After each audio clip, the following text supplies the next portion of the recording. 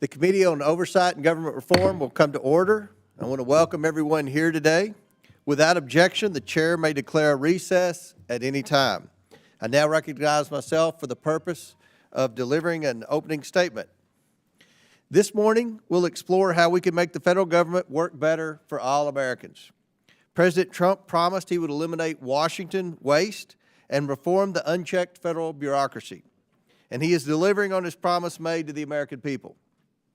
President Trump created the Department of Government Efficiency, or DOGE, to conduct a government-wide audit to root out waste, fraud, and abuse and ensure we protect taxpayer dollars. At the helm of President Trump's effort is Elon Musk, one of the most successful entrepreneurs ever. For decades and on a bipartisan basis, members of this committee have lamented the inefficiency of the federal bureaucracy. We fought never-ending battles against the waste, fraud, and abuse the bureaucracy generates during both Republican and Democrat administrations. One byproduct of this inefficiency, according to GAO, is the near $250 billion in annual improper payments the government issues. But now that President Trump is taking action to drain the swamp and expose how the federal government is spending taxpayer money, which he was elected to do, Democrats are hyperventilating and sensationalizing it. Over the past few days, we've heard wild claims from Democrats that we are, quote, at the beginning of a dictatorship, end quote, and we are in a constitutional crisis. This kind of theatrical rhetoric is exactly what the American people rejected in November. Americans know that Washington needs reform, and DOGE is taking inventory to bring about change and steward taxpayer dollars entrusted to the federal government. Real innovation is not clean and tidy. It's necessarily disruptive and messy. But that's exactly what Washington needs right now. And it's what the American people voted for in November, a departure from the broken status quo. This committee intends to work in partnership with DOGE.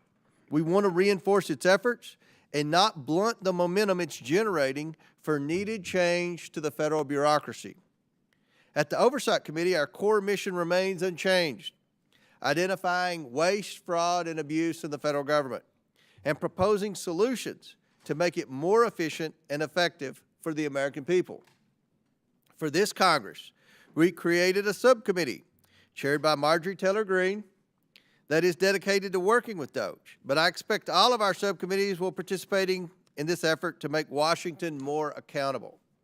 I'm hopeful that we can find some common ground with our Democrat colleagues to ensure the federal government more efficiently and effectively serves the American people. I ask all my colleagues here today, who among us believes that the federal government operates at peak efficiency? The federal government has expanded dramatically since the early years of our republic. There are today more than 400 executive branch agencies and sub-agencies, and roughly 1,000 federal commissions. Most of these entities are relatively new creations. They did not exist for most of our nation's history. Not only has the government grown in size and complexity, but it has also taken on many functions once handled by the states or even the private sector. How did we get here? Tom Schatz, the president of the Citizens Against Government Waste, and one of our witnesses today, notes that Congress tends to respond to each new problem that arises by creating a new program or agency. And even if the problem goes away, the program or agency remains. Congressional authorizing committees tend to generate these new programs and entities all too often without sufficient regard to similar federal activities occurring outside of their jurisdiction. Over time, the expansion of entities and programs has yielded an increasingly complex bureaucracy with a massive amount of overlap and duplication. For instance, the Government Accountability Office, the GAO, recently found 43 job training programs scattered across 9 different federal agencies. That's just one of dozens of areas of wasteful duplication the GAO has identified across a range of federal activities. I hope we can learn today from Governor Kim Reynolds, who proposed her own wide-ranging reorganization in Iowa, which the state legislature enacted. For example, she will detail how Iowa consolidated a host of state-level job training programs. Iowa's reorganization also eliminated or consolidated a slew of state agencies, commissions, and vacant job positions. Iowa's example shows that the chief executive of any unit of government, federal, state, or local, is well positioned to propose ways to streamline that government. After all, they're the ones who run it on a day-to-day basis. At the federal level, the president has considerable authority within existing law to reorganize certain government offices and functions. That's the case, for instance, with respect to USAID. But some reorganizations do require changes in law. Throughout our nation's history, such reorganization legislation typically originated from the White House. That's in part because for much of the 20th century, presidential reorganization proposals requiring changes in law were granted special consideration by Congress.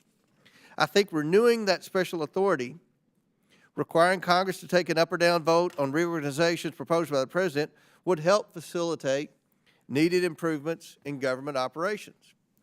In the meantime, I look forward to learning more about keys to successful reforms from our witnesses during today's hearing. I now yield to Ranking Member Conley for his opening statement. Thank you, Mr. Chairman. Our government was designed to be by, of, and for the American people. It's made up of civil servants who take an oath to serve the American people and to support and defend the Constitution. More than 1 in 3 federal workers is employed by either the Postal Service, ensuring every American can get mail, or the Department of Veterans Affairs, providing care to our veterans in VA hospitals, clinics, and nursing homes. Almost 1 in 3 federal workers is a veteran, and more than 85% live outside the D.C. metropolitan area across every state and serving every community in America. 1 in 3 Americans and half of all American children are enrolled in a government program. Our government provides the support these Americans are counting on, including Social Security, Medicare, Medicaid, SNAP, Head Start, the National School Lunch Program. We depend on our government to safeguard our food supply and to ensure life-saving medication is safe to consume. We depend on our government to provide alerts about extreme weather through the National Weather Service, which you know all too well from the tornado that devastated your community, Mr. Chairman, a few years ago, and to provide disaster relief to communities where it's needed, such as in Los Angeles and the devastating fires of the last few weeks. This is the so-called deep state that President Trump and his acolytes continue to demonize, and these are the programs and services sitting on Elon Musk's chopping block right now. Their efforts to, quote, right-size government serve no one but themselves and fellow oligarchs who want to destroy, deregulate, and privatize, leaving everyday Americans to foot the bill with not only their paychecks, but even potentially their well-being and their lives. Just last week, the country watched in horror as a commercial aircraft and a U.S. Army Black Hawk helicopter collided over the Potomac River, killing 67 people, including several of my constituents, including young children. We know that disasters are more likely to happen when the agencies that ensure our safety are unsupported and under-resourced. Our nation's air traffic control facilities were already operating below recommended staffing levels. But one day before the horrific crash, the Trump administration sent an email to more than 2 million federal employees offering them a purported financial incentive to immediately quit their jobs. Can you imagine what might yet happen if our air traffic controllers accept this offer to quit en masse? This is just the tip of the iceberg. In its first 2 weeks, the Trump administration has ordered a hiring freeze on all federal civilian positions, ordered all federal employees back to the office full-time, unless, of course, you take their early retirement offer, and then you don't have to come to work for 8 months. Paved the way to purge more than 100,000 nonpartisan career civil servants and replace them with political loyalists, and wage war on our nation's commitment to civil rights by eviscerating diversity, equity, and inclusion programs. The new administration also ordered the politicization of the senior executive service, forced employees to surveil and report on colleagues, and fired the Democratic commissioners of the National Labor Relations Board and the Equal Opportunity Commission. They administered loyalty tests to career civil servants at the National Security Council, granted security clearances to incoming White House officials without vetting, reportedly violated cybersecurity procurement and privacy laws by recklessly handing federal systems and data, and attempted a late-night purge of 17 nonpartisan inspectors general, a brazenly illegal act that will only provide cover for the corruption that inevitably will ensue. The Trump administration also ordered a freeze of federal grants, loans, and other financial assistance programs immediately after the funding freeze was issued. Medicaid and Head Start reported disruptions, and some of FEMA's online portals were cut off. Although the freeze was halted by a judge and then rescinded by the administration, we saw in only 48 hours how willing this administration is to threaten the health, safety, and security of Americans in service of its unlawful and partisan agenda. If these initiatives sound familiar, it's because so many of them are ripped right out of the Project 2025 playbook. Remember that deeply unpopular tone that President Trump, as candidate Trump, desperately tried to distance himself from during the campaign. Many of these executive orders mirror Project 2025 proposals, and at least 4 prominent 2025 authors now have top positions in the administration. Trump's disavowal of Project 2025 was just part of the con. President Trump and Elon Musk are using a wrecking ball to systematically dismember the government piece by piece. The American people deserve better, and we in Congress have a constitutional duty to uphold the laws that we created. We must protect the government, workers, programs, and services that the future of this country depends on, and stop an unconstitutional assault on the government. Mr. Chairman, you correctly cited the role of Elon Musk. It's a puzzling role for many people, certainly on this side of the aisle, and I think for some on yours. Who is this unelected billionaire that he can attempt to dismantle federal agencies, fire people, transfer them, offer them early retirement, and have sweeping changes to agencies without any congressional review, oversight, or concurrence? Therefore, Mr. Chairman, given his prominence and his importance, I move that the committee subpoena Elon Musk to come before it as a witness at the earliest possible moment. And I so move.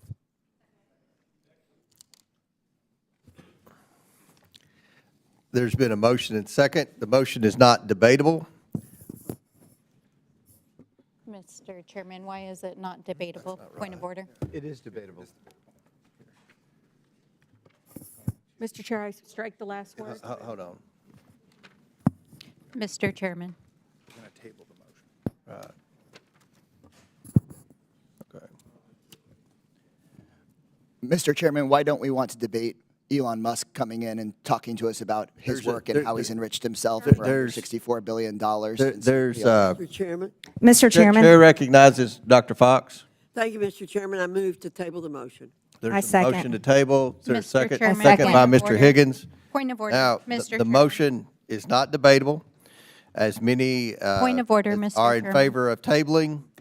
Point of order. State your point.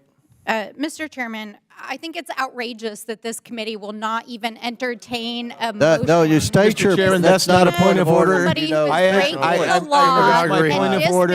dismantling our federal agencies. Chairman, I and agree. You're hiring demagoguery. federal Out of order. employees No, and we don't listen to hacking demagogues. data. Out of And order. you will not Out of order. even Out of order. entertain a motion The to motion bring is this not to the debatable. president of the Demagoguery. This is oversight out of order. Any committee. as are in favor of tabling. Yes, signify. let's have order in this country. Stansbury, you're out of order. You know you're out of order. You know the rules of this committee. There's been a motion and a Mr. second Elon to Musk is table. out of No. order and dismantling. He's out of order. God. I call the question. Mr. Elon Musk. There's been a motion and second. Motion by Dr. Fox, second by Mr. Higgins to table. All those in favor of tabling signify by saying aye. Aye. All those opposed signify by saying no. No. In the opinion of the chair, the ayes have it and the motion Mr. is Chairman, tabled. I ask for a recorded A vote. recorded vote is ordered. We will set up for the clerk to call the roll.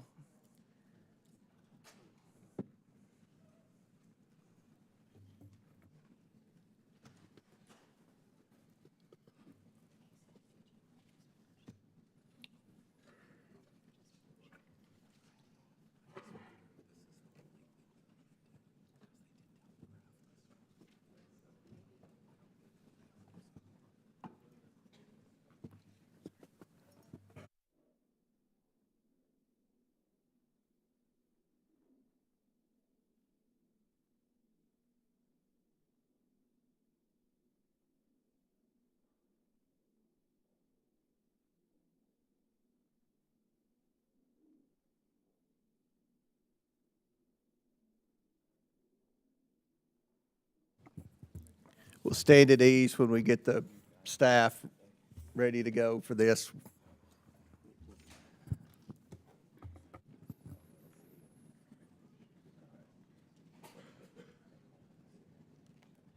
For those watching at home, they don't have the votes in the room.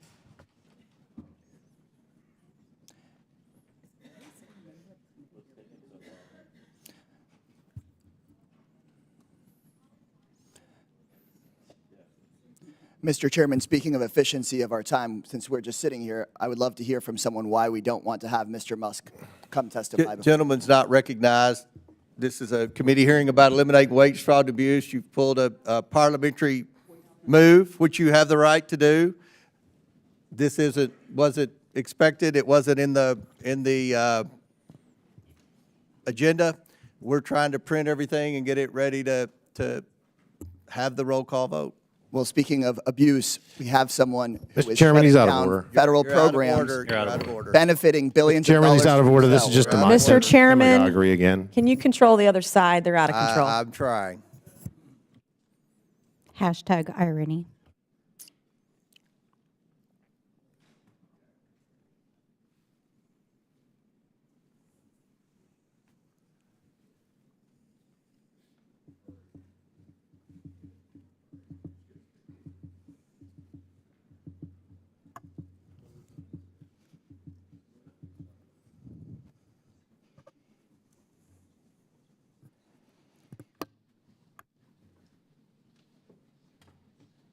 Mr. Chairman, it appears the clerk is ready for a roll call. Mr. Jordan.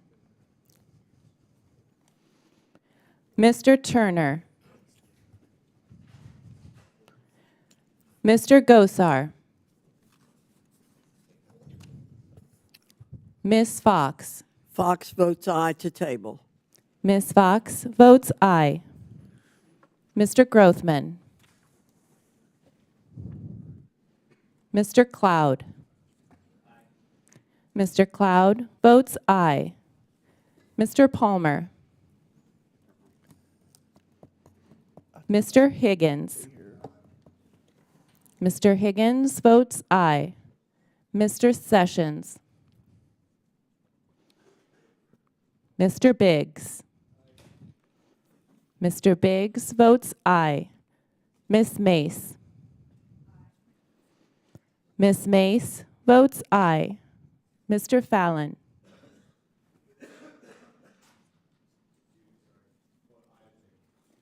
Mr. Fallon votes aye. Mr. Donalds. Mr. Perry. Mr. Timmons.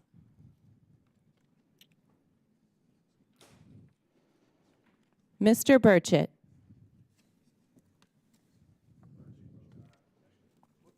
Mr. Burchett votes aye.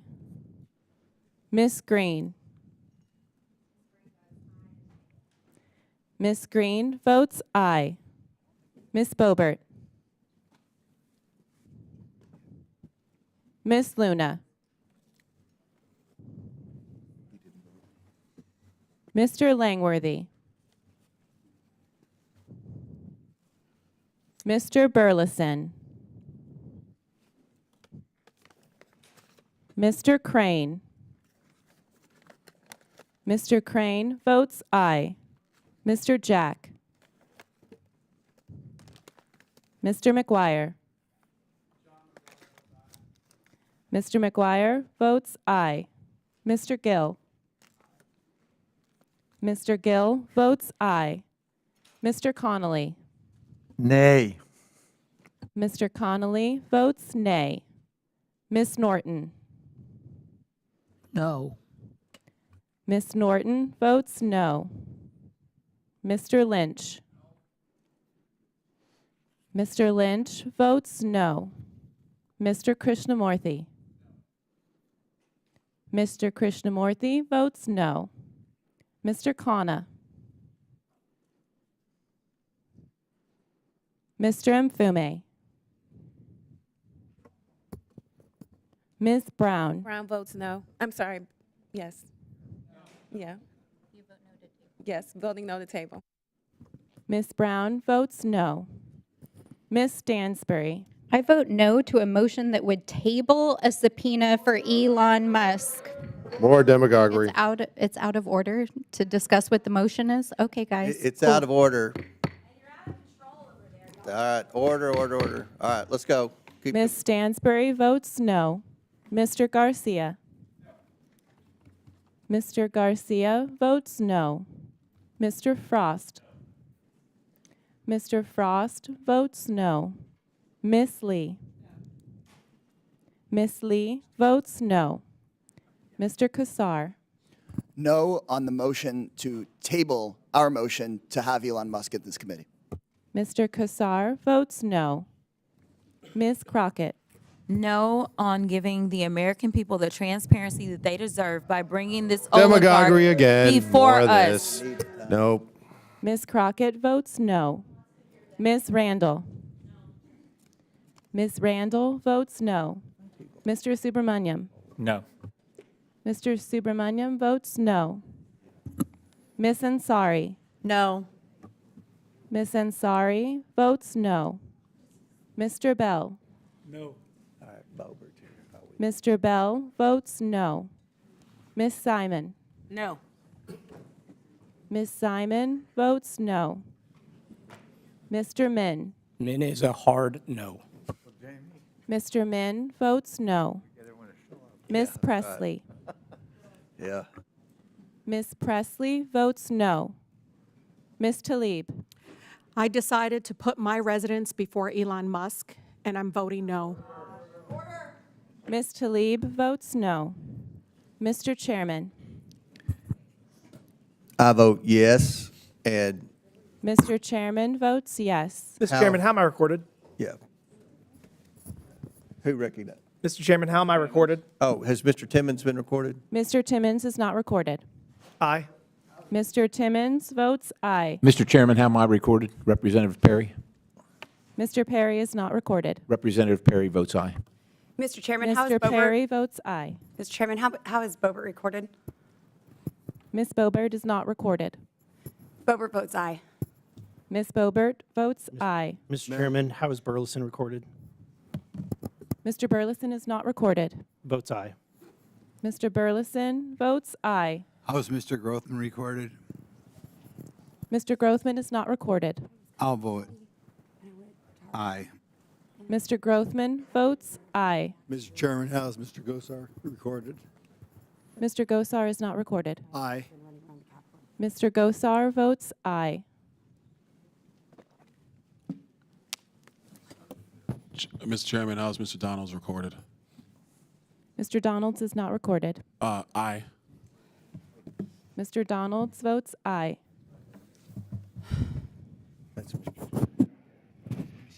How has Mr. Jack been recorded? Mr. Jack is not recorded. Mr. Chairman, vote aye, please. Mr. Jack votes aye.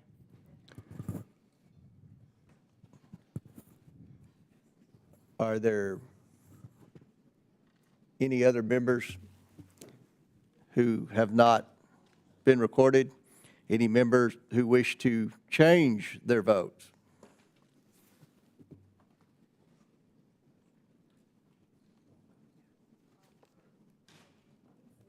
Do we have a member en route? Order. Will the clerk please tally the report? The roll call. Mr. Chairman, on this vote, the ayes are 20, the nays are 19. The ayes have it, and the motion fails. And I might add, Mr. Ranking Member, you all could have invited Mr. Musk to be your minority witness, but you all chose to have a college professor, which is what you normally choose to have as a witness at any hearing, and that's fine. But you all had an opportunity to invite Elon Musk, and you chose not to. So, Mr. Chairman, could I just Yes. respond? Thank you. You make a point, but from our point of view, given the prominence Mr. Musk has been given by President Trump in this administration, sweeping unprecedented powers, from our point of view, he is not a minority witness. He ought to be a full committee witness because of the prominence and the role he's playing, and subject to the oversight and scrutiny of this committee. Thank you. I ask unanimous consent that Representative Nunn from Iowa be waived on to the committee for today's hearing for the purpose of asking questions. Without objection, so ordered. The next order of business is ratifying the subcommittee roster for the 119th Congress. The clerks have distributed the roster electronically. I ask unanimous consent that the committee approve the appointments and assignments as shown on the roster. Without objection, so the subcommittee roster is approved. I'm pleased to welcome an expert panel of witnesses who each bring experience and expertise that will be valuable to today's discussion. I'd first like to welcome the 43rd governor of the great state of Iowa, Governor Kim Reynolds. Since assuming office in 2017, Governor Reynolds has instituted numerous reforms to reorganize state-level operations to better serve the people of Iowa. I'd now like to recognize Representative Nunn from Iowa to welcome the governor here. Well, thank you, Chairman, and thank you very much for this committee for having the governor of Iowa join us today. When President Trump was elected, he asked for three things: secure our community, unleash our natural energy, and make sure that we reform government to put money back in taxpayers' pocket. They need look no further than what Governor Reynolds has done with our state legislature when I served as a senator in Iowa. During Governor Reynolds' time, she has helped lead us out of a massive Democrat-caused debt to be able to balance the state's budget, to be able to provide fiscal responsibility that right-sized our community, and to provide tax cuts that put more of Iowans' hard-earned tax dollars right back in their britches. So with this, Iowa is now one of the most well-managed citizen-led democracies, Mr. Chairman, in the world. It has resulted in a balanced budget of over $9 billion in our general fund, as well as a $1 billion rainy day fund, with more tax returns on the way, after she led the 3 largest tax cuts in state history.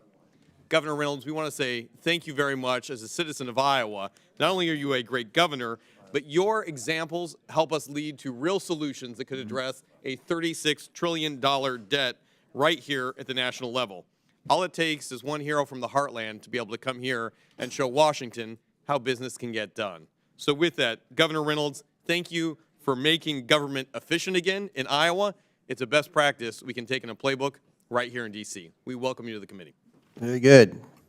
Next, we have Tom Schatz, president of the Citizens Against Government Waste. Tom has spent over 36 years at Citizens Against Government Waste, identifying areas of waste, fraud, abuse, and mismanagement in government, and has helped save taxpayers hundreds of billions of dollars. Finally, we have William G. Rash, who is an associate professor at the University of Southern California. Saul Price School of Public Policy. Has been a member of the USC faculty since 2014. I want to thank each of the witnesses for being here today, and I'll look forward to your all's testimony. Pursuant to Committee Rule 9G, the witnesses will please stand and raise their right hand. Do you solemnly swear or affirm that the testimony you are about to give is the truth, the whole truth, and nothing but the truth, so help you God? Let the record show that the witness has answered in the affirmative. Thank you all. You may take a seat. We appreciate you all being here today and look forward to your testimony. Let me remind the witnesses that we have read your written statement and it will appear in full in the hearing record. Please limit your oral statement to 5 minutes. As a reminder, please press the button on the microphone in front of you so that it is on and the members can hear you. When you begin to speak, the light in front of you will turn green. After 4 minutes, the light will turn yellow. When the red light comes on, your 5 minutes have expired, and we would ask that you please wrap up. I now recognize Governor Reynolds for her opening statement. First, let me thank Congressman Nunn for your kind words, and thank you for your service. Chairman Comer, Ranking Member Conley, members of the committee, thank you for giving me the opportunity to testify today. Since this hearing is about government efficiency, I'll get right to the point. Iowa was doing Doge before Doge was a thing. When I was elected to office in 2018, our tax structure was uncompetitive. Our top income tax rate was 8.98%, one of the highest in the nation, as was our 12% corporate rate. Antiquated state policies made our tax code complex and hard to reform. Soon after President Trump signed TCJA into law, I signed legislation that eliminated federal deductibility, cut rates across the board, provided for additional reductions in future years, and reduced the number of income tax brackets.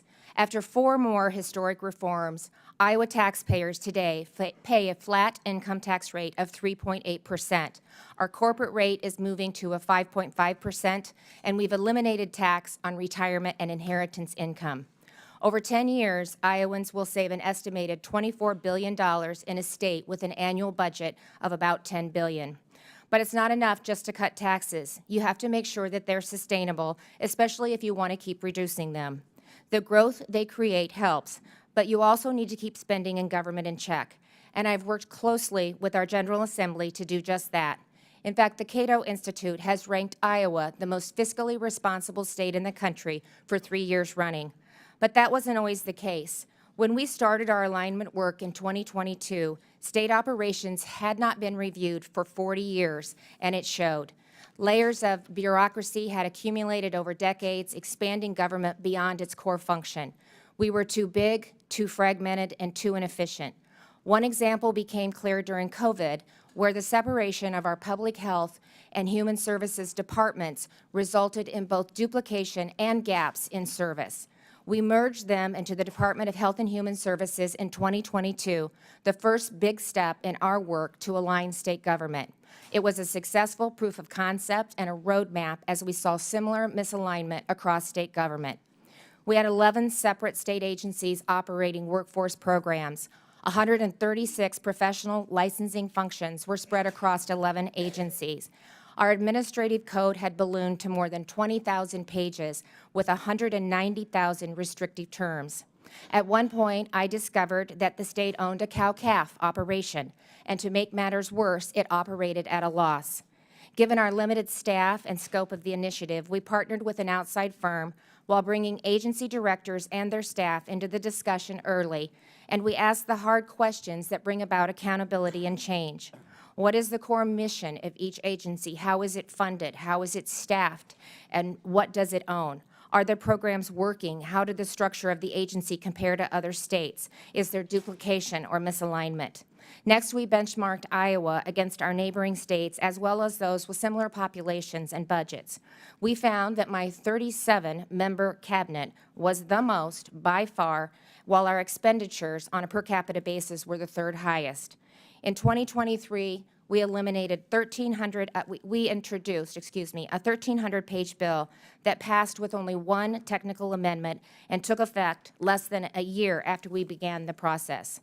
I also initiated a moratorium on new rulemaking and ordered a comprehensive review of all rules already on the books.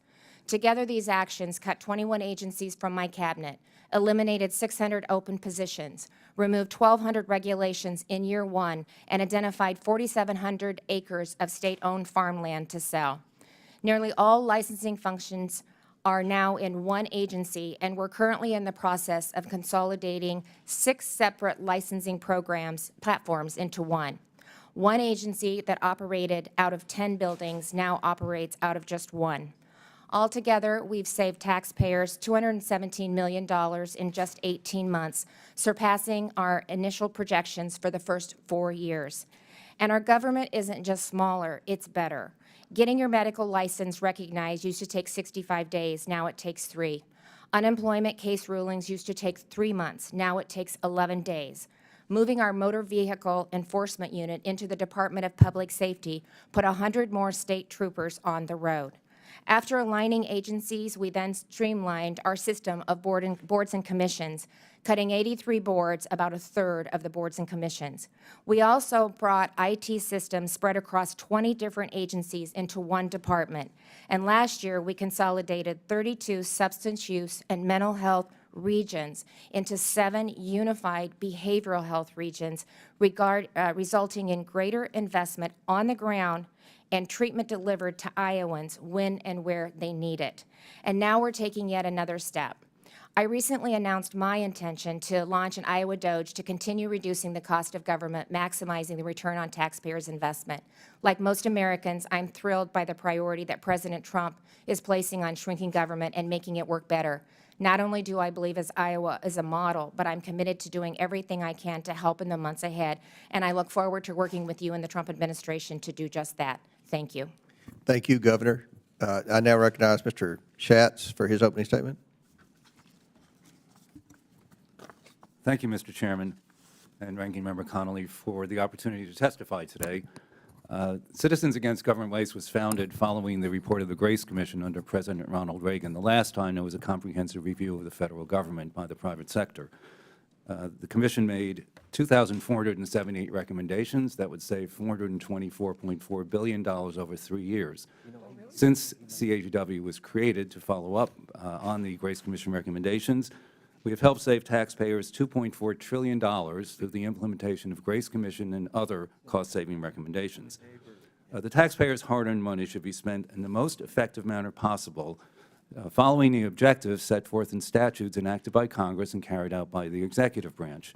Success should be measured by whether the intended results are being achieved. If that does not occur, the program should be reevaluated to determine if it needs to be modified, consolidated, or terminated.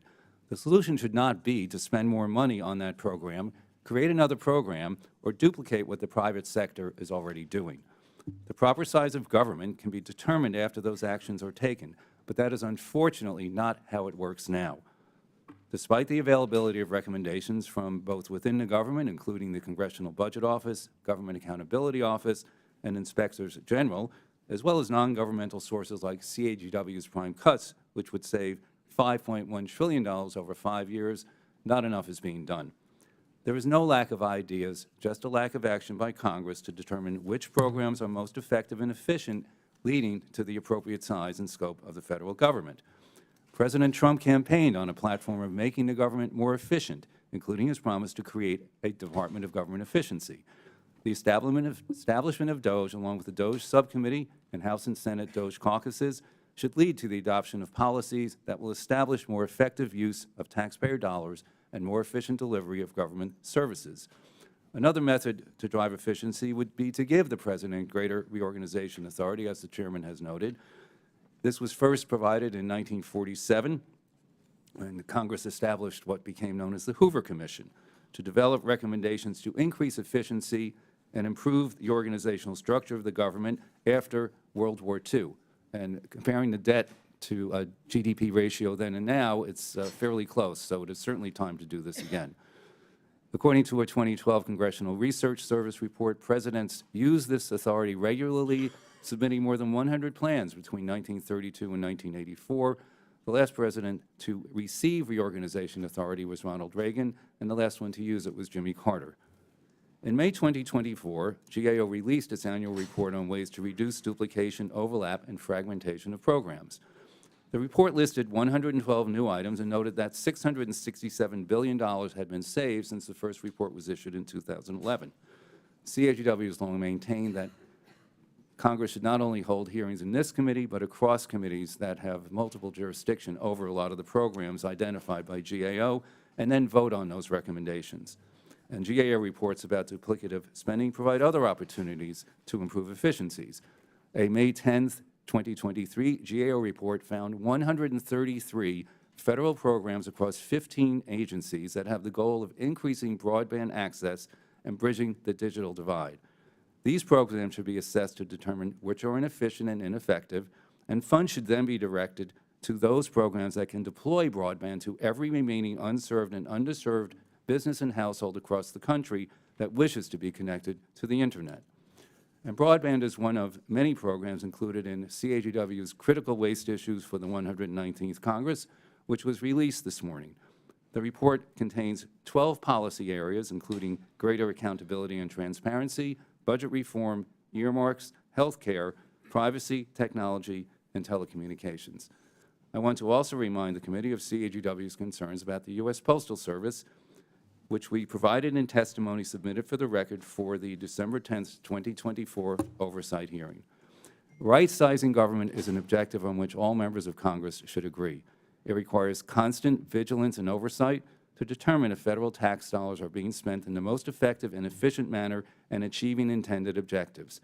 Increased efficiency will go a long way to restore the public's confidence in the ability of the federal government to avoid as much waste, fraud, abuse, and mismanagement as possible. Thank you again for the opportunity to appear before you today. I look forward to answering your questions. Thank you. Chair recognizes Dr. Rash. Mr. Chairman, Ranking Member Connolly, And make sure your microphone's on. okay, sorry. Mr. Chairman, And if you don't care, pull it to you. If it's okay. Yeah. Now we're in business. all right, Thank you. I'm so sorry. So, Mr. Chairman, thank you for having me, Ranking Member Connolly and committee members. Thanks for the opportunity to address you today on the critical issue of right-sizing government that takes place amongst recent administrative actions that I find somewhat troubling, not just myself, but according to the literature, the scholarship, and observations through history that show that these types of actions threaten integrity, effectiveness, and stability of our federal workforce.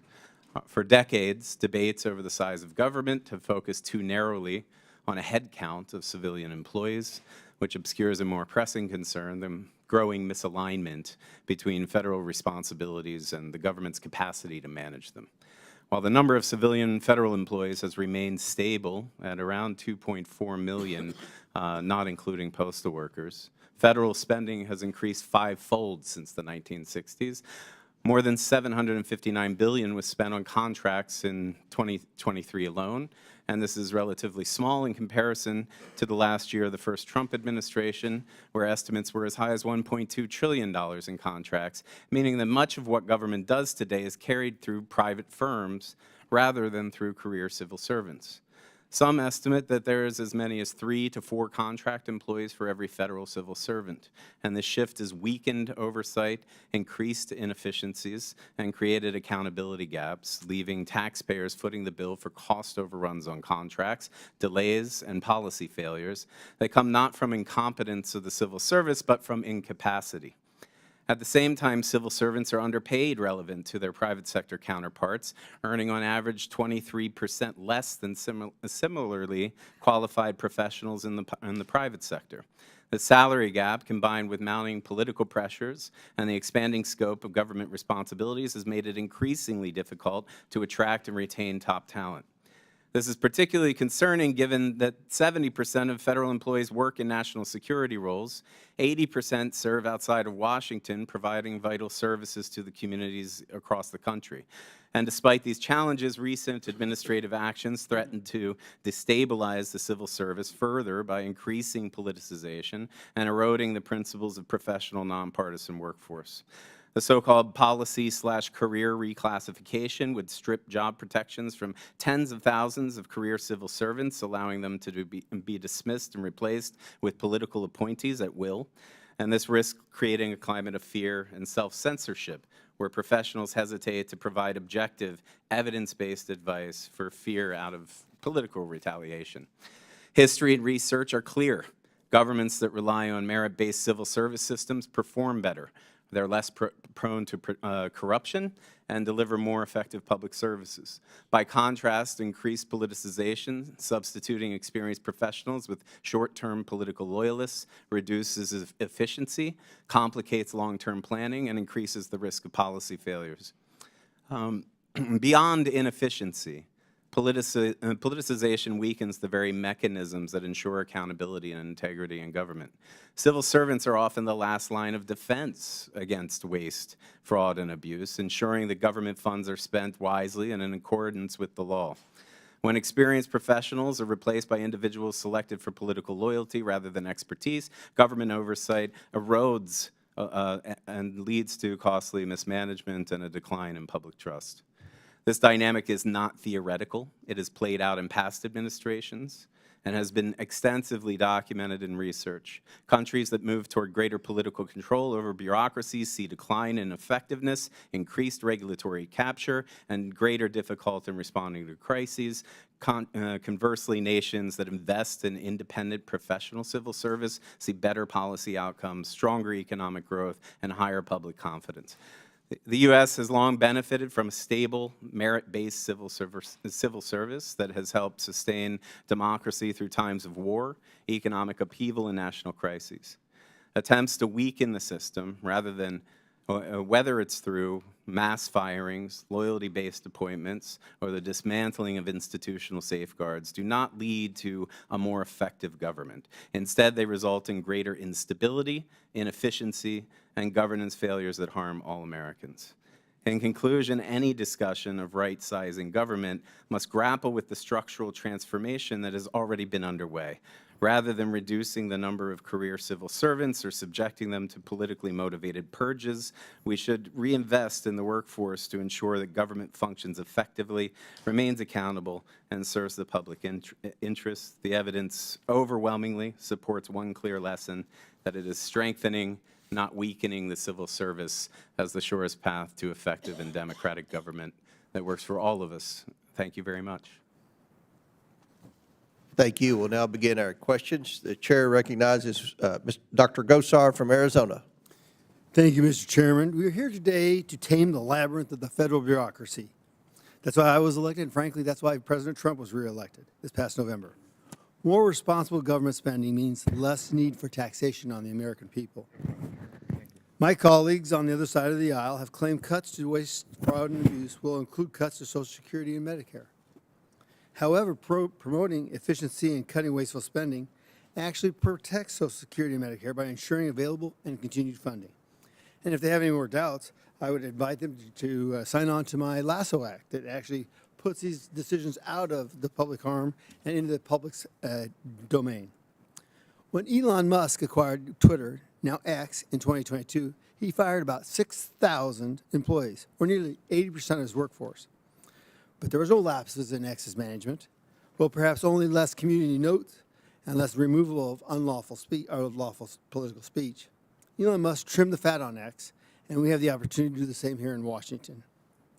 Governor Reynolds, not only did you lead a successful state-level government reorganization, but you did it twice. Congratulations. My question to you is, how did you identify waste, and were members of the state legislature empowered to also identify those areas with you? Well, thank you for the question. It was definitely a collaborative effort. It started with the tax cuts, so we did comprehensive reform there, and as a manner to sustain it, then we needed to look at the overall government. When you coupled COVID on top of that and the inefficiencies that I saw in our response to COVID, it led us to start looking at processes in the state government. And so, you know, we brought, and they were common sense changes too.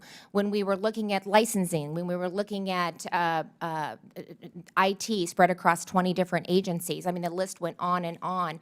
It made sense to restructure it. So what we did is we brought our, first of all, we brought our agencies in and their team and had them do an overall review of their operation, asking the tough questions that really leads to accountability and change. And then on top of that, because we are a small team, we also brought in an outside consultant to help us with the comparisons and help manage it. And then we worked closely with the legislature for any ideas that they may have. We spent a lot of time walking through the bill in its entirety. We put, when we were working with our agencies, that gave us an opportunity to understand where some of the pushback might be, so we could also get in front of that with the answers to the questions that might be posed from realigning state government. But it's made us more efficient. It's made us more effective. It is common sense. I think the data is proving out. We're seeing it every day. So we'll have data to actually point to on how we are more efficient and more effective.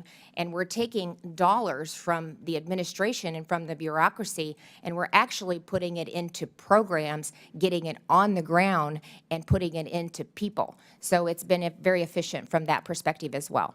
Well, and I noticed you sold state-owned land to eliminate waste and generate revenue. Is that correct? Yeah, we had about, I think it was about 5,400 acres that we were able to sell.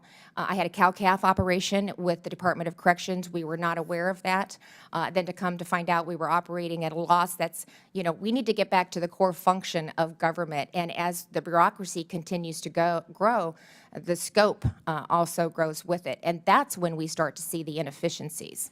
Well, I tell you what, that is music to my soul because, I've got a HERD Act because it mimics what Harry Reid did in southern Nevada. He found out that Las Vegas was surrounded by BLM. He couldn't grow it. Yeah. And so what they did is they found out that the federal government has the propriety to look at what the land's used for. Does it have a purpose? And if not, it has to be sold. So I think there's great opportunity there. Mr. Schatz, I want to touch base with you in regards to the 2024 Prime Cuts Report recommends that the National Park Service, Forest Service, and BLM suspend federal land purchases until they effectively manage their currently owned land. I agree with you wholeheartedly. Do you generally agree that selling public land to states and local communities would eliminate unused assets, generate revenue, and provide an overall benefit to the federal government and to local communities?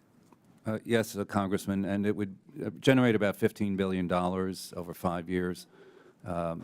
Sorry, 3 years. So there's a lot of land out there. In fact, the government probably doesn't even know what it owns. Yes. And it needs to get done. The one thing I really want to make note of, and I get running out of time here, is the National Emergencies Act. We have spent $12 trillion over the last, since Bill Clinton, and it's 1/3 of our national debt.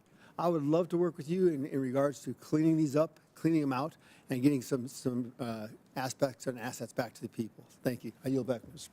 Gentleman yields back. Chair now recognizes ranking member for 6 minutes.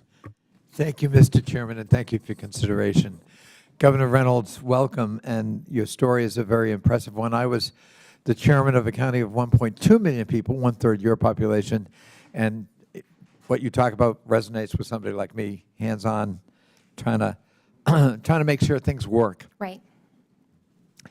Iowa has a population, as I understand it, of 3.24 million people, and you've got a state workforce of 16,700 full-time employees. Is that correct? That's correct? Yes. Now, of course, with respect to the federal government, we're talking about 2.4 million. So it's not only a matter of scale. I mean, we're just talking about very different kinds of entities.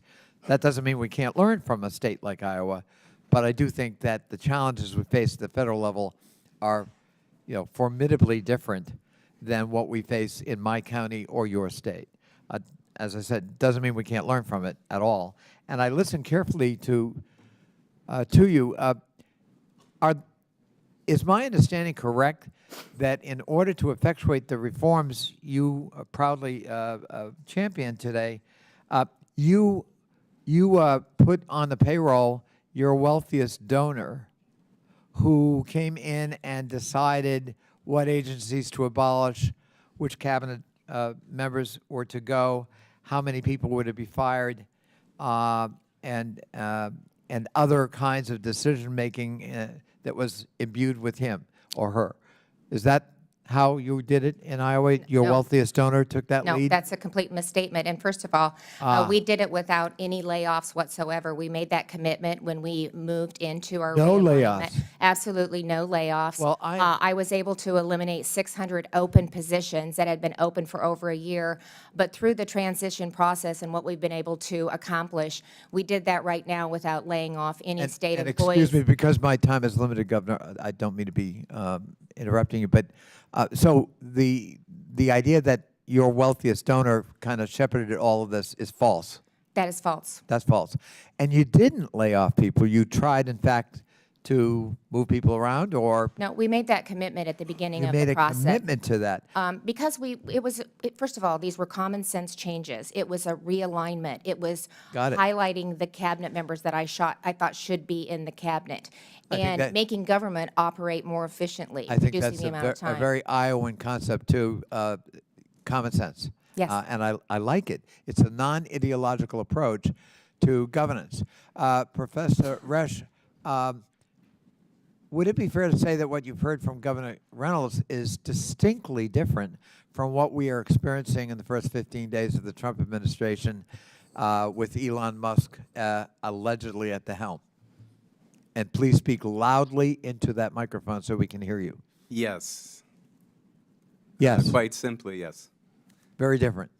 It seems different, yes.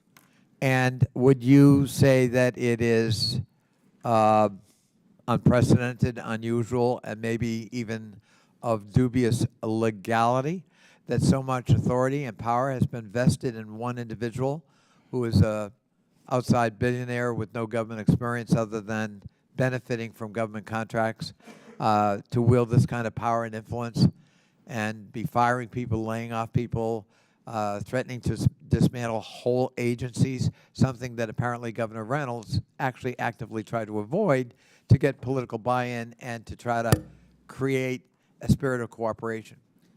It seems to me that the actions that are being promulgated by DOJ lack legal authority.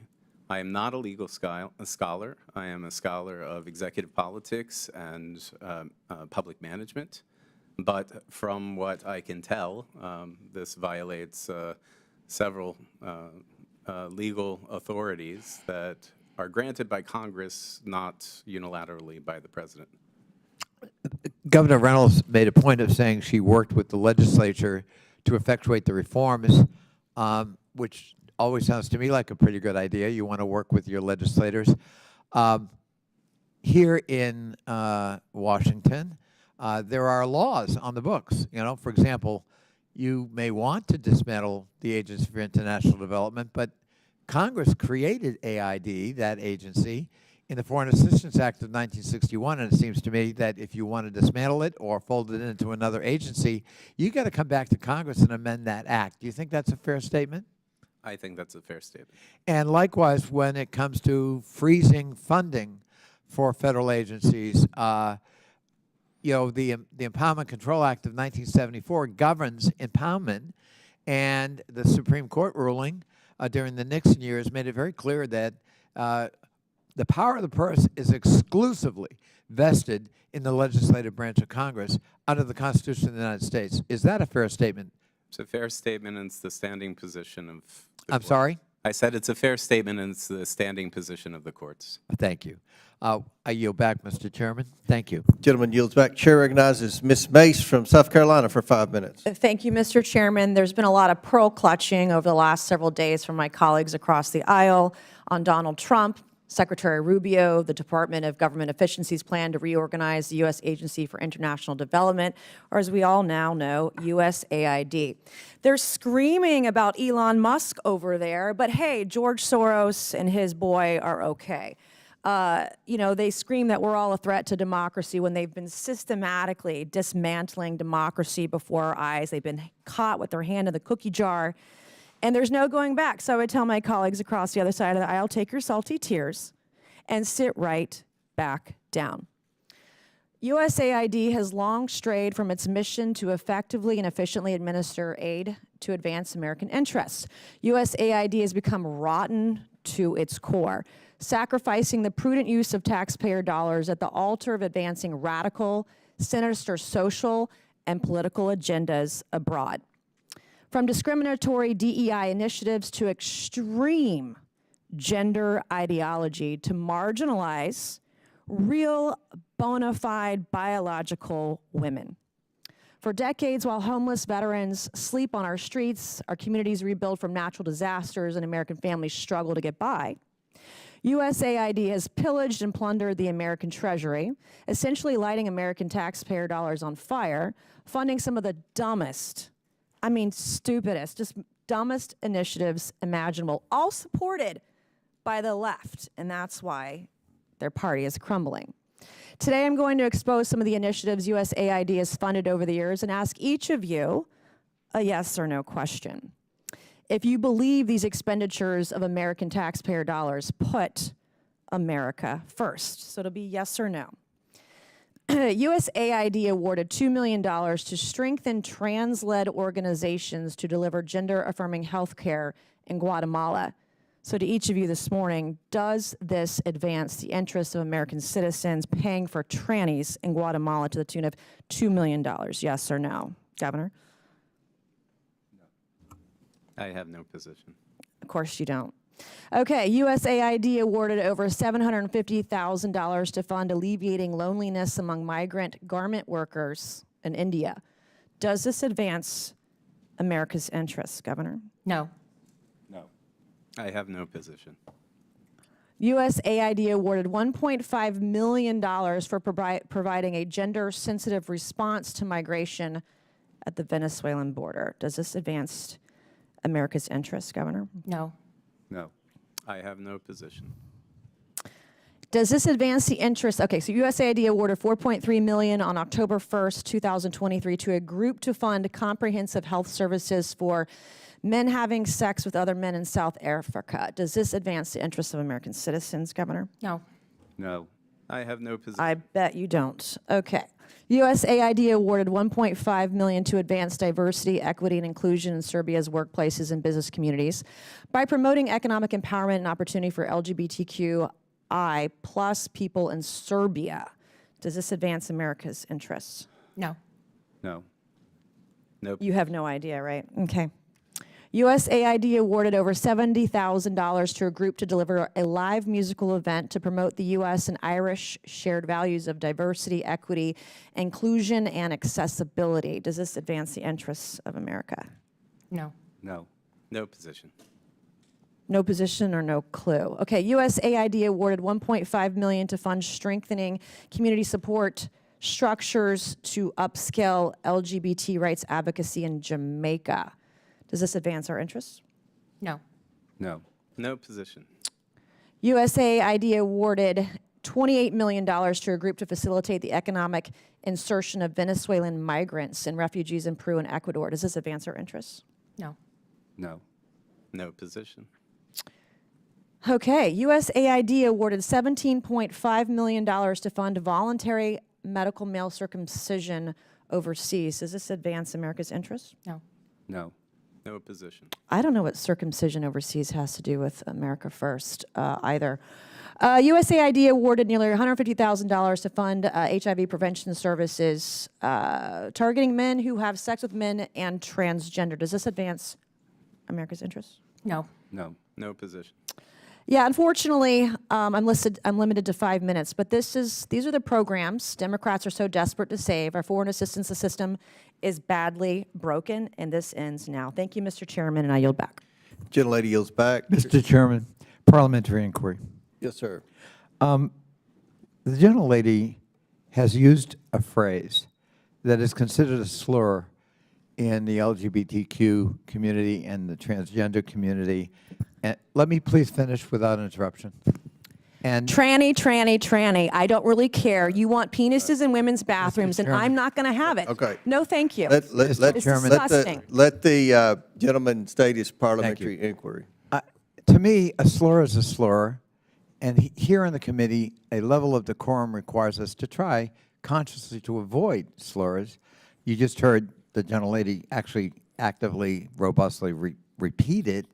And I would just ask the chairman that she be counseled that we ought not to be engaged. We can have debate and policy discussion without offending human beings who are our fellow citizens. And so I would ask, as a parliamentary inquiry, whether the use of that phrase is not, in fact, a violation of the decorum rules. Mr. Chairman, I'm not going to be counseled by a man over men and women's spaces or men who have mental health issues dressing as women. I'm not being counseled by some guy. My inquiry is to over the this. chairman, Okay. Mr. Chairman. Order. The inquiry is about decorum. Decorum is at the discretion of the chair. That's I will be mansplaining, honest, Mr. Chairman. with the ranking member. I'm not up to date on my politically correct LGBTQ terminology. We'll look into that and get back with you on that. I don't know what's offensive and what's not. I don't know much about pronouns or I appreciate that, offensive Mr. Chairman. terms. Mr. Chairman, we don't have to anymore. So I thank the chair for his willingness to further engage in this matter. All right. Chair now recognizes Ms. Norton from Washington, D.C. for 5 minutes. Thank you, Mr. Chairman. This is only the second oversight hearing this Congress. The first one was about denigrating federal employees. This one is about denigrating federal employees, too. The Trump administration, including the Trump shadow government, seems intent on dismantling much of the federal government in violation of the Constitution, statutes, and regulations. The administration has relentlessly attacked federal employees, subjecting them to chaos and fear. The administration has imposed a hiring freeze, offered deferred resignation, fired employees, put employees on leave, effectively established Schedule F, and ended telework and remote work. Our 2 hearings so far are designed to lay the predicate to gut the nonpartisan federal civil service and to convert a significant portion of the remaining civil service into political appointees. Federal workers deserve praise for their expertise, dedication, and service, not derision. Thousands of civil federal servants have given their lives in the line of duty for the country.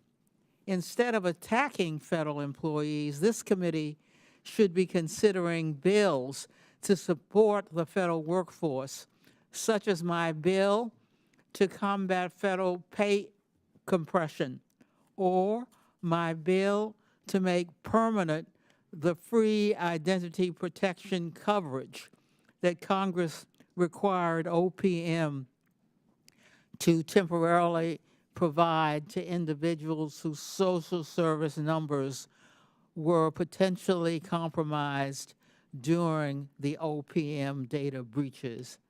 As I said at our last hearing, this committee can do better for the American people. And I yield back, Mr. Chairman. The gentlelady, please yield to the ranking member. Be glad to. Chair recognizes ranking member. I thank the chair. It was 2 minutes and 10 seconds. I thank the gentlelady. Dr. Rash, could you elaborate just a little bit more on your answer to the previous question about sort of unelected, superannuated appointees who are not subject to the advice and consent of the United States Senate and have arrogated apparently to themselves, either with or without the acquiescence or consent of the president himself, enormous powers? I mean, could you elaborate a little bit on that, on how unprecedented that is, and what are the dangers? What could go wrong with that? Why should we be concerned? And please speak louder into that microphone. Yes, sir. So the problems that can arise from a lack of accountability are many, particularly in the form of DOJ. We see a person that is leading it that is entangled in billions upon dollars of federal contracts, has an empire that is regulated across various industries, across various agencies. Having a person that is potentially influencing where workforce cuts might take place without any transparency as to the decision-making potentiates conflicts of interest, particularly in those domains in which he is regulated or in which he has contracts with various agencies. And interestingly enough, you heard Governor Reynolds' testimony about her process. This is not how they did it in Iowa.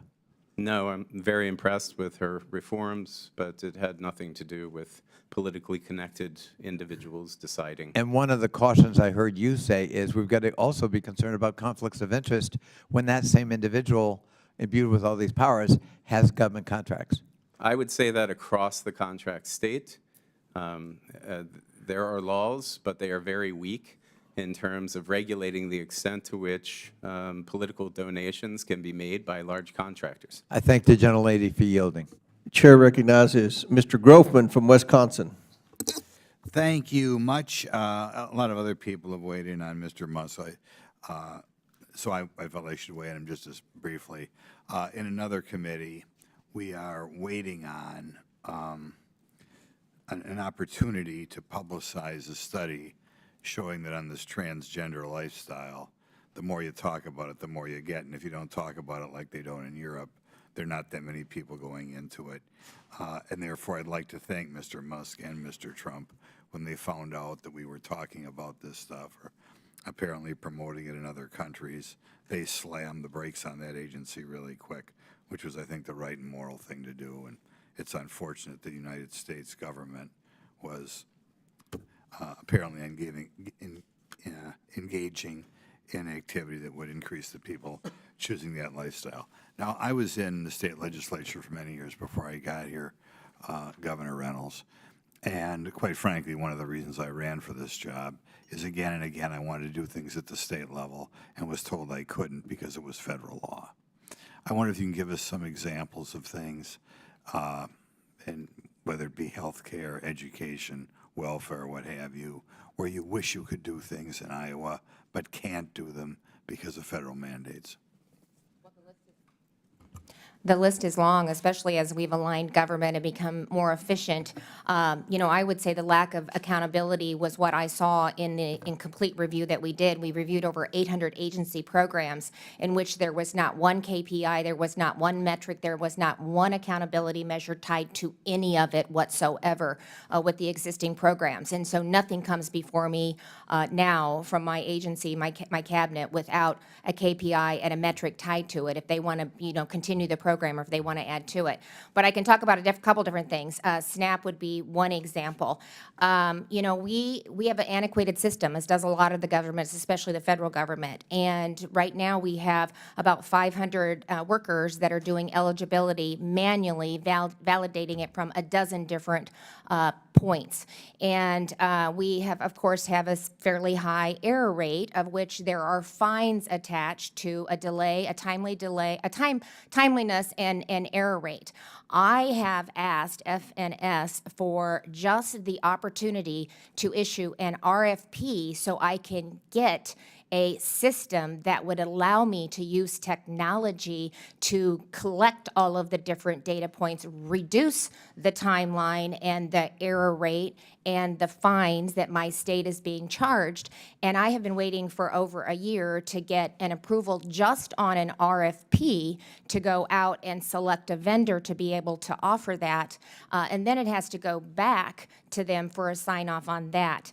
CMS is another nightmare. We've waited up to 3 years to get managed care rate approvals. I have a Thrive platform that I'm trying to put in place, which is a public-private partnership, which would allow faith-based organizations and nonprofits to help Iowans in need to partner with what we're doing at the government, at the state level.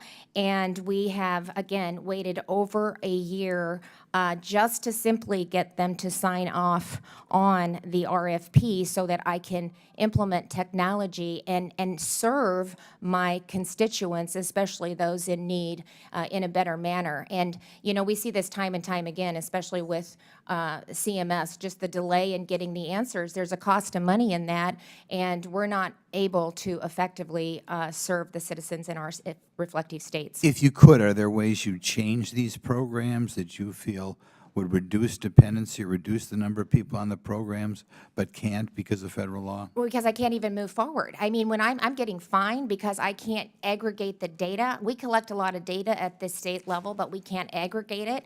And I'm trying to stand up a system that would allow us to do that, and they're preventing us from doing that by simply signing off on an RFP so that we can move forward. Okay, I'll give you another. A block grant would be another example. Department of Education is a great example of how we could do things differently with the ESSA title funding formula. Every single There's 10 different streams. They all have different funding formulas. They all have different requirements. They all have different outcomes.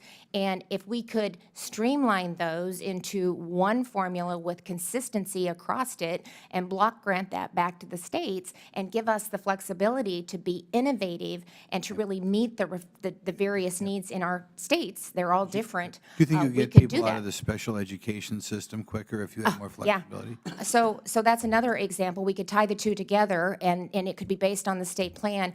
I had the AEA, Area Agency Educators, are what run the special education program in our state. It's about $530 million with state and federal funding. Not one person that I talked to, not a school board, not a teacher, not anybody in the AEA system, could tell me the cost of providing a service. You know, I mean, so when you continue to grow government, those types of questions, those types of analysis aren't even taking place. They just need more money, or they want to know if they've spent all of it. There's never an evaluation that's done. There's never an accountability. There's no transparency, and that's why we're getting the results that we're getting. Our scores are horrible, and when I tried to bring some accountability to the system, shut down. I mean, so it's happening at the state and federal level, but if we can work collectively together, I think we can get the results that we're looking for. Thank you very much. A big mistake whenever we do anything on a federal level. Chair now recognizes Mr. Lynch from Massachusetts. Thank you, Mr. Chairman. As former chairman of the Subcommittee on National Security on this committee many years ago, and as a member for many years as well, we had the opportunity to work extensively with members on both sides of the aisle, Mr. Grothman and others, to conduct oversight of our federal security clearance process. We had a very bad instance in the 2018 timeframe where our security clearance process that was conducted at OPM was hacked by the Chinese. And so they were able to get the identities of anybody who had appeared to try to get security clearance. It was a major intelligence failure. So in 2020, members on this committee and others, especially the Intelligence Committee, made an agreement that we shifted that responsibility over to DOD. And so since then, since 2020, the Department of Defense, it's called the Counterintelligence and Security Agency, DCSA, has been conducting those security clearance applications. And they've been doing very, very well compared to what was going on before. The problem is this, that on day one of his new term, President Trump took an end run around our entire national security apparatus by allowing White House counsel to grant new White House officials immediate security clearance at the top secret and sensitive compartmental information level, even though many of those individuals were not treated with the traditional vetting by the FBI. So top secret SCI security clearance allows individuals to access classified intelligence sources and methods. So these are some of our nation's most sensitive pieces of information, which could cause exceptionally grave damage to U.S. national security and to our intelligence personnel and others who cooperate with them if it was exposed. Dr. Rash, to make matters worse, Mr. Trump has now given Elon Musk and his so-called Doge team unfettered access to Treasury Department and Office of Personnel Management and other federal agencies and systems that manage personnel files, confidential payment systems, and highly classified information. What are the risks? What are the risks of sidestepping the existing security clearance process run by DOD that has worked very, very well to protect our intelligence personnel? I think some of the risks are substantial, particularly given the extent to which this data could be used in training foundational models that Mr. Musk and his team could use to do this data analysis. I have no idea, actually no one has any idea exactly what servers are being used with the access to this data. There is privileged information that the DOJ team could use to position themselves or their private interests as players in government contracts for satellite deployment, defense technology, even orbital logistics. He could leverage his ties to Trump to position his own foundational model, XAI, to have exclusive access to protected individual government data to train the models that are really black boxed. Could wield the advantage to undercut competition, shape the AI landscape in fairly frightening ways if this private individual information and government-protected data is being used to train those models. Now, this is speculation, pure speculation, because I don't know, and neither do you. And frankly, no one does. But beyond creating better performing models, exclusive access to government data would give a significant edge in securing long-term contracts. But Dr. Rash, yes. beyond the speculation, why is it important that sensitive information is only handled by those who have been vetted and granted access to that information? Well, for exactly these reasons, so that it cannot be used for corruptible purposes. Yeah, there are positions in place for our federal career employees to pass through various ethics and conflicts of interest thresholds that SGEs just simply do not have. Okay. Mr. Chairman, my time has expired. I yield back. Gentleman yields back. Chair recognizes Dr. Fox from North Carolina. Thank you very much, Mr. Chairman, and I thank our witnesses for being here today to talk about this important subject. Governor Reynolds, as you're aware, our sprawling federal government has over 400 executive branch agencies and sub-agencies and nearly 1,000 federal boards and commissions. We must reduce the burden and cost of the federal government. With your government reorganization reforms in the state of Iowa, you are able to reduce the number of cabinet-level departments and eliminate many state boards and commissions. What was the impact of your reorganization effort?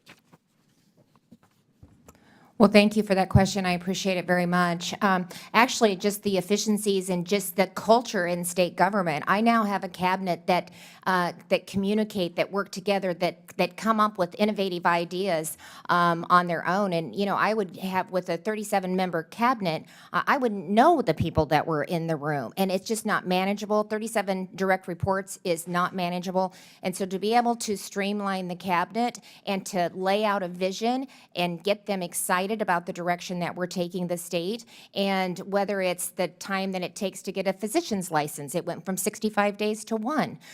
Whether it talks about when you're getting a building permit, you used to have to go to 3 different agencies, now you go to 1. To be able to have IT all in one department, when that cyber attack hit with CrowdStrike, because we had all of our IT in one agency, we were able to get the state of Iowa back up and going shortly after lunch, and some of the states were out for weeks in businesses. So we're more responsive, we're more effective, we're serving citizens better, and again, not only are we returning taxpayer dollars back to our citizens and continuing to reduce the tax burden on them, but we're also utilizing those dollars in a better manner. We're reducing the administrative cost when you add federal administrative cost, and then when you have 3 different agencies that you're running through, each one of them are taking an administrative cost off of the top. And so by consolidating and realigning, that puts that money back into the programs, back into the ground, and back into serving Iowans. And so, and it also gives me the visibility now that I have into the various agencies because of the reduction. We can continue to get better, and we're continuing to make changes. And we will, and a lot of those are coming directly from the cabinet. Let me follow up a little bit. Given your successful reorganization, what advice do you have for the Trump administration to reduce the cost and size of the government? And what advice do you have for Congress to work with the Trump administration to do this? Well, don't buy into the fact that you can't do it. You can do it, and it needs to be done. There's just so much waste at all levels of government, at the federal, at the state, and at the local levels, and we're all serving the same constituency. We need to do it better. Every time there's a duplication, that's a cost to the taxpayer. So we need to think about it holistically, and we need to think about how we can streamline the way in which we're providing these services. I'm a big advocate for block grants back to the states. Again, I think that, reduces a lot of the overhead, a lot of the bureaucracy. It streamlines. It takes an army of people to manage the federal programs that are coming in, especially with the Department of Education, and then the school districts also have to take people off their line of sight on really educating our students, and they're doing compliance instead of working on instruction. So it makes us all better. Thank you, Governor, for being a shining light for us. Mr. Schatz, the Grace Commission created by President Reagan in 1982 claimed that if its recommendations were followed, the national debt would have been $1.9 trillion by the year 2000. Its recommendations were not followed. Instead, the debt reached $5.6 trillion in 2000 and skyrocketed to over $36 trillion today. How can President Trump, DOJ, and Congress ensure that today's government reorganization and reform efforts actually get implemented and start reducing our massive debt? Thank you, Representative Fox. The Grace Commission did save money. President Reagan had $100 billion immediately by executive action. In 10 years, $240 billion, and again, over time, $2.4 trillion from the Grace Commission and other cost-saving recommendations by CIGW. It takes Congress and the executive branch working together. 400 agencies, 1,000 commissions, that's far too much. The budget has only been balanced 5 times in the last 50 years. Think about that. If you're a family and you only balance your budget 5 times in 50 years, you're pretty much broke. And whatever and however it gets done, something needs to be done. And it may not be comfortable for a lot of people, but it really is time to move forward quickly, because if we don't, it's our children and grandchildren that will suffer. Social Security is already spending more than it takes in. So a lot of examples of what needs to be fixed, and quickly. Thank you, Mr. Schatz. Thank you, Mr. Chairman. I yield back. Gentlelady yields back. Chair recognizes Mr. Krishnamurti from Illinois. Thank you, Mr. Chair. Good morning, Mr. Schatz. On the campaign trail, Donald Trump said on August 15, 2024, grocery prices have skyrocketed. When I win, I will immediately bring down prices starting on day one. You don't dispute that, right? That was a statement, yes. Unfortunately, the price of groceries and eggs have only risen since Donald Trump took office. According to the USDA, the wholesale cost of a dozen eggs has increased from $6.59 on Inauguration Day until now it's $7.53, a 14% increase. Again, you don't dispute that, right? No. I assume you're not happy with this particular increase either, right? Oh, I wish the bird flu wasn't around, but it is. So well, I'm glad you brought that up. According to PBS and Axios, some of the reasons for high grocery prices and high egg prices are avian flu and recalls related to salmonella and listeria. You don't dispute that, right? Correct. My staff went back and checked the hundreds of executive orders that have been issued by Donald Trump, and yet not a single one has mentioned the words avian flu. You don't dispute that, right? As far as I know, that's correct. And not one has mentioned shutting down salmonella, right? I don't know if you can shut down a salmonella, but Or I guess combating salmonella? Again, if you say And not so. one has mentioned listeria? Again, if you say so. Well, I don't see a single executive order that will do anything to address high grocery prices or egg prices. This hearing is about right-sizing the federal workforce. I think we should right-size the cost of eggs, Mr. Schatz. Governor Reynolds, in your testimony, you said that the state of Iowa hired an, quote, outside firm to assist you with your efforts to modernize Iowa state government, right? Yes. Of course, at no time did you allow this outside firm to ever control Iowa's state payment systems, right? Correct. And of course, you did not at any time give this outside firm access to the private personal information of all Iowans in the state's payment systems, did you? No. Of course not. Let's talk about what has happened with DOJ for a moment. According to this letter, which was sent by the Treasury Department, Jonathan Bloom of the Treasury Department, a Doge affiliate of Elon Musk is now, quote, a special government employee with access to the coded data of the fiscal services payment system. This is the most important federal payment system in the nation, responsible for making $6 trillion in payments every year to hundreds of millions of Americans. And just moments ago, Politico just disclosed that Doge now has access to all Medicare and Medicaid payments as well. Now, Elon Musk is in charge of Doge, Governor Reynolds. He has not been confirmed by the Senate to any position in the federal government, right? No. And he has not been elected by anybody to anything, right? Correct. He has not, to your knowledge, given a financial disclosure to Congress, correct? Not that I'm aware of. Ma'am, I want to bring your attention to something very disturbing that Musk just recently tweeted out. As we see at this visual, he said, the Doge team is rapidly shutting down illegal payments to Lutheran Family Services. Musk retweeted a post from Michael Flynn likening Lutheran Family Services to, quote, a money laundering operation. Governor, you don't believe that the Lutheran Church or Lutheran Family Services is a money laundering operation, correct? Look, I can tell you that in Iowa, the taxpayers of Iowa hold me personally responsible and accountable for state government, just as they hold President Trump accountable The Lutheran for his Church business is not as a the money President of the laundering United operation, States. right? And the election that we Ma'am, just Des went Moines, through, Iowa I is think, the home to the Americans largest Lutheran overwhelmingly- congregation in the United States. Iowans overwhelmingly. Is the Lutheran Church a money laundering operation? Listen, Of course not. first of all, every program should be looked at. Is the- and is the- that's what we're trying to do. Okay, You have the to look Lutheran at, Family I looked Church at has some 800, connection to money laundering? Is that what you're suggesting? I'm not saying Is that, it but I quick said answer, every. yes or no I am- question. Is it a is not money, yes money or no laundering question. operation? I can't speak to that. You can't speak to that. Oh my God. Let's go to this USAID issue. The USAID purchases crops from Iowa farmers. Recently, Elon Musk called it a criminal organization. Purchasing crops from Iowa farmers is not a criminal activity, correct? I am the governor of Yes Iowa. or no? I Is that don't a have criminal anything- activity? I am the governor of Iowa, and I don't work with USAID.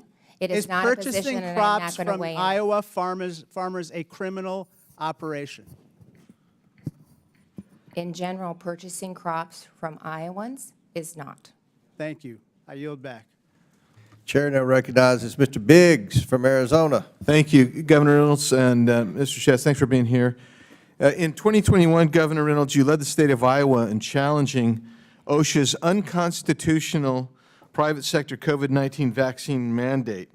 Mr. Chairman, I ask unanimous consent that the filed lawsuit by Governor Reynolds and Governor Reynolds' November 5th, 2021 press release be entered into the record.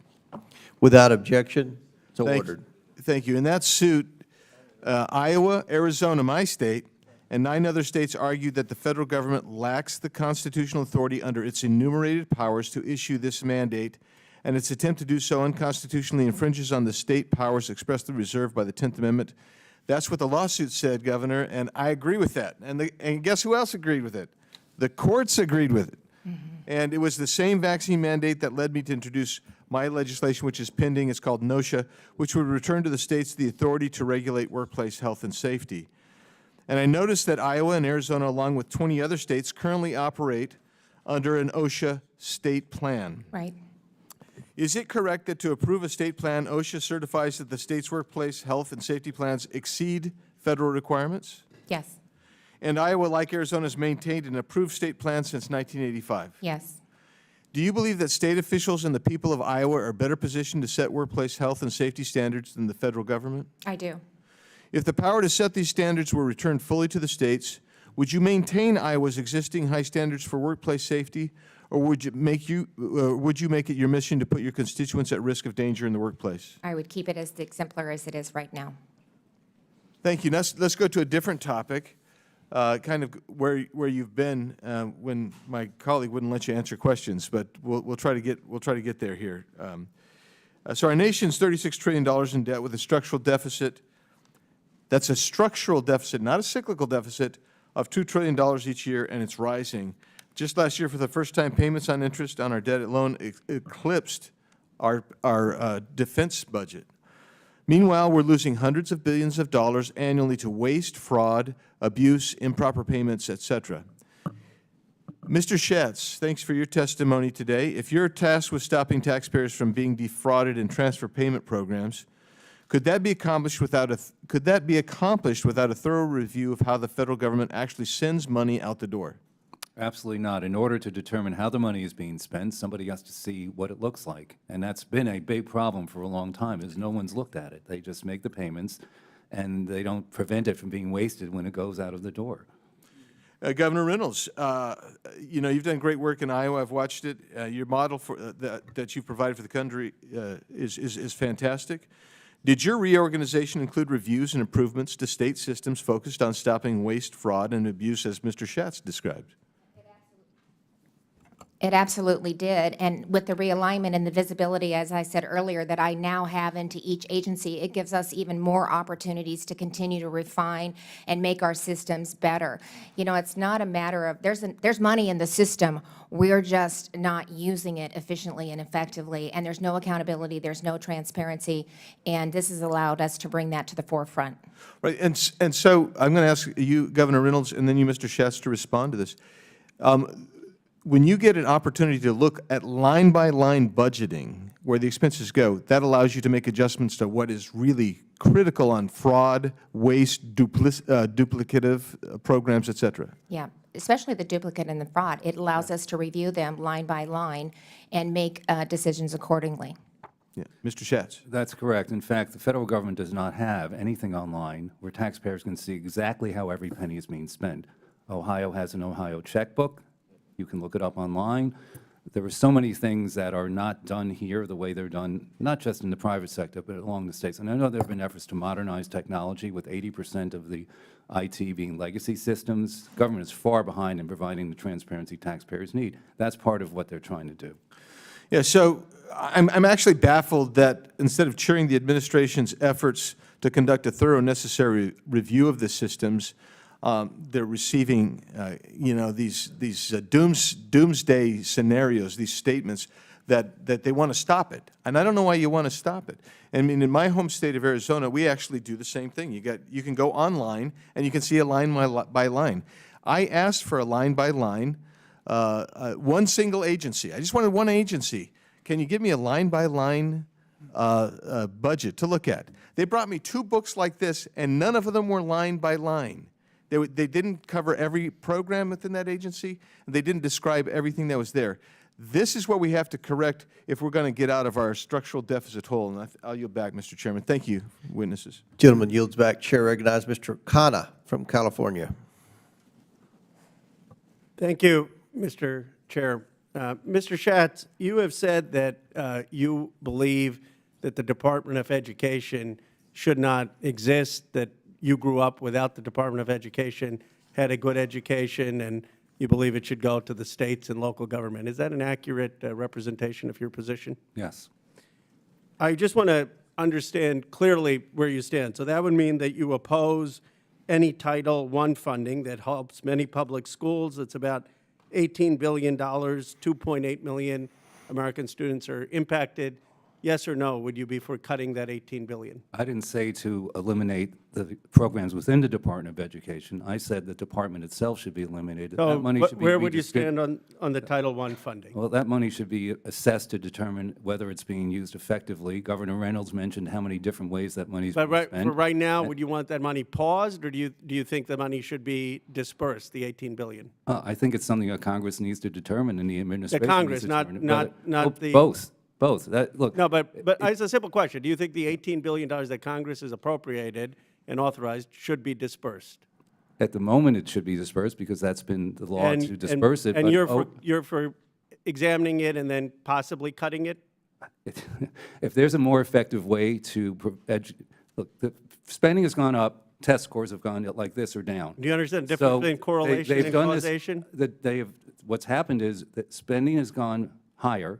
Education is not improved. Yeah, but there also That's the state budget, because I don't want to get into the difference between correlation and causation, but just a simple question on Title I. So you would be for examining it, but possibly cutting it, And that's your. That's possible. Everything in the federal government needs to be Okay, re-examined. Pell Grants, 7,395 of the neediest low-income students annually get these grants. It has helped about 6.7 million students.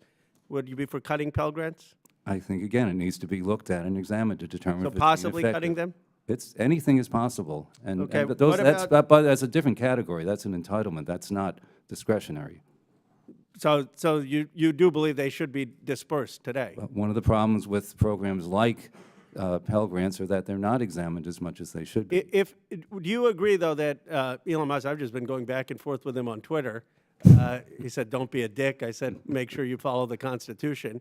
But do you agree that he has no authority to stop payments on anything that Congress has authorized and appropriated? I think that's being tested, but I think generally that should be correct. If he were asking you, would you advise him to not stop payments that have been authorized and appropriated by Congress? Well, my statement said that Congress has appropriated money or provided money, and there should be an examination of the results of how that money is being spent. That's what I think should be done. I missed the earlier procedural vote. I just want to make clear, I think that Mr. Musk should come and testify before this committee to explain that he is not going to stop payments at all for money that Congress has authorized and appropriated. Now, the IDEA program, that's about $14.2 billion. Would you stop the funding or cut the funding for the IDEA program that helps kids with disabilities? Again, something that Congress needs to review to determine if it's achieving its mission. That's the whole point of everything that we've been talking you realize about. that a lot of local and state governments complain because the IDEA program was supposed to be funded at 40%. Jared Huffman, my colleague, has a bill to do that. We only fund it at 15%. The school districts complain that they have an unfunded mandate, and you're saying maybe we should cut even more than the 15%? I didn't say cut. I said it should be examined to determine if it's being effective and whether the money should Do go you believe back it's to the being states effective? entirely. Look, I think the Department of Education has proven that it has not provided the results Let me that just, we Congress got 1 wants to minute. provide. Just, do you believe in these three things? Title I funding, Pell Grants, and IDEA.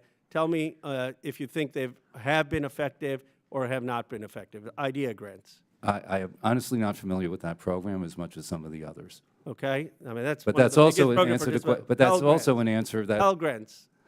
Pell Grants have provided support, but again, everything needs to be re-examined. Title I funding. Again, the same thing. Look, we've got a $36 trillion debt. We have Well, $2 trillion Department of deficit, Education so is a that's very all small combined in percent there. of the funding. It's the Defense Department spending that is the big part. But it's concern. I appreciate you're at least telling Musk that he shouldn't stop these payments that have been authorized by Congress. I hope Elon will come in and explain that. He won't do that. But I am concerned that you want to cut programs like the IDEA Act, possibly, that are helping kids with disabilities across America. I didn't say that, Congressman. What I that you're did say open is to that everything, look, part of the problem is everybody says this is only a small percentage of spending, and then you get a $36 trillion debt. Yeah, because the big items are defense and the tax breaks for the wealthy. Okay. Gentleman's time's expired. Chair recognizes Mr. Higgins from Louisiana. Thank you, Mr. Chairman. I have a lot to cover and not a lot of time to do it in. I'd like to enter for the record, please, a letter from the Associated Builders and Contractors of America regarding merit-based hiring, Mr. Chairman. Without objection to ordered. Thank you, Mr. Chairman. My brothers and sisters across the aisle, on both sides of the aisle, we have a historical trend in our nation we have an opportunity to address legitimately from both liberal and conservative perspectives. I think it should be embraced because, generally speaking, we started losing our country about 40 years ago regarding the accelerated accumulation of debt.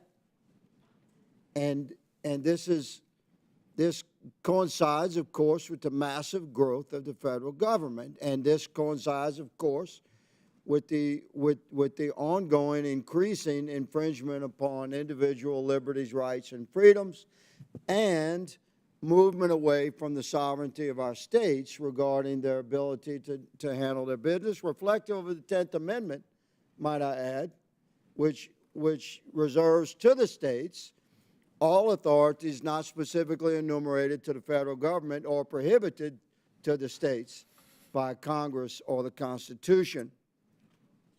So, I mean, ladies and gentlemen, President Clinton, when you have a unified government, when you have either party in majority control in the House, the Senate, and the White House,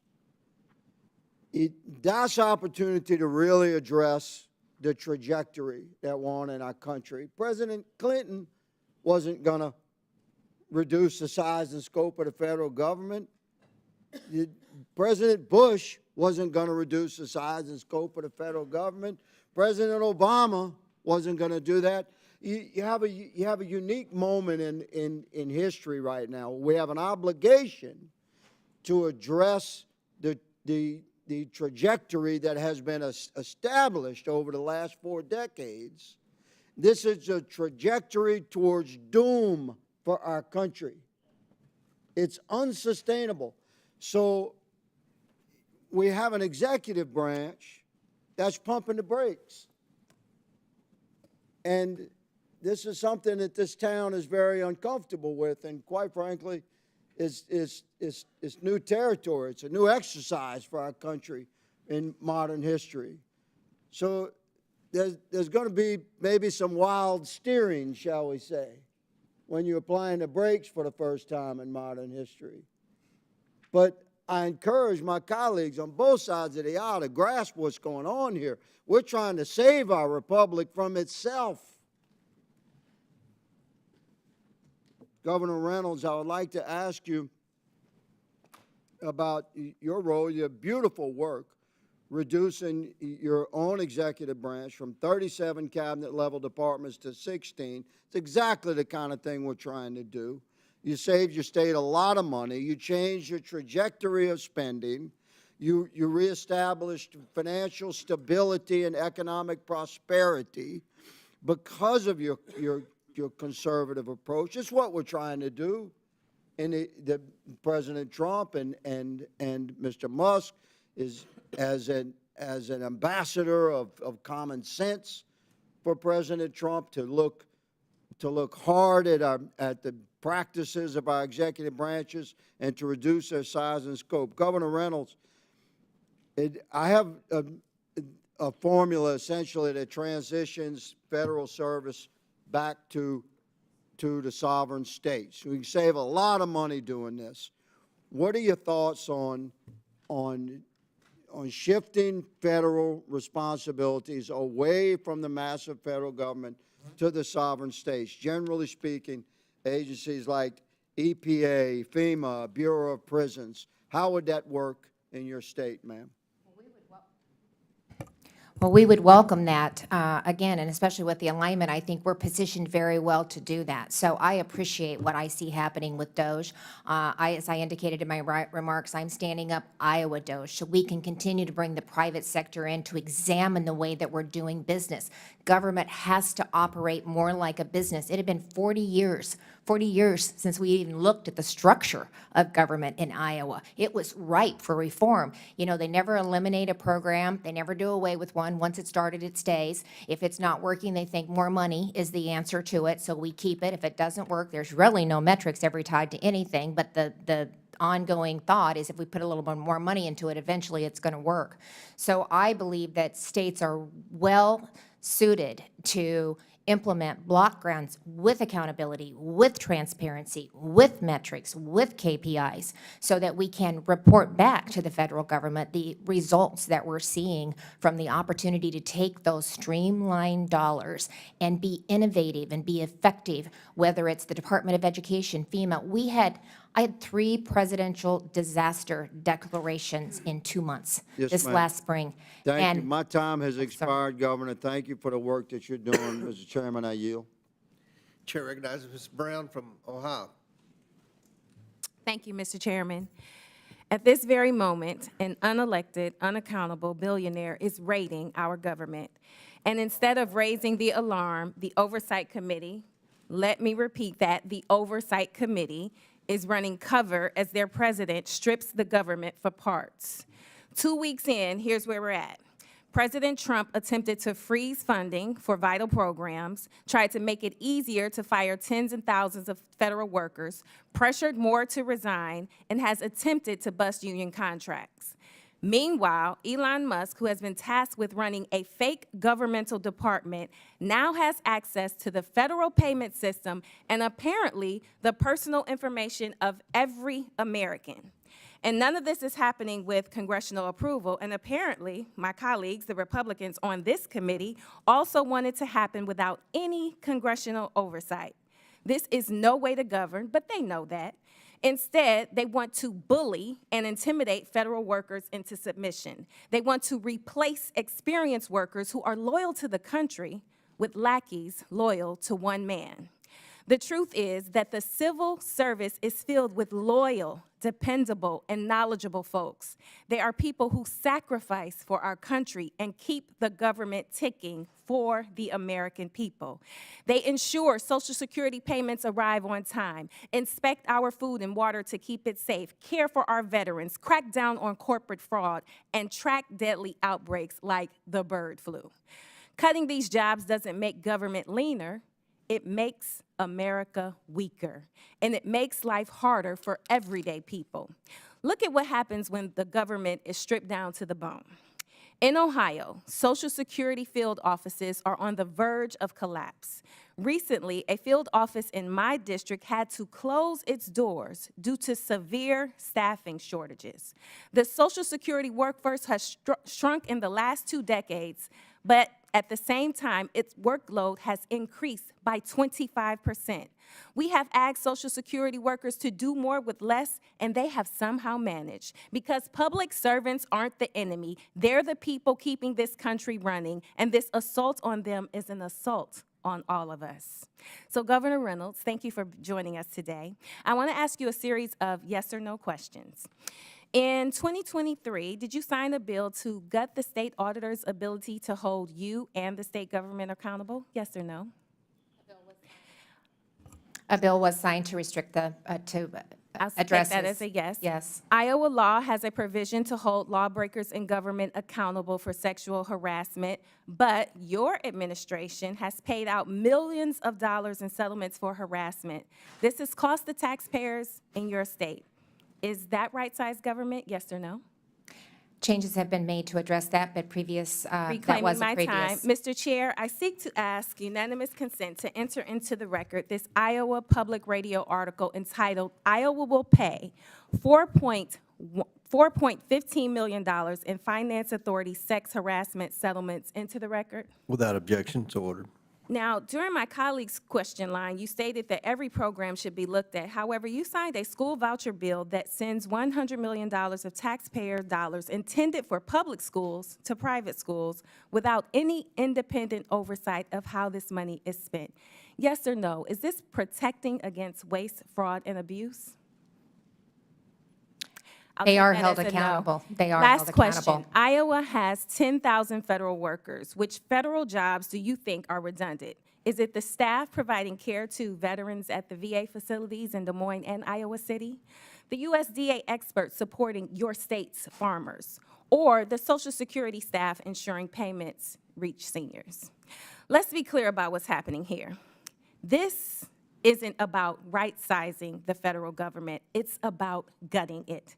And it's about weakening our government's ability to serve the American people. You want shorter wait times for Social Security, faster disaster responses, safer food and medicine? Then why attack the very workers who make it happen? The House Democrats are fighting to protect and modernize the federal workforce, hire and retain talent, and give federal workers the resources they need to serve the American people. That's what we are doing. And with that, Mr. Chairman, I thank you and I yield back. Chair recognizes Mr. Palmer from Alabama. Thank you, Mr. Chairman, and thank the witnesses for being here. And I want to get to a more constructive dialogue. First of all, in regard to DOJ, as I've pointed out to some of my colleagues, this is not the first time that the federal government has engaged in an effort like this. One time in particular was during the Clinton administration. It was called the National Partnership for Reinventing Government, and it was led by Al Gore.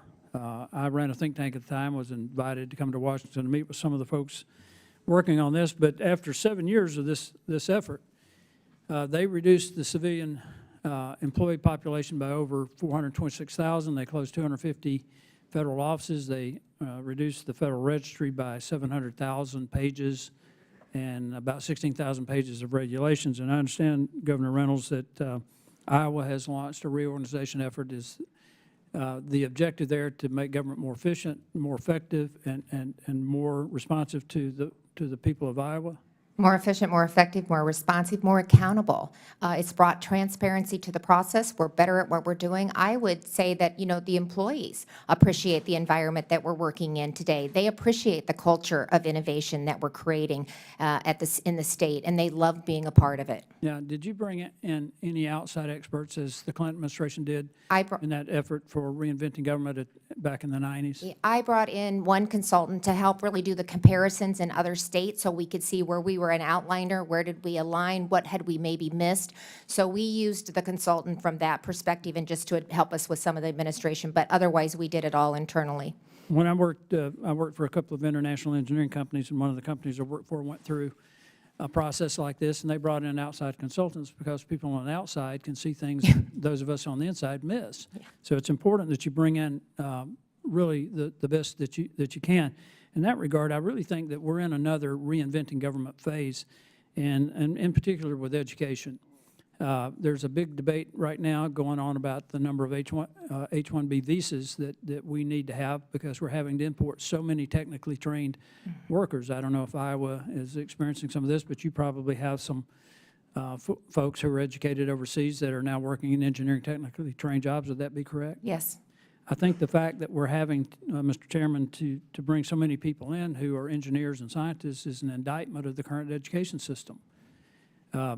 We're not able to produce the number of technically trained people that we need to be competitive in our economy, but also in regard to our national security, because we're in a arms race in artificial intelligence with China, and we're going to have a technically trained workforce. So one of the things that I've suggested in this effort in regard to the Department of Education is that we not completely dismantle it, Governor Reynolds, but maybe reimagine it as the Department of Workforce Development and block grant the money to the states with a heavy emphasis on STEM. Would you like to respond to that? I would be very much in favor of that. In fact, we put a proposal together that we'll be submitting to the Department of Education. It gives states the flexibility. We already have a waiver process in place that we could utilize until they could actually get some of that realignment done. But like I said, hold us accountable. We'll meet those expectations, and we can do it at a lower cost. We're going through, I think, an historic phase. There's an historic opportunity here. And I think about disruptive innovation. And I was talking to some folks today about this, and some of you may not be old enough to remember this, when Toyota introduced the Corolla into the automobile market in the United States in the 70s. It forced U.S. automobile manufacturers not only to rethink what they were producing, but they literally retooled to do that. I think we're in that phase now where we're rethinking how government is run, and a lot of the innovation is coming from the state level, such as from Iowa. But I think that we're going to have to go through this phase, and it's disruptive, there's no question about it, but it's for our own good long term, and we need to be thinking 25, 30, 40 years down the road about how we do this, because we are at a point in competition with China that if we don't do this right, we're going to be in a really bad place. Mr. Schatz, you've been very involved in evaluating the complexity and size of government. How would you respond to that we're in this disruptive innovation phase? Well, I think it's essential. What has been going on has not been working.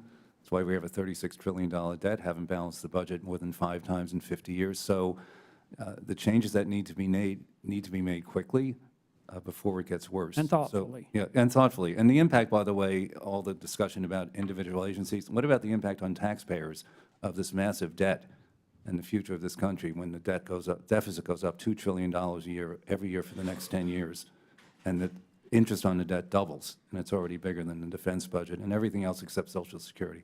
No organization can survive like that. So each discussion really should be discussed with that overall view. Well, I thank the witnesses for the questions. Mr. Chairman, I yield back. Gentleman yields back. Chair now recognizes Ms. Stansberry from New Mexico. Thank you, Mr. Chairman, Ranking Member, Governor, welcome to our witnesses. Thank you for being here today. I've really appreciated your commentary. It's been real, it's been substantive, and I support much of the efficiency work that's being done at the states. But I have to say, once again, welcome to the latest episode of the GOP Oversight Committee, where my colleagues at the beginning of this hearing once again voted to block a good government motion to carry out our most basic constitutional duty. They voted against a motion this morning, just a few moments ago, to bring Elon Musk in front of this committee to discuss what he is doing to supposedly right-size the government, as they are claiming in this hearing. And I have to say to my colleagues, with all due respect, why are you shielding Elon Musk from coming in front of this committee if that is what your intent is with this hearing and the work that you want to do? Why is the GOP in the White House shielding an unelected, unvetted, unqualified private citizen and billionaire who is literally dismantling our agencies while we sit here and is literally breaking the law? Maybe it's because while we're sitting here, he and his team are working across town here in Washington, D.C., entering federal agencies and federal buildings, hacking their data systems, firing federal employees, intimidating them, trying to force them to leave, shutting down vital programs, closing the Department of Education, the CIA, the DOJ, and threatening our domestic and international security, and downloading the private and sensitive data of Americans at the Department of Treasury.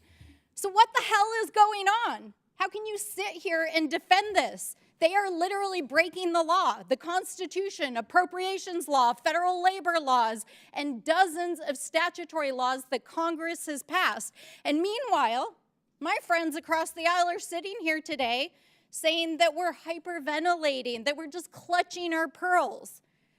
Are you serious? Are you that out of touch with the American people? I mean, I guess that's what happens when you elect billionaires and put billionaires in charge of the federal government. Just let them eat cake? Is that your message to the American people?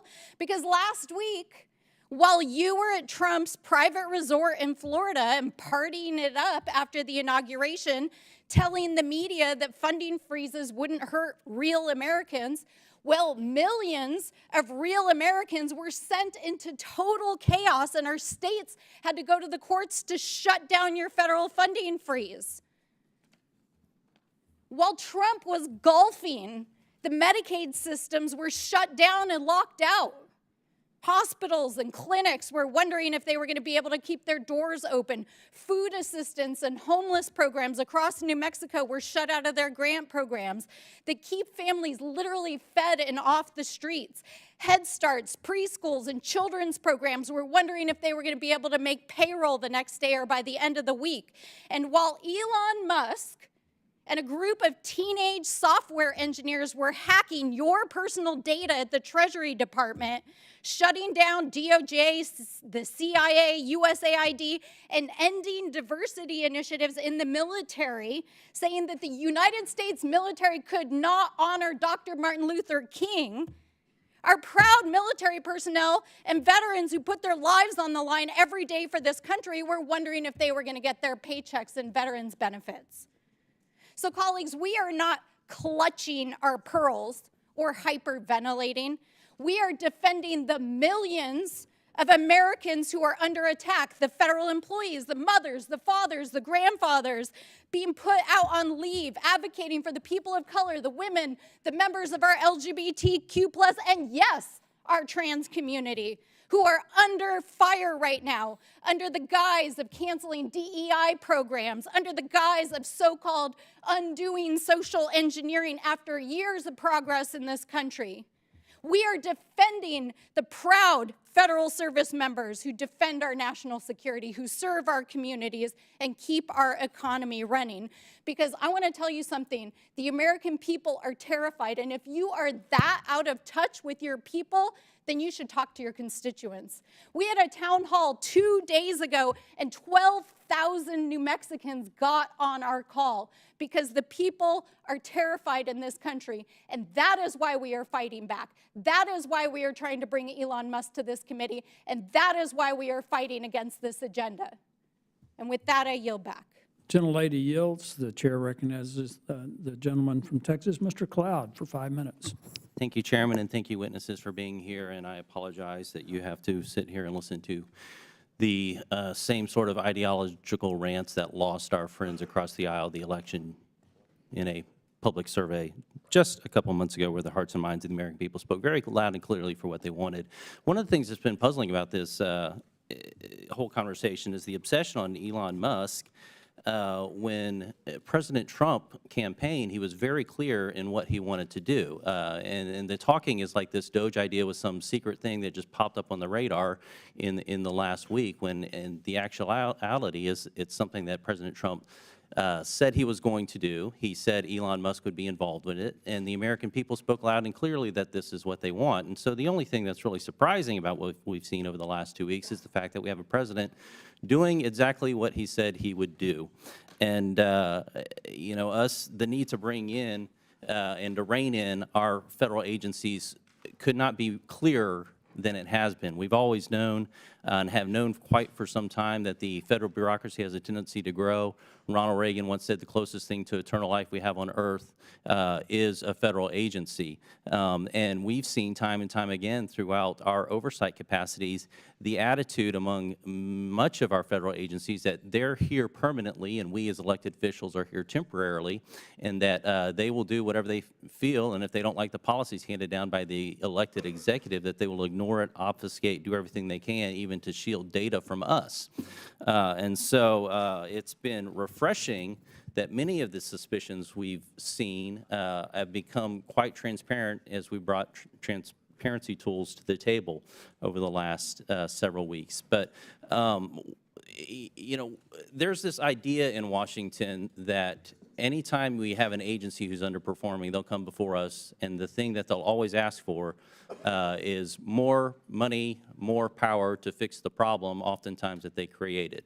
This is a paradigm that we have to change. It's been said that you can't solve problems with the same kind of thinking you used when you created them. And so this is really what DOGE is about. And to name a couple points, we can point to the CDC, which has tremendous mission creep since it was started. It was originally purposed to help control malaria, kind of to be a center for data and a hub of information to help people tackle those sort of things. It ended up expanding to the Communicable Disease Center, and eventually became the Center for Disease Control, and now the Center for Disease Control and Prevention, which it has not done a good job at, as we've seen over the last few years through COVID. And now it's trying to embrace such things as climate change and alleged gun violence and systemic racism as Centers for Disease Control. Meanwhile, their basic core function of being able to collect and share data to help the American people, they epically failed at during COVID, when a first-year PhD student from Johns Hopkins created a better tool than the CDC could provide. We could also look at the Department of Education, which has gotten a lot of discussion lately and interest in looking at what's going on, because our schools are failing our kids. That's just the status quo of where we're at in America. And what we can see here is this education funding from the federal government has gone up, student performance has been flat, and compared to other nations has actually gone down. Meanwhile, employment of the education workforce has gone up. So we end up having less people actually teaching teaching in the classroom, and more people administrating, and so we've created an education bureaucracy. Now, Mr.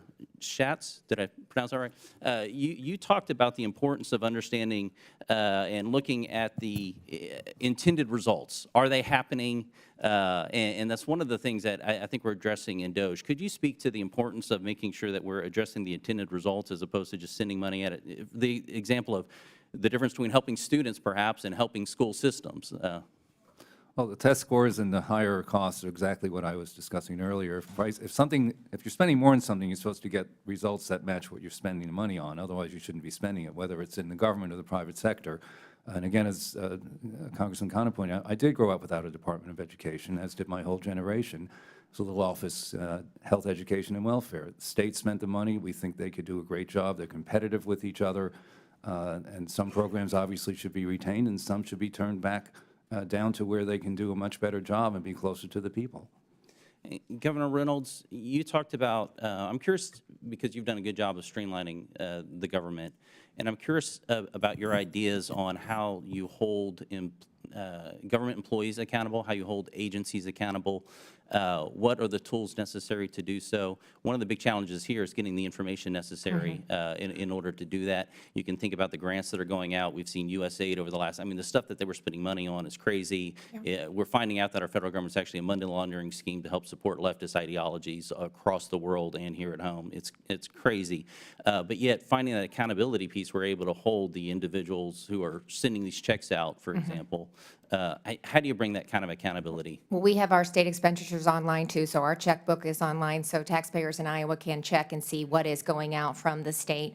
But in addition to that, remember I talked about we reviewed 800 programs across my cabinet, and not a one of them had a KPI, any type of a metric, any type of expectation for outcomes, zero. So my cabinet knows now that if they want to stand up a new program or they want to extend an existing program, then it needs to have, first of all, a KPI. They need to have data that they're going to be reviewing. They need to do a review of what the program had done, what were the metrics, what were the outcomes from the existing program to justify putting additional money into it.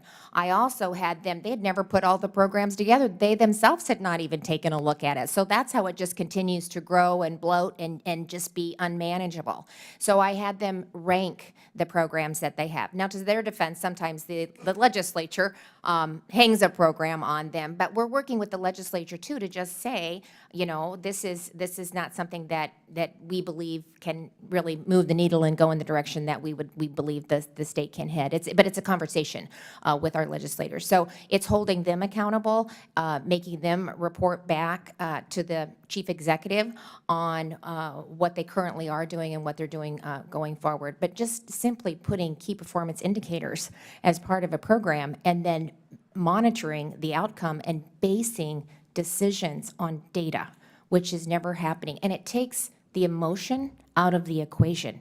And that's what we need to do. We need to look at programs, we need to look at the outcomes, and if they're not working, then we have to let them go and figure out an innovative and better way that we can get the results that we believe that we can accomplish. Very good. Gentleman's time's expired. Chair recognizes Mr. Garcia from California. Thank you, Mr. Chairman. And I wanted to start by thanking our witnesses for being here. Thank you for hosting this hearing as well. And I wanted to start by just starting with Dr. Rash. It's a very simple question. You can see here an article from the Washington Post. Can you just quickly, so we can take one step back, just mention how much did Elon Musk donate to Republicans in the 2024 election? To Republicans in the last election. To Republicans overall, I do not know. Well over $250 million to the Trump campaign. Right, almost $300 million. And in fact, Mr. Musk was the single largest donor in the last cycle. I'm not sure if you knew that or not in this last election. And here's actually the article in the headline from the Washington Post. Elon Musk puts $277 million into the election. He's $200 billion richer this year. $200 billion richer this year. Now, we also know that just in the month after the election, Elon Musk's wealth increased by $170 billion. It should also not be a surprise to anyone that Elon Musk himself holds $20 billion in contracts with the federal government. Now, the truth is that DOGE isn't really about efficiency or reform. What Donald Trump and Elon Musk are actually engineering is the single largest wealth transfer in history.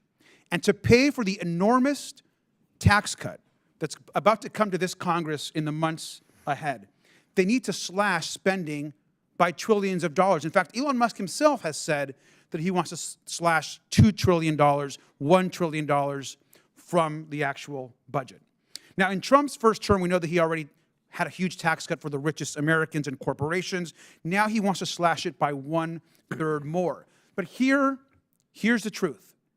In order to actually get more funds for their tax cut program, they need to slash trillions. And where are they going to do that? Well, they've started. The Department of Education, the Department of Labor, Veterans Benefits, USAID, and eventually Social Security, Medicare, and Medicaid.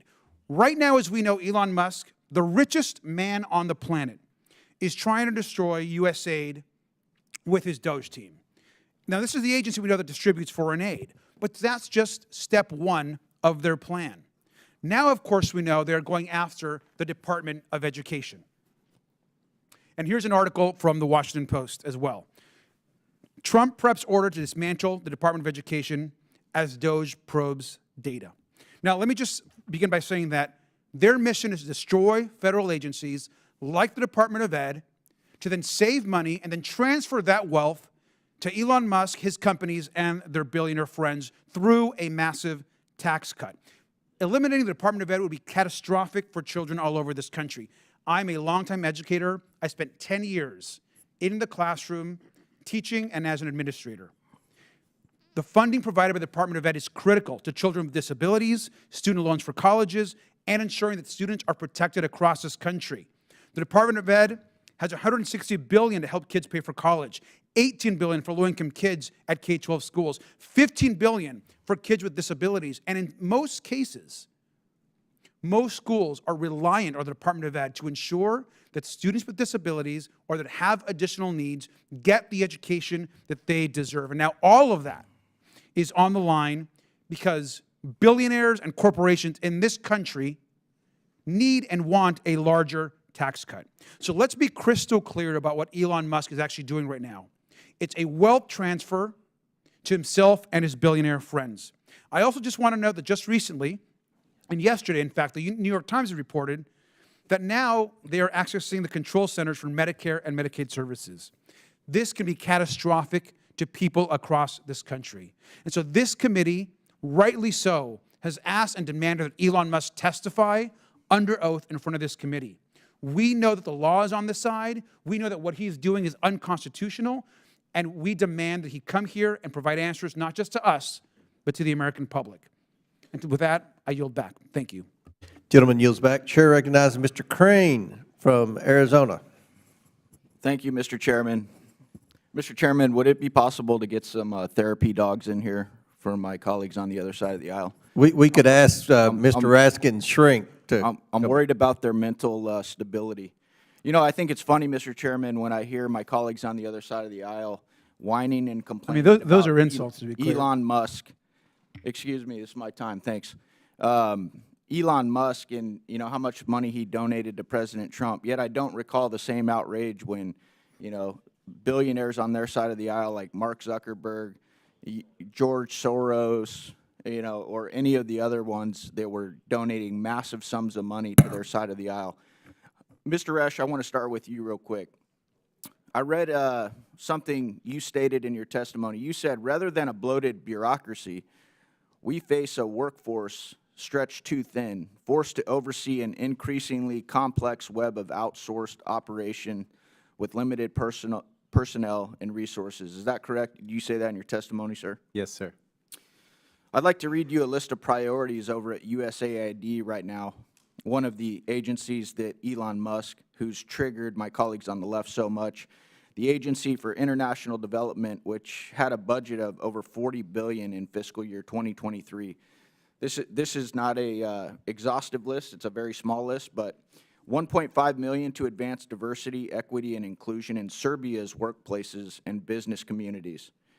$2.5 million for electric vehicles in Vietnam. $2 million for sex changes and LGBT activism in Guatemala. $6 million to fund tourism in Egypt. Hundreds of thousands of dollars for a nonprofit linked to designated terror organizations, even after an inspector general launched an investigation. Do you still stand by your comments, sir? Yes, my comments were in regards to the ability of administrators to adequately oversee the funds that Congress has appropriated to them for these programs. Yeah, so you don't think this is a bloated workforce when we're spending money overseas like that? Sir, are you aware that we're over $36 trillion in debt, Mr. Rash? Yes, I certainly am. Okay, so you still stand by your comments that this isn't a bloated federal workforce? The federal workforce represents 4% of the entire budget. For every Sir, do you know how much? Do you know what the annual deficit is every year? Please. It's over $2 trillion. I understand that. Okay, so you still stand by your comments that it's not a bloated workforce?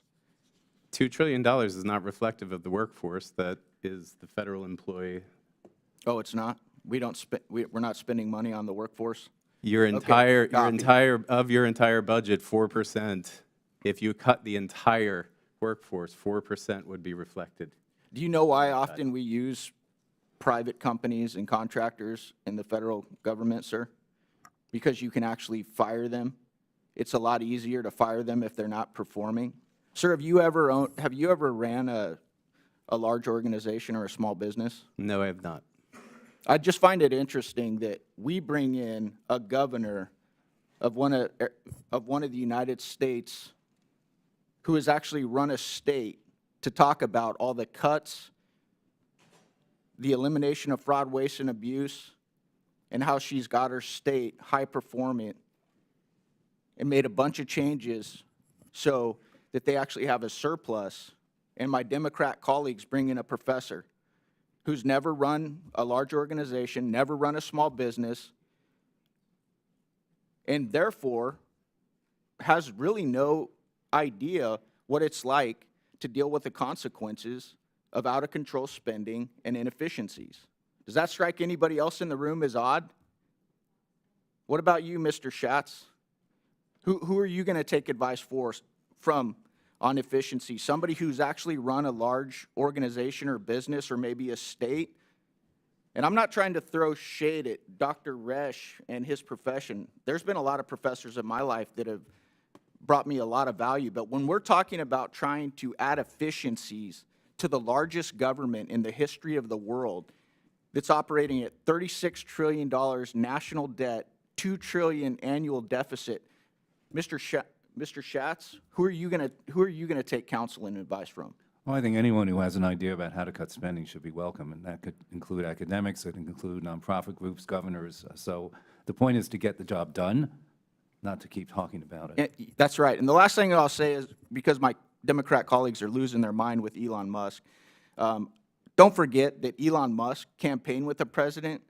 The American people were very excited about Elon Musk using all of the tools and experience that he has and that he's used in the private sector to come in and streamline this federal government. Thank you, Mr. Chairman. I yield back.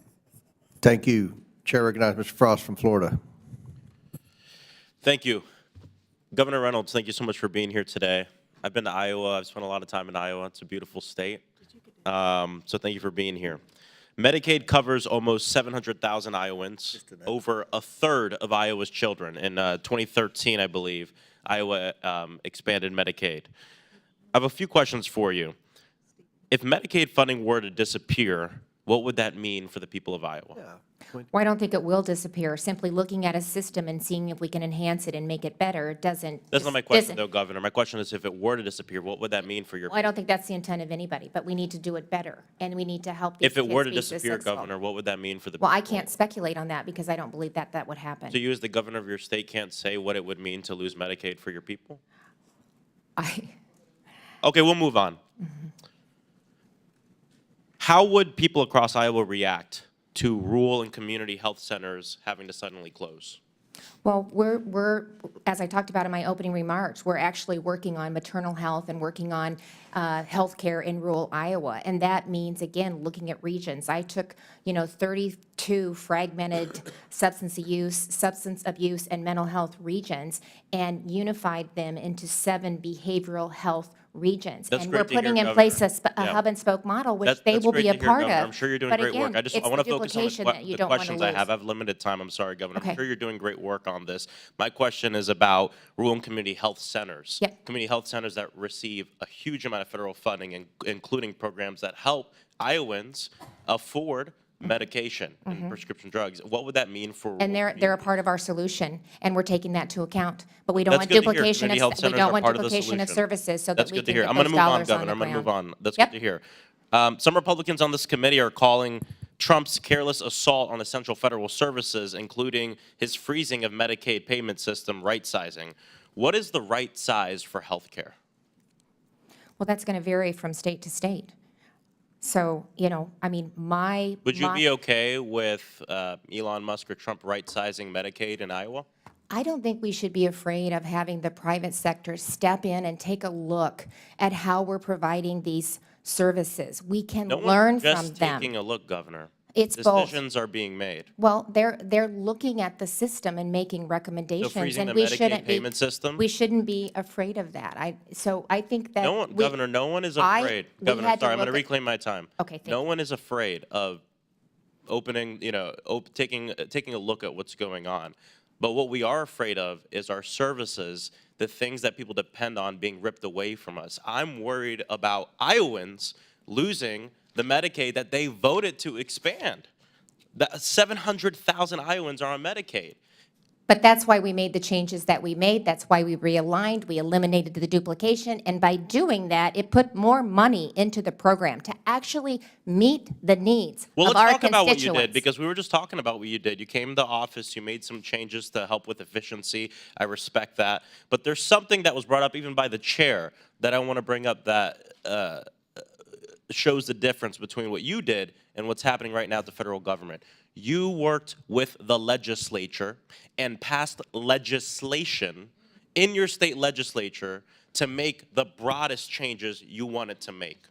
And that is not what's going on right now when we talk about DOJ and everything else. You even mentioned at the beginning of this hearing, you were so proud to say that you did this all without massive layoffs, without forcing a large percentage of your workforce to leave because you saw them as valuable. I respect that, Governor. I respect you for that. That's not what's going on here at the federal level. But let's move on to FEMA really quickly. Okay. Trump has said that he wants FEMA to go away. He would like to see the states take care of the disasters on their own. I come from Florida. We work very closely with FEMA. Do you think most Iowans would agree with President Trump that FEMA should suddenly stop existing? I don't think he's eliminating, and I think that what I had understood was he was thinking that maybe it should go back to the states, which that's something I think we should take a look Sorry, at. Governor, a reclaim. The president was very clear in this. He believes that the agency, FEMA, should be completely eliminated. Do you agree with that, or do you not agree with that? I mean, it's okay to disagree sometimes with, you know. Well, I'm not afraid to disagree. I'm just thinking, Do you know, disagree that with FEMA, with his assessment of FEMA? It's bureaucratic. It's a nightmare to work with. They can only do one thing at a time. I have impacted individuals. There are huge. But do you agree with him that we should we could eliminate have a whole it? nother hearing Governor, on sorry, that. I'm going to reclaim my comment. Do you agree with him that we should eliminate FEMA? Yes or no? I think we need to take a look at it and how those services are delivered. But you don't think we should eliminate it? I think we should take a look at it and see how those services are delivered. Okay, but it sounds like you don't think we should we shouldn't get rid of it, which I agree with. In the past 10 years, your state has been granted FEMA support 10 times.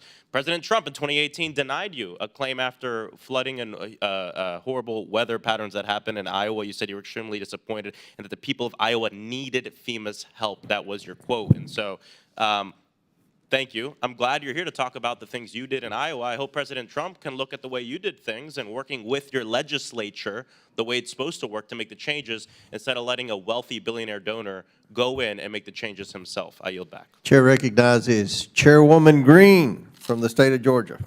Thank you, Mr. Chairman. My Democrat colleagues are reacting with manufactured outrage over Elon Musk and the DOJ team going in and cleaning up the federal government.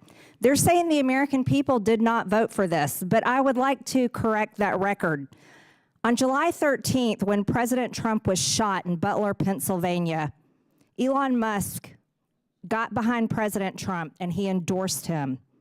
And then on August 19th of 2024, this is before the election, Elon Musk posted on his own account, "I am willing to serve," and that right there says DOJ. This was not something that was created after the election. It is no surprise to the American people. As a matter of fact, the Department of Government Efficiency was a key part of President Trump's campaign, and President Trump campaigned over and over again on Doge and Elon Musk helping him.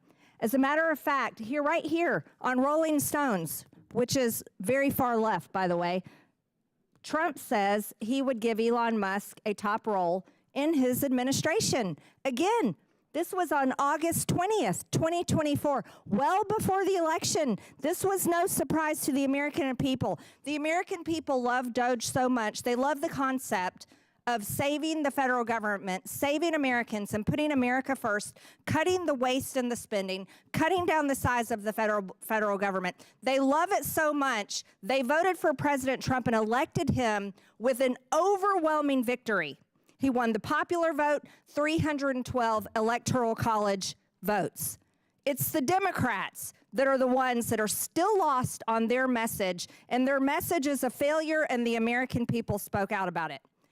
As the national debt approaches $36.5 trillion, our children and our grandchildren's futures are being sacrificed at the altar of wasteful government spending and corruption. With my new subcommittee on Doge this Congress, we are going to dig deep on the wasteful spending and corrupt bureaucracies that have plagued our nation for far too long. We will make recommendations to address these problems, and we will make sure the American people know exactly what is being done with their hard-earned tax dollars. After all, this is what they voted for. Governor Reynolds. In Iowa, the state legislature passed a bill in 2023 that lowered the number of cabinet-level departments from 37 down to just 16. So I'd like to ask you, did this make the Iowa government more efficient or less efficient? More efficient. I'm not surprised. Is the Iowa government still able to provide all the services your constituents require of you? We're actually doing a better job of it and putting more money into the programs or returning it back to the taxpayers. Amazing. It sounds like Doge has already worked in Iowa. Has your state lost money or saved money since reorganizing its government? $217 million, surpassing our 4-year projection in the first 18 months, and that's conservative. We're going to continue to see savings, and that's how I'm going to continue to reduce the tax burden on our taxpayers. That is incredible. That's what all of America wants. So how do you think the federal government can translate what Iowa has done to the national level? You've already achieved it in your state. How can we replicate that? You're doing it by bringing the private sector in, having them take a look at the inefficiencies in government, look at the systems, look at the duplication, look at the unaccountability. There's no transparency. There's no metrics. There's no data that they can point to. We're standing up Iowa Doge. We want to be a partner in that because I think it's really important that the federal government and the state government and the local governments work together to really implement transformational change. This is an incredible opportunity. I have so much respect for President Trump to put this initiative forward. He received an undeniable mandate in this last election, as did we. We now have supermajorities in both the House and the Senate, the governor's office, and an entire Republican delegation that we've sent out to Washington, D.C. We did just what President Trump does. We told Iowans what we were going to do, and we followed through with it. And that is what Americans expect, and that is why 77 million people said that President Trump is who we want to restore America's greatness. I absolutely agree with you, Governor Reynolds. Thank you. Mr. Schatz, in all your years at your organization, can you give some of the most egregious examples of government spending you've seen? And I know that's hard to come up with a few because there's a lot. I talked earlier about broadband programs. It's not necessarily a wasteful expenditure, meaning something isn't trying to be. There were 133 broadband programs in 15 agencies. There are people that are still not connected, I am sure, also in Iowa. $42 billion for the BEAD program. Not a penny has been spent. We want people to be connected to the internet. It's critical for our future. But unless those programs are consolidated and someone figures out which ones are working best, we're not going to achieve that objective. It seems simple, but again, the problem here has been, as it usually is, something isn't working, spend more money, create another program, don't take the time to look at how it's working. and that's what DOJ and your subcommittee is going to do. And we're happy to help any way we can, by the way. Thank you, Mr. Schatz. And you're right. Under the Biden administration, they actually canceled contracts with Starlink, which are far less expensive, and then never built out the infrastructure for broadband. True failure for the American people. Giant waste of money. Thank you, Mr. Chairman. I yield back. Gentlelady yields back. Chair recognizes Ms. Lee from Pennsylvania. Thank you, Mr. Chair. I am afraid that we are witnessing the biggest con in real time. Our federal government is being fleeced by a handful of billionaires at the expense of everyday people. They're what we call unelected billionaire oligarchs, and they are not trying to right-size the government. They're not trying to make things more efficient or improve services. They want to eliminate their competition and grow their private coffers. The collective net worth of the president's cabinet is over $460 billion. That is unprecedented in our country's history, even counting the days of the robber barons, or when the only folks who could serve in government were landowning wealthy white men. This isn't just government by the top 1%. It is government by the top 0.0001%. And these aren't just disinterested outsiders who are benevolent volunteers coming in to help us situate our government, right? These are people who have conflict of interests. They have financial stakes. They are even tied to litigation against the very agencies that they have been tasked to lead. Musk alone has nearly 100 government contracts across 17 federal agencies that total $3 billion. By all accounts, Musk is now running rampant through our federal agencies, accountable to no one, and doing what he pleases with federal systems and data with no transparency and no oversight. It's still unclear if he has security clearance or if he's passed a background check. He certainly hasn't filed any financial disclosures. This is absolutely outrageous, and Americans are rightfully mad. This is the Committee on Oversight, one of the most important committees, particularly in this era, yet Republicans did not bring Elon Musk, the private citizen, given access to all other private citizens' data, and the one leading all of this chaos. And just this morning, they blocked our efforts to bring him in. Musk has a bunch of 20-something-year-old child cronies accessing highly sensitive information and technology at the Office of Personnel Management, the General Services Administration, and the Department of Treasury. They also have not been invited to testify before us today.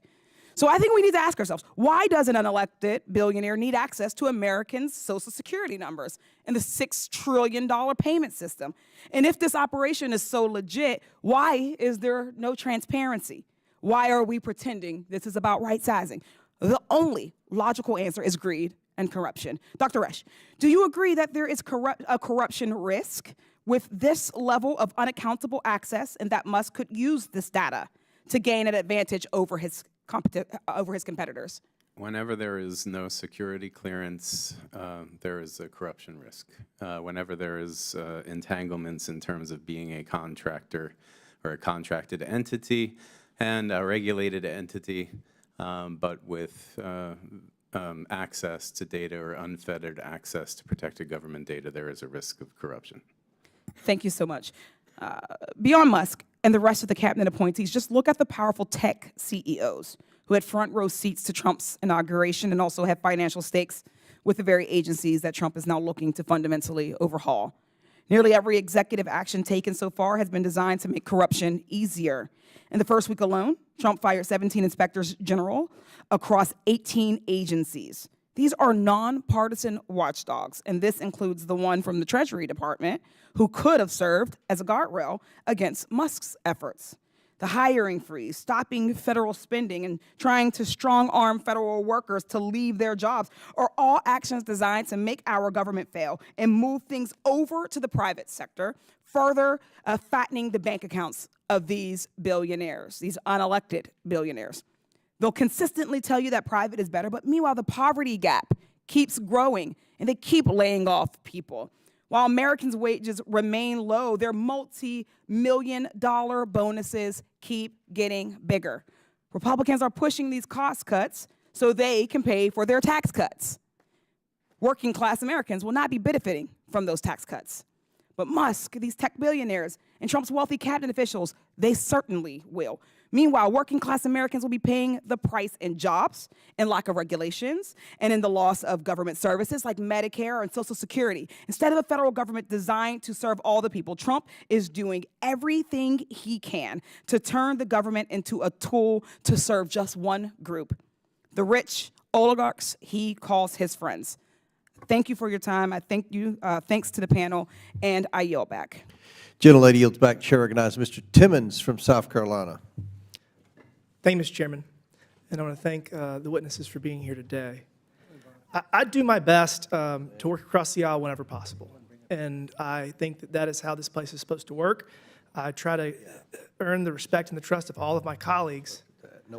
I am sickened by the way that the left is categorizing and lying about what Elon Musk is doing in the federal government. I'm going to say what's true, and then I'm going to debunk their ridiculous lies. Number one, President Trump hired Elon Musk. He's a federal employee. He does not make enough to trigger financial disclosures. Those are the rules. If you don't like them, file a bill to change them. He has hired people to seek out waste, fraud, and abuse throughout all government agencies. He leads a team within the administration that has smaller teams across all of government. Their job is to bring sanity to this process. They don't have to be Senate confirmed because they don't make enough money and they're not in positions of control. They are in advisory positions. Their objective is to give a menu of options to the President, to the Secretary of Treasury, to the Secretary of Defense, to all the different agency heads who are Senate confirmed, of ways to conserve taxpayer dollars. That's what this election was about. We got $36 trillion in debt. We run a $2 trillion annual deficit. This is unsustainable, and the American people have spoken. So what is he and what are his teams doing? They're creating systems to track sources and uses. We haven't done that. When a government agency goes to the Treasury and says, we want this money, there's no system through which they actually can say, all right, Congress appropriated, authorized it, and what are you going to use it for, and then track all that. So what are they doing? They're creating systems to make sure that the money is going where it's supposed to go. And guess what? The Democrats are losing their mind. He's also creating systems to ensure accountability. All of this is going to be public. All of this is going to be public. And he's proven that he can turn around businesses that are failing, and he has offered his time to try to save this country. So I guess first, just ridiculous lies that are being told. Elon Musk does not have access to Americans' personally identifiable information at Treasury. He just doesn't. You have career bureaucrats that are mad that they're losing their jobs because they're no longer useful in the future of this government because they've gotten us in this situation. I had dinner with Treasury Secretary Bessent, and he assured us that all that the DOJ employees at Treasury were doing was checking sources and uses to make sure that money authorized and appropriated by Congress is being spent on what it's supposed to be spent on. The fact that we haven't done that yet in 2025 is insane. So while people call my office and say, oh, Elon Musk has my records, that's a lie. It's a lie from the flailing bureaucracy that is no longer useful because technology can solve all these problems. Will the gentleman yield for a clarifying question? Sure, go ahead. Can you help us understand, based on what you're explaining here, then why nearly 2 million federal workers received an email from OPM with Elon Musk's letterhead, A Fork in the Road?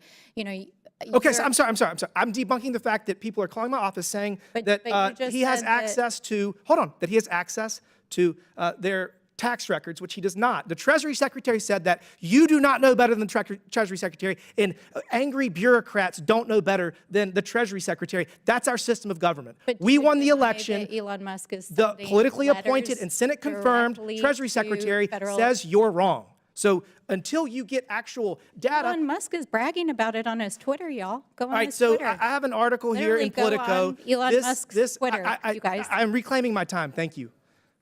This is an article in Politico that was written after the dinner that we had Monday night with the Treasury Secretary, where he confirmed to the House Financial Services Committee that Elon Musk does not have access to American taxpayers' personal data. So I'm going to say it one more time. everybody that's calling my office, everybody's flipping out, the media that's lying about this. The DOJ employees do not have access to American citizens' personally identifiable information. Their only goal is to track sources and uses and make sure that the money that we're spending is going where it says it's supposed to go. This is shocking. It hasn't been done yet, but they're doing it now, and this is just the beginning. Again, I'd say buckle up, because this is going to keep going, and we're going to save this country, and we're going to get out of this ridiculous financial situation we're in. With that, Mr. Chairman, I yield back.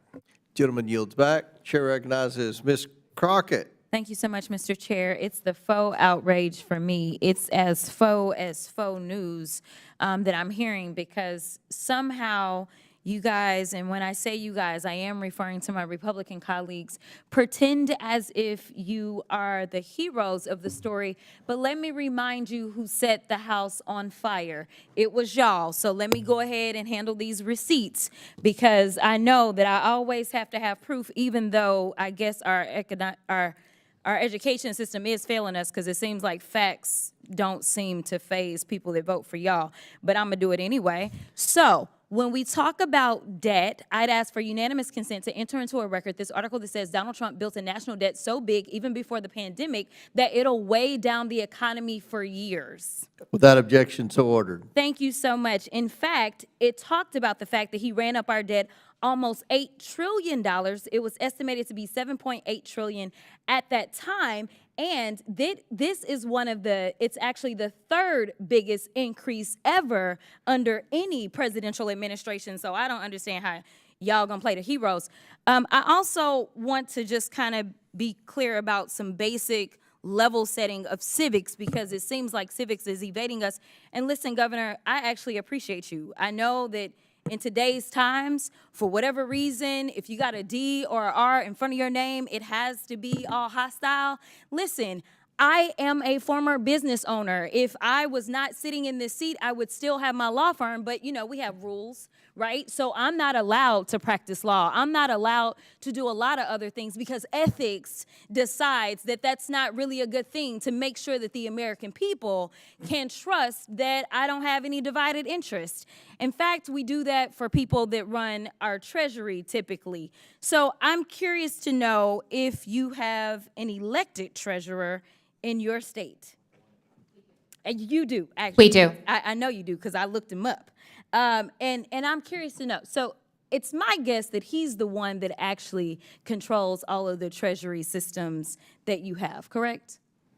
Some of the investments. He controls some of the investments, but also monies that need to be disseminated by the state, that's done by him, correct? Department of Management in the Treasurer's Office. Okay, in the Treasurer's Office. Two separate agencies. Okay, but you have an agency that does that, correct? Yes. Okay, and as you are having this agency do that, these are people that have some sort of ethics that they have to follow, I'm sure. I'm going out on a limb, because I don't know how anything works in Iowa. I'm just being honest with you. Yes. Okay. Here is the deal. I want the American people to understand that Democrats are not against efficiency. In fact, the last time that this country actually ran to the extent that there was a balanced budget and actually there was a surplus, it was a Democrat in the White House. His name was President Clinton. So we are not against this. What we are against is this idea that we will evade the Constitution, or we will evade our own constitutional, in fact, it's not even an invasion. At this point, it feels as if y'all have just decided that y'all are going to castrate your constitutional duty and hand it over to someone who is unelected. It doesn't matter how many cheerleaders he had on the fields campaigning for him. That doesn't mean that he gets to go in and sit atop any of our agencies. And the fact that we had a vote today and we asked to bring him in because we have a constitutional duty, we all took our oath, and maybe some of y'all just don't take it seriously. But I take it seriously when I take an oath to do a job, and my job is to look out and make sure that we don't have any kings or queens in this country. But it seems like y'all have decided that it's going to be Mr. King and his queen, and y'all can pick which one is which. But either way, I want to also talk about, Governor, I'm curious to know if you know the answers to these questions. Which party controls the White House? Republican. Which party controls the Senate? Republican. Which party controls the House? Republican. Is that about what the makeup is in Iowa? Yes. And that has allowed you to be able to get your agenda across, correct?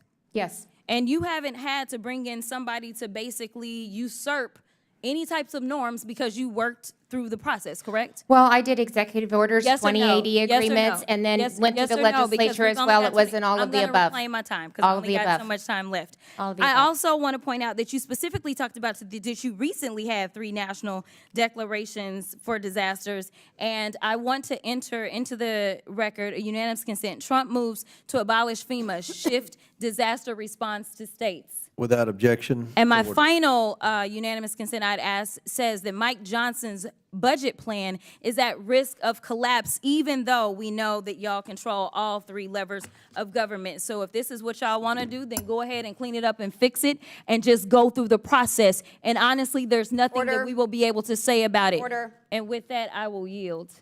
Okay. Without, all right. Thank you. Gentlelady's time's expired. Chair recognizes Ms. Boebert from Colorado.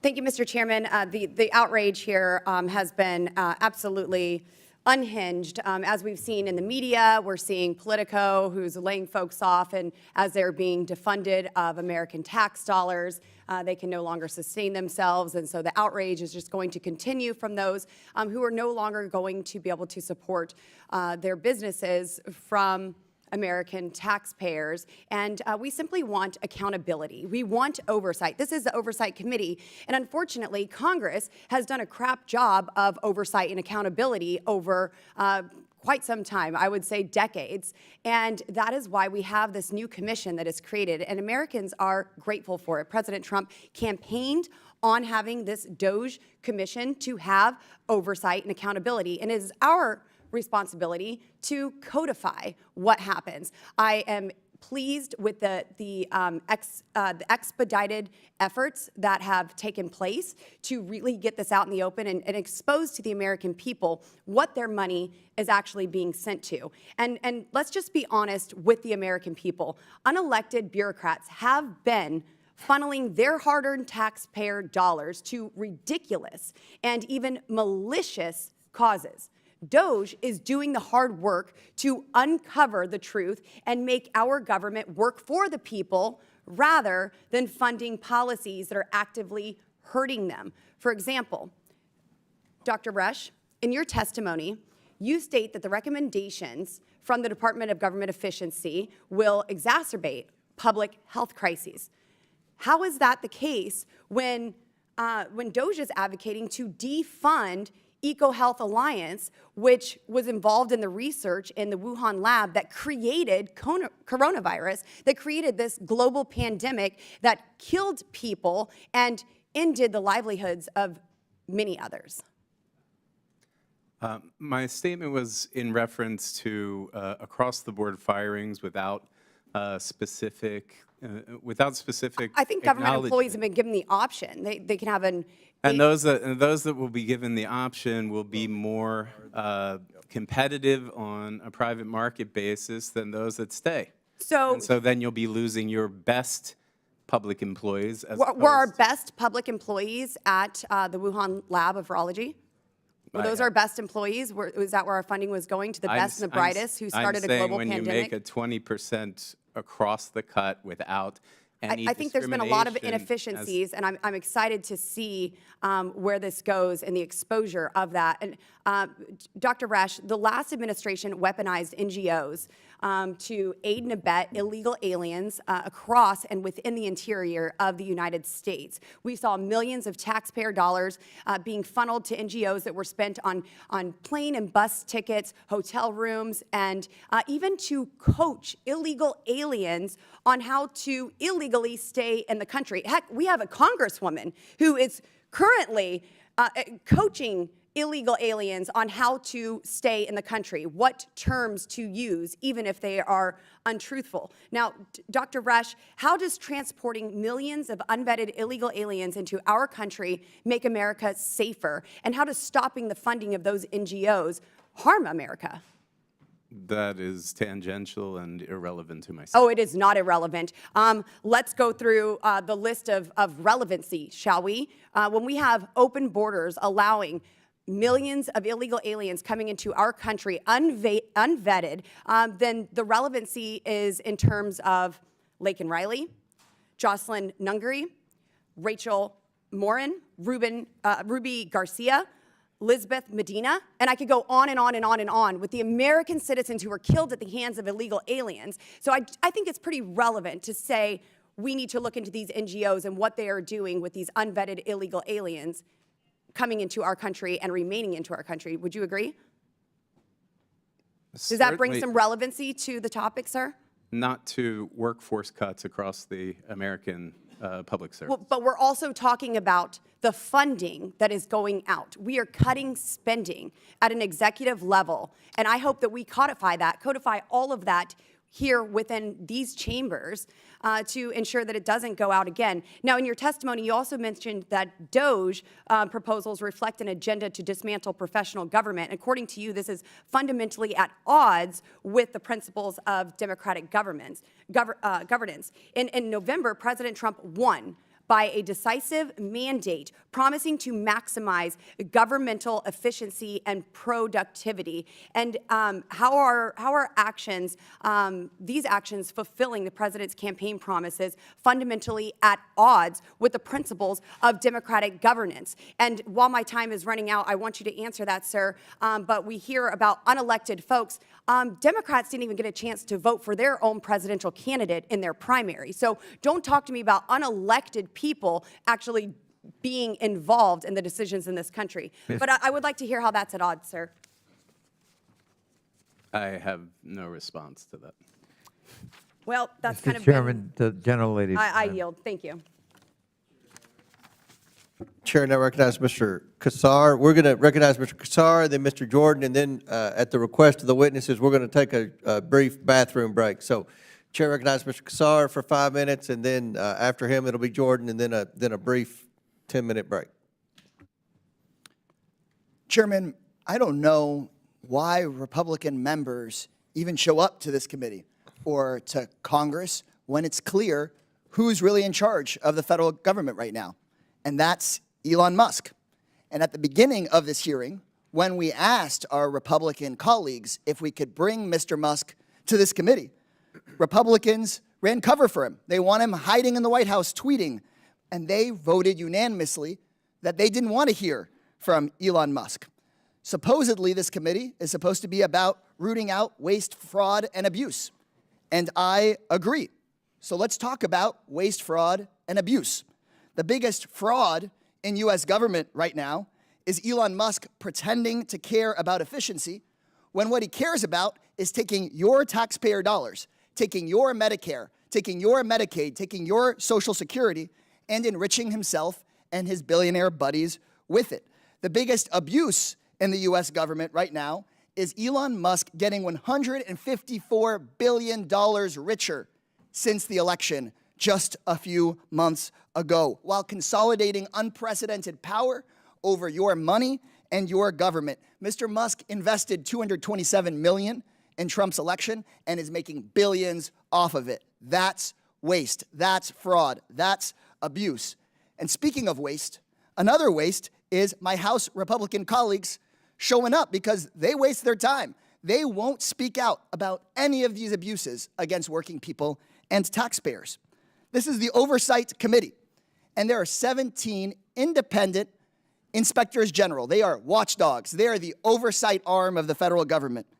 And Trump and Musk illegally fired 17 of them, including a watchdog that was investigating one of Musk's companies. And what I've heard from House Republicans is either silence or defending that kind of behavior. You guys know that it's embarrassing and it's wrong, and that's why you voted to not have Musk here before us. Elon Musk is not doing anything to make government more efficient for working people. He's using his position to more efficiently raid your taxpayer dollars to enrich himself and his friends. I'm told that this hearing is about right-sizing government. So I propose that we start right-sizing our federal government by firing the most dangerous man in it, and that's Elon Musk. To protect our taxpayers, we should fire Elon Musk. To keep American Social Security numbers private, fire Elon Musk. To protect Medicare and Medicaid, fire Elon Musk. to save schools and our jobs, fire Elon Musk. And to protect the idea that American people have a government for the people and by the people, and not for the ultra-rich and by the ultra-rich, we must fire Elon Musk. Attacking working families is nothing new for him. Mr. Musk's biggest factory sits in my district. And the first thing I did after I was elected to Congress was to call for an OSHA investigation into the injuries and deaths of workers building that very factory. Those were investigations to be launched by the Department of Labor, where later today we're hearing that Musk's minions are going to go and maybe start shutting down parts of that key agency that is built to oversee big corporations and defend the interests of workers. Musk's companies, like Tesla, have been sued and found liable for many labor violations. Screwing over working people is just part of the game for him. He has been found liable for improperly giving not safety training to construction workers and withholding wages. OSHA fined Tesla for exposing workers to hazardous chemicals without proper training and monitoring. OSHA opened up investigation into deaths of workers at the Tesla Gigafactory in 2024. SpaceX, another one of Musk's companies, was found responsible for the deaths of one of their workers, Lonnie LeBlanc, due to head trauma that he got on the job. So now Musk has seemingly unlimited power to take advantage not just of his own employees, not just of American consumers, but of all Americans. Unlimited power to Americans' data. Unlimited power to choke off funding meant for Americans and the programs that people count on. Enough is enough. But thankfully, our country isn't one of Musk's companies. Our country is ours. A billionaire whose career is built on the abuse and exploitation of workers should not have unlimited power in this country. He should be before this committee, and when he comes before this committee, if somebody wants to do the right thing, all you got to do is turn on your mic and say, fire Elon Musk.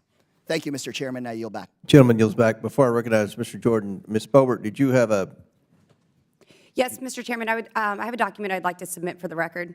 proceed?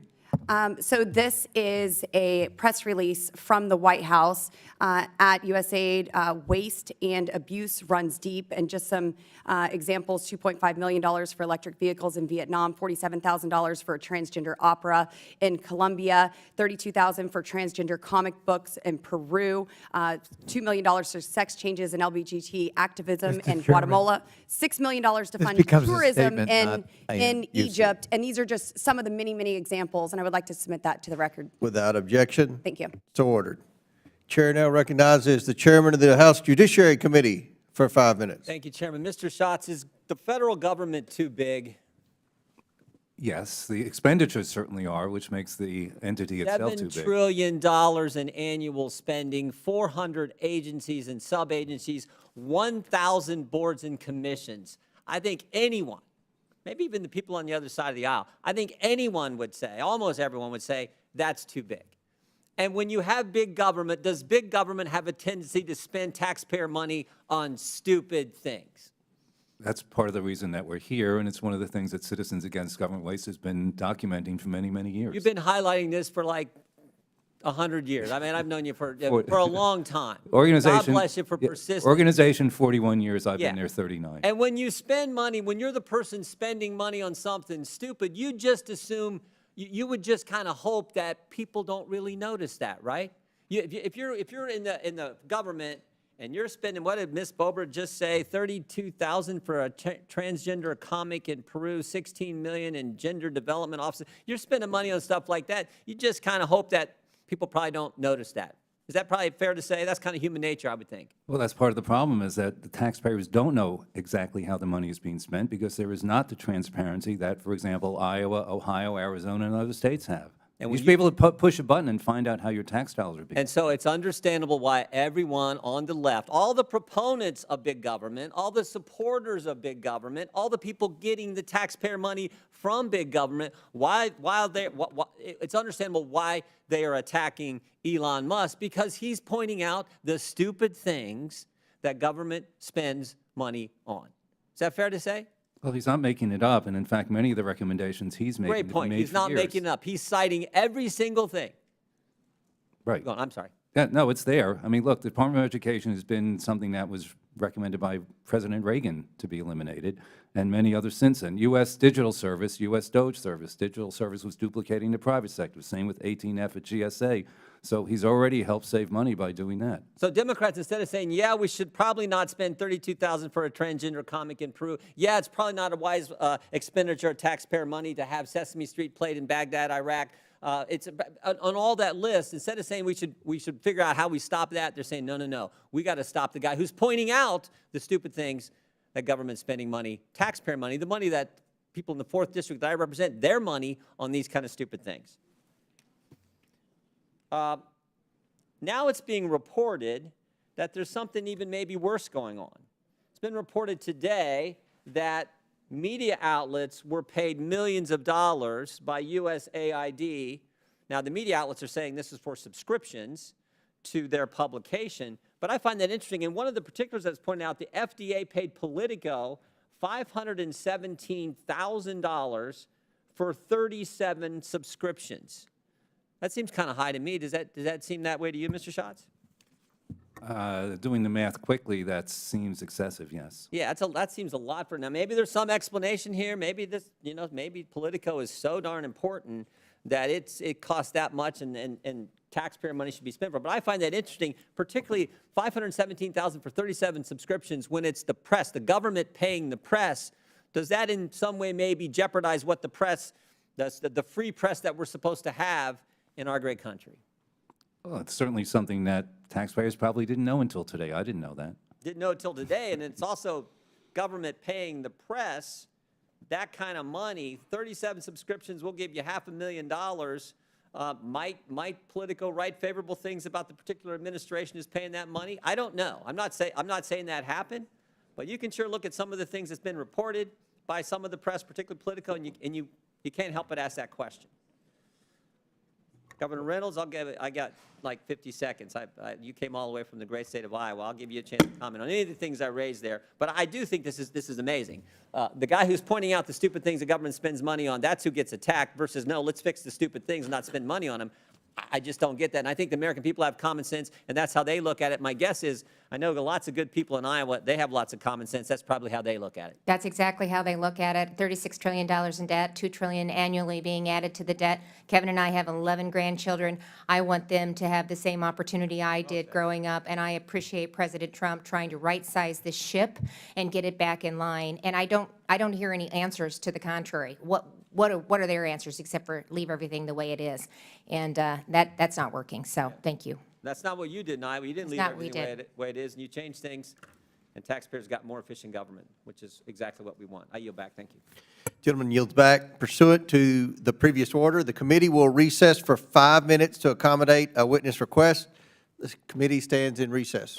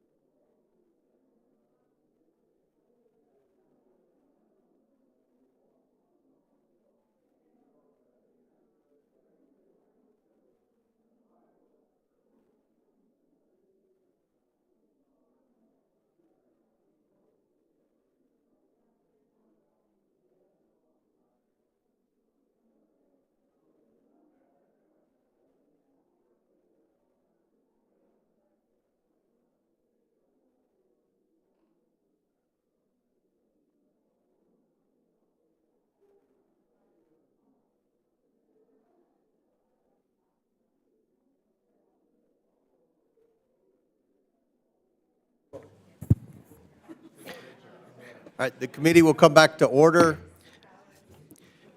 And Governor Reynolds has an unmovable conflict and must leave at 2 p.m. that's just arisen.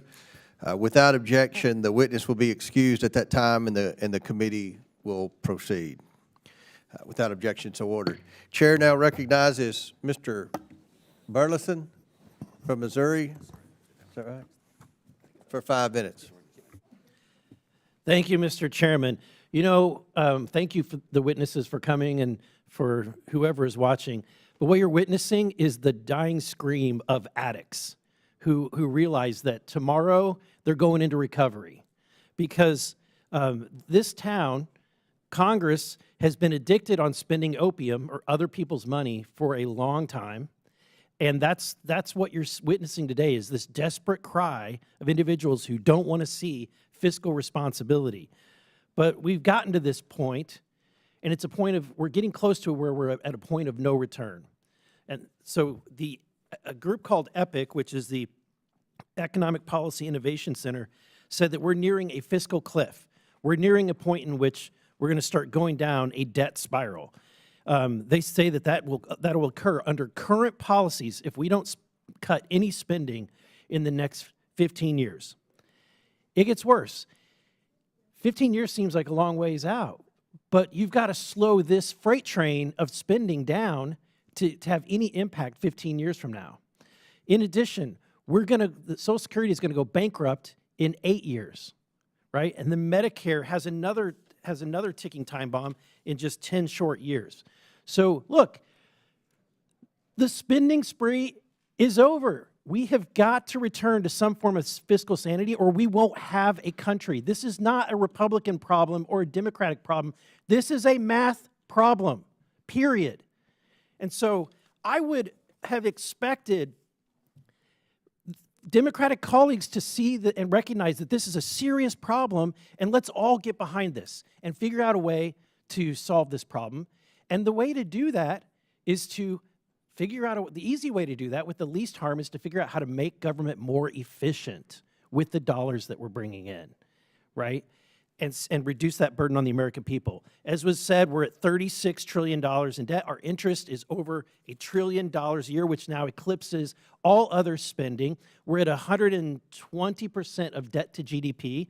So it's absolutely unsustainable. We've never been at that level of debt. Actually, we're beyond the level of debt that we were just after World War II. And we had just finished fighting a world war. This puts us in a very critical situation where if we are faced with any kind of global conflict, we have no money, we have no room to go.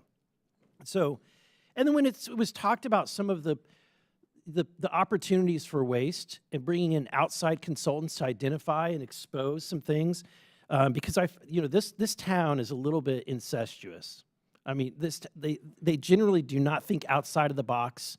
This town is really good at doing one thing, and that is saying why something can't be done, right?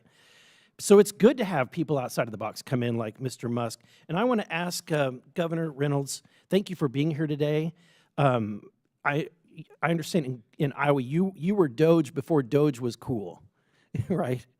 So in Iowa, you rely on outside expertise to come in, correct? Yes, we did. Because otherwise, I mean, when you're in it, you see it one way and you get accustomed to what you're doing. And I think it's beneficial to have somebody from the outside come in and take a look at some of the practices and some of the initiatives and how we're operating.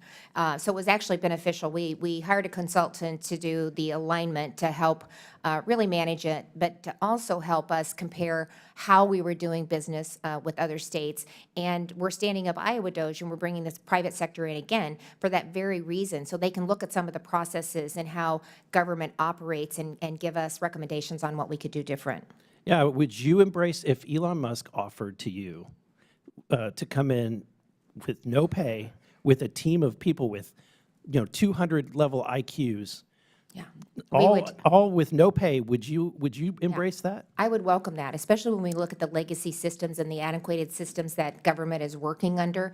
To have somebody from the private sector, that risk their own capital on an idea to come in and take a look at how we can make government better, I think would be a huge benefit for the taxpayers of Iowa. I think DOGE immediately, just in the hiring, probably raised the average IQ of federal workers, here. Let me ask last question of Mr. Schatz. I understand that the Citizens Against Government Waste publishes an annual report called Prime Cuts, which makes recommendations. Could you tell us about some of the latest versions of this report and what kind of savings taxpayers, might be able to find, what DOGE might be able to find? We have a Prime Cuts comes out annually. We're working on the report for 2024, but 2023 is $5.1 trillion over 5 years. It addresses things I've discussed already, technology, telecommunications, broadband consolidation, sale of federal property, which saves $15 billion over 5 years. Some of them make perfect sense, and a lot of them are common sense, and that's something that I think is also in short supply in Washington, D.C. Thank you. Thank you. My time has expired. Chair now recognizes Ms. Presley from Massachusetts. Thank you, Mr. Chair. By the hour, Donald Trump, Elon Musk, and his enablers advance their extremist, anti-equity, un-American agenda, dismantling decades of civil rights progress, upending livelihoods, incomes, and lives, and adversely affecting something they claim to care about, the GDP. Because all data supports that diversity, equity, and inclusion is actually good business. Governor Reynolds, my Republican colleagues invited you here today to promote what they see as a model of governance. Simply put, Republicans' vision of America is to be more like Iowa. Governor Reynolds, let's learn more about the state. Do you know what percentage of Iowans are white and what percentage are black? I don't know the exact percentages, no. We're by far a larger percentage of white population. That's correct. Iowa is 90% white and only 4.5% black. So that is drastically different from the national population. So when Republicans suggest Iowa should be a national model, they're advocating for a government that doesn't reflect our country. So let's talk about what this model of governance actually means in practice. In Iowa, you signed State Senate Bill 2385 to eliminate more than 80 state boards and commissions, including those representing Black Iowans, Latinos, women, people with disabilities, and Asian, Pacific Islanders, communities that are marginalized and vulnerable and have fought for decades to have a seat at the table. Now, Republicans call this fiscal responsibility. I just call it erasure. Governor Reynolds, the Iowa Legislative Services Agency conducted a nonpartisan analysis of that bill. Do you know how much money was saved when you eliminated those commissions? Actually, it was not about saving money. It was about putting more resources behind the Department of Human Rights so that we could actually provide them more resources for minority communities. Reclaiming my time. Let me help you with the math. Roughly $112,000 in your state budget was saved. So that is 0.001%, barely a rounding error. So honestly, given your current salary, Iowans would have saved more money just by eliminating your salary. Mr. Chair, I ask unanimous consent to enter the LSA fiscal note into the record. Without objection, it's ordered. In addition to cutting boards and commissions, Iowa started closing government agencies.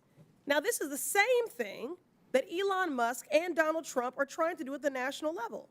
Now, Governor Reynolds, let's be clear. I have no problem with Iowans, but I do with your leadership. So let's look at the results, shall we? In Iowa, there have been skyrocketing maternal mortality rates. Mr. Chair, I ask unanimous consent to enter into the record this article titled, "Iowa's Maternal Death Rates Rise as Birthing Units Close." Without objection, it's ordered. In Iowa, students' test scores have been declining. Mr. Chair, I ask unanimous consent to enter into the record this article titled, "Iowa Scores in 50 State Education Rankings Decline from Years Past." Without objection, it's ordered. In Iowa, more kids are going hungry. Is this the kind of government efficiency y'all are talking about? Mr. Chair, I ask unanimous consent to enter into the record this article titled Iowa's Food Pantries Hit Record High Numbers This Summer. Without objection to order. So let's be clear about what Republicans are actually doing. You are making people poorer. You are making people hungrier, more vulnerable, and gutting their civil rights. These attacks on diversity, equity, and inclusion, they were never about efficiency. They certainly were never about merit. It's just a deliberate, calculated attempt to erase marginalized communities from government while eliminating essential services for workers, families, and the people that we are actually elected to protect. They want a country for and by millionaires that advances white supremacy, and that is the real agenda. And I will do everything I can to speak truth to power and to stand in the way of that. I yield back. Gentleman yields back. Chair and we've got to go to two Democrats now. Chair recognizes Ms. Randall. Thank you. Ms. Randall. Thank you so much, Mr. Chair, and thank you for our panelists for taking the time to come before committee and testify today. I think we have heard a lot of frustration from my Democratic colleagues in this committee today. And, you know, on my part, it is frustration that is reflected in the calls and the emails that we are getting from our neighbors who are scared at the attempts to come after programs that keep them alive. You know, a colleague, Republican colleague, equated this work to recovering from addiction. And I think it is important to point out that many government programs are funding, with Medicaid dollars and others, addiction and recovery support that is literally saving people's lives. So if we are going to spend time dismissing those important life-saving programs, the important lives of the people we represent, I feel like we are doing a disservice to our neighbors. I want to talk about some of my neighbors in the 6th Congressional District, a district that I have mentioned before, includes many federal workers, many federal employees, 27,000 in the 6th Congressional District, making up almost 8% of our workforce. And these employees are doing lots of different jobs, you know, making sure that we get our mail, providing healthcare service to veterans, and also ensuring that our national defense is well-staffed and ready to protect our country when necessary. I got an email from one such employee who works for Naval Base Kitsap, who had served for 6 years aboard the USS Jimmy Carter, carrying out missions critical to our national security. And after transitioning to the federal government, he finds himself subjected to daily harassment, despite the only goal being to provide for his family. He hasn't had a day off in 2 weeks because he is supporting the PSNS and IMF mission, and is rated 70% disabled by the VA, but refuses to let that stop him from doing his job to protect our country. And when my colleagues say that the average IQ has vastly increased because we have let unelected Elon Musk and his cronies enter our government buildings, I am offended on behalf of my constituents who are working tirelessly to ensure that our government programs are run to the best of their abilities to make sure that our country is safe and our neighbors are cared for.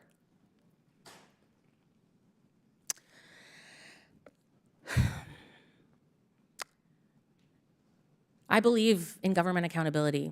I represented the people of Washington for 6 years in the state legislature, where we have one of the most transparent budgeting operations, and we have a AAA bond rating. We have good budgeting practices and good programs that invest in community. I believe that government can do both, can invest in our neighbors and be accountable. But we can't be accountable when we fire all of our inspector generals and take away that watchdog authority. Dr. Rash,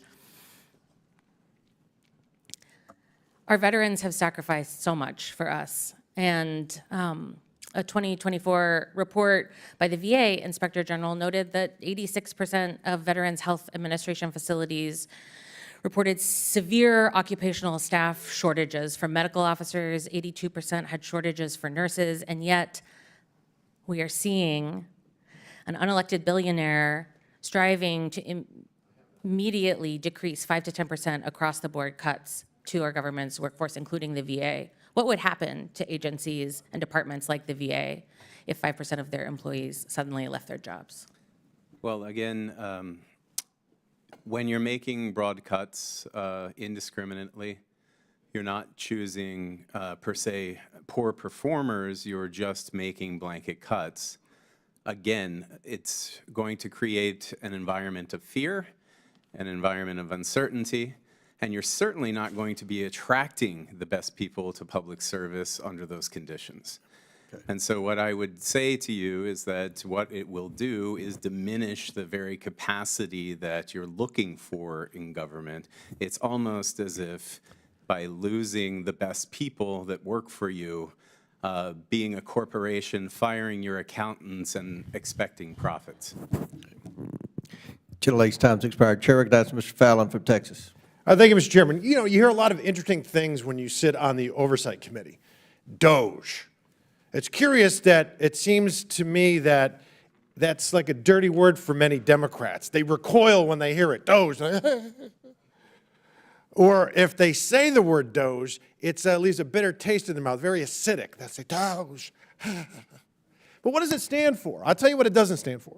It doesn't stand for oligarch. It doesn't stand for billionaire. It doesn't stand for unelected billionaire. It doesn't stand for Project 2025, and it sure as hell doesn't stand for Elon Musk. It's the Department of Government Efficiency. Who in their right mind would oppose our federal government operating with more, wait for it, efficiency? Who in their right mind believes that a 1.7 million strong civilian federal workforce operates currently at maximum efficiency? Of course it doesn't. But I figured I'd hear certain things, and our colleagues across the aisle didn't disappoint. They went to the tact of venerating the flawless federal worker without whom we would all see our lives disintegrate before our very eyes. How dare we even question these benevolent public servants? In far too many instances, federal bureaucrats have become not the public servants, but they've evolved into public masters. Now, do some federal workers do a fabulous job? Absolutely. Do some federal agencies provide critical services for Americans? Of course. But not all. And where there isn't value being provided, we need to trim the excess, we need to eliminate waste, we need to expose the abuse, and we need to streamline efficiency. Take, for instance, the Department of Education. When you say you want to eliminate the Department of Education, liberals' heads will explode. But it was formed in 1979. And when you look at the proficiency in math and reading from 1979 to current day, it's stagnant. It's a rounding error. It goes up a little, goes down a little bit. But when you look at adjusted for inflation, the spending per pupil on education, it was $9,615 in 1979. It's now just under $20,000. So we spent double the money, but it's not reaching classroom performance. Block grants would be a far better way rather than spending $79 billion on a Department of Education at the federal level. We went to the moon without a Department of Education. So the growth in the federal government has been staggering. If you look at just the last 100 years, in 1929, the federal government spent $3.6 billion. Adjusted for inflation, that's $66 billion. Today, that number is $7,300 billion, 110 times in 100 years, or 11,100% in a century. There are 400 executive branch agencies and sub-agencies and 1,000 federal boards and commissions. I think we should look to the states, and we have Governor Reynolds here. And Governor Reynolds, I commend you for taking the cabinet position numbers from 37 to 16 and eliminating 500 unfilled positions and then eliminating 83 state boards and commissions. How much is it projected to save your taxpayers, Governor? In the first 18 months, it's saved $217 million, and that's exceeded what our original projections were for 4 years. So I will continue to see savings as we move forward, as we've really have visibility into the agencies and look for opportunities to continue to make us better. $217 million, and having been in a state legislature for 8 years, that's real money at the state level, particularly in a state the size of Iowa. What is the feedback you're receiving from, is it Iowans? Not Iowites, right? Iowans? Iowans, yeah. Iowans, okay. What are Iowans telling you about this? Well, they appreciate it. First of all, I have an obligation to make government accountable to the taxpayers, and I want to continue to bring the taxpayer burden down on Iowans. And by keeping spending in check and making government more efficient, we're going to be able to do that. I started my comments today when I took office. Our individual income tax rate was 8.98%. Today, January 1st of 2025, it's 3.8%. So when we saw 9% inflation under the Biden administration, this was a way that I could help give back to Iowans some of their hardworking dollars so that they could offset some of the cost of gas and groceries that they were experiencing. And Governor, what advice would you give the federal government as we try to streamline our services for the American taxpayer? I think, it makes us, go for it. Everybody's going to tell you can't do it. I haven't heard any other suggestions on doing something different. In Iowa, it had been 40 years since we'd taken a look at the structure of government. That's ridiculous. It was bloated, it had grown, and we could do things better. And this has been an opportunity. It's changed the culture of our agencies, our cabinet, and most importantly, our employers. They feel like they're making a difference, and they're making a difference in how they're serving Iowans. Amen. Thank you. And coming from Texas and looking at the growth of Texas and Florida, people vote with their feet, and they're moving to the states like Iowa, Tennessee, Texas, Florida, because we're doing it the right way. And at the federal level, Mr. Chairman, we can and we must do better. And thank you, Governor, and thank you, Chairman. I yield back. Chair now recognizes Mr. Subramaniam from Virginia. Thank you, Mr. Chair. I've just been listening to the comments today during this hearing, and I hear these things like we want to trim the inefficiencies in government. We want to do the least amount of harm, is what someone said. We want to get rid of the low-performing employees, but that's not quite what's happening, is it, right? These are blanket cuts across the board that are indiscriminate. And let's be clear, this DOGE effort it can't be about just getting rid of waste, fraud, and abuse. Because if you look at our federal spending, civil servants are a drop in the bucket when it comes to our budget. The math doesn't work, actually. In fact, civil servants actually save us a lot of money down the road. They prevent food illnesses. They prevent a lot of bad things from happening that would cost us more money down the road. So, yes, there are inefficiencies in government. Let's fix them. That's bipartisan. I've done that work myself. But, if the kitchen cabinets in your house are broken, fix them. Don't burn the house down, right? And I don't think this is about waste, fraud, and abuse. I think this is about revenge over civil servants who may have slighted the president. I think this is about control over the federal agencies and federal government, ones who especially had actual oversight and did actual regulation of companies that were slighting consumers. And this is about stopping the protections of consumers. And it's about having civil servants with a certain ideology. And this is not legal, and this is not constitutional. And I wish we had the DOGE folks in here today, but we don't. So we just have the governor of Iowa. And so I'll just ask Governor Reynolds, when you made DOGE reforms in Iowa, did you freeze all spending while you were doing your review? No, we did not. And when you brought in those consultants, did you let those consultants take over your payment systems and give access to every person's personal health information to them? We did not. And do you think it's okay for outside consultants with no security clearance to handle classified documents? No.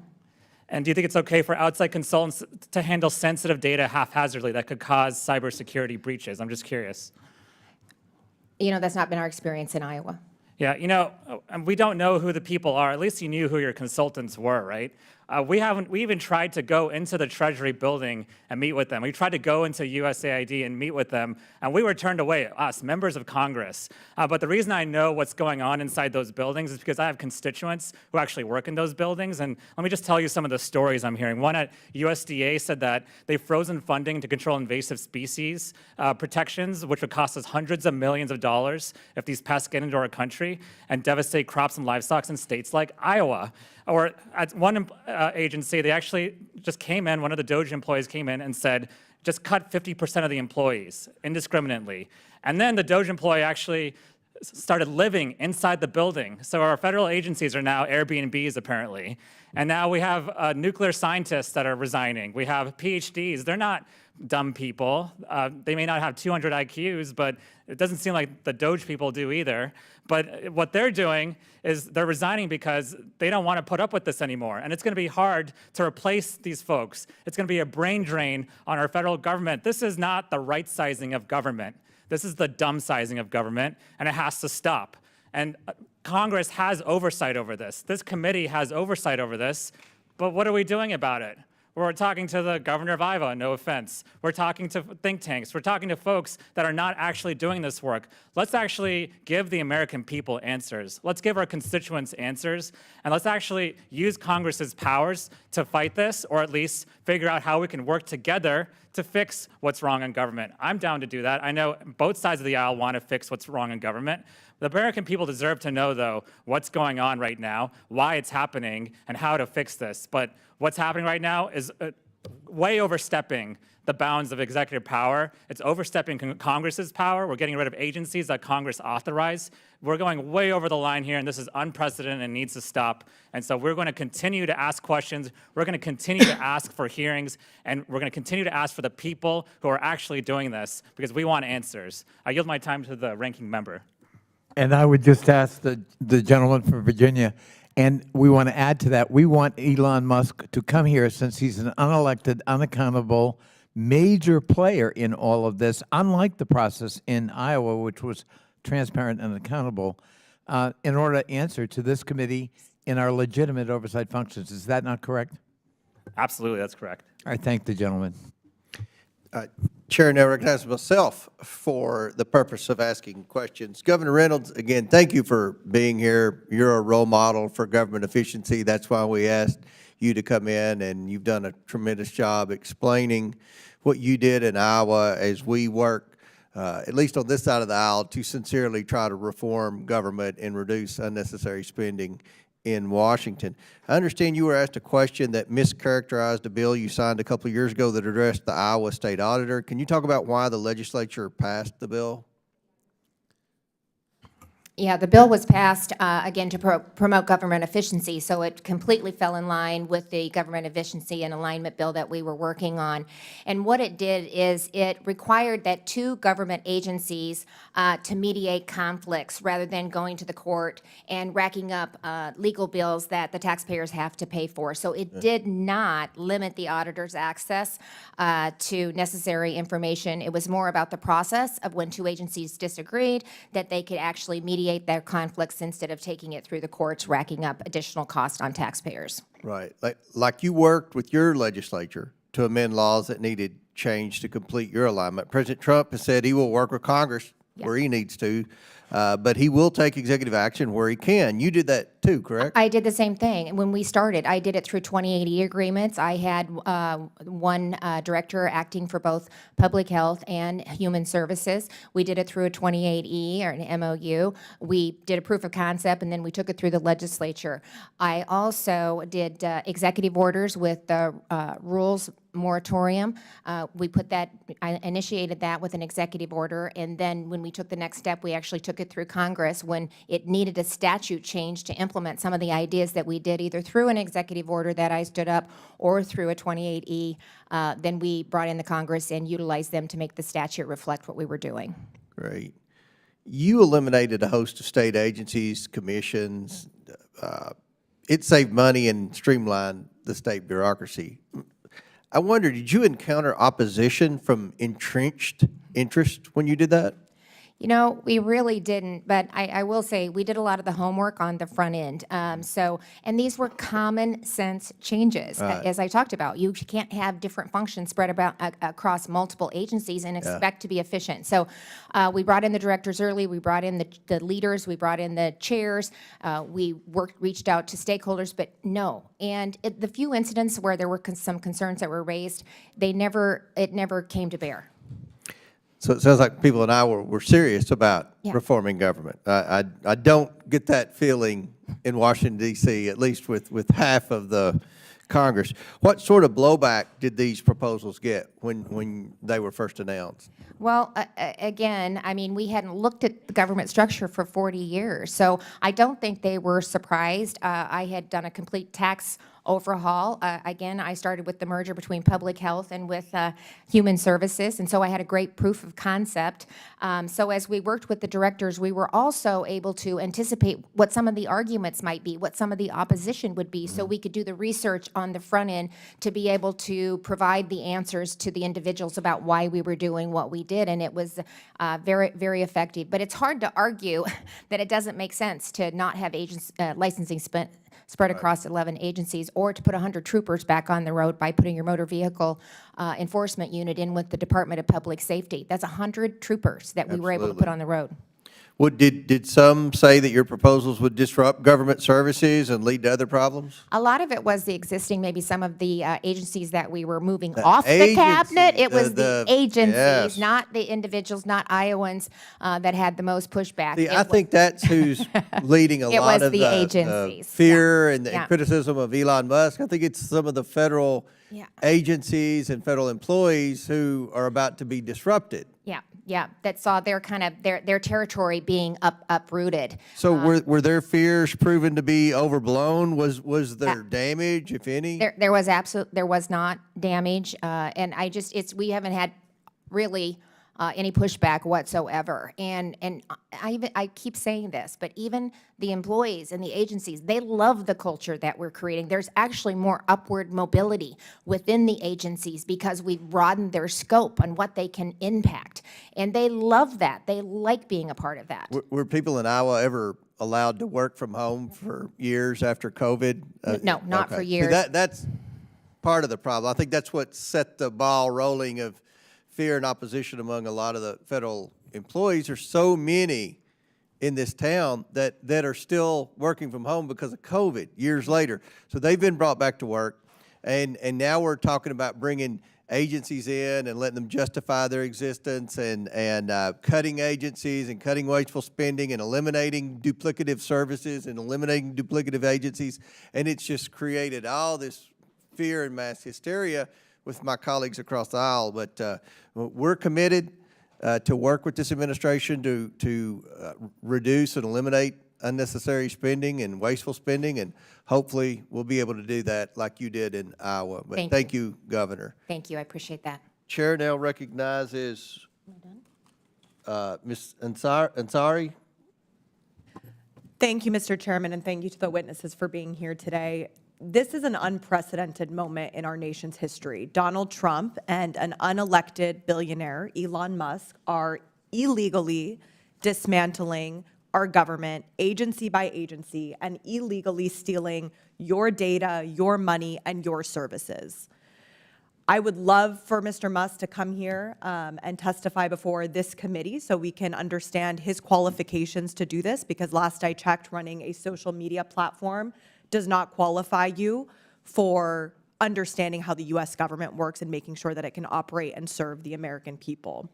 One of my Republican colleagues just went after the IQ of federal workers. They want us to think that federal workers are faceless, nameless bureaucrats roaming the halls of Washington, D.C., when the reality is that over 85% of federal employees live outside of Washington, D.C., and they're your neighbors, your friends, and your families.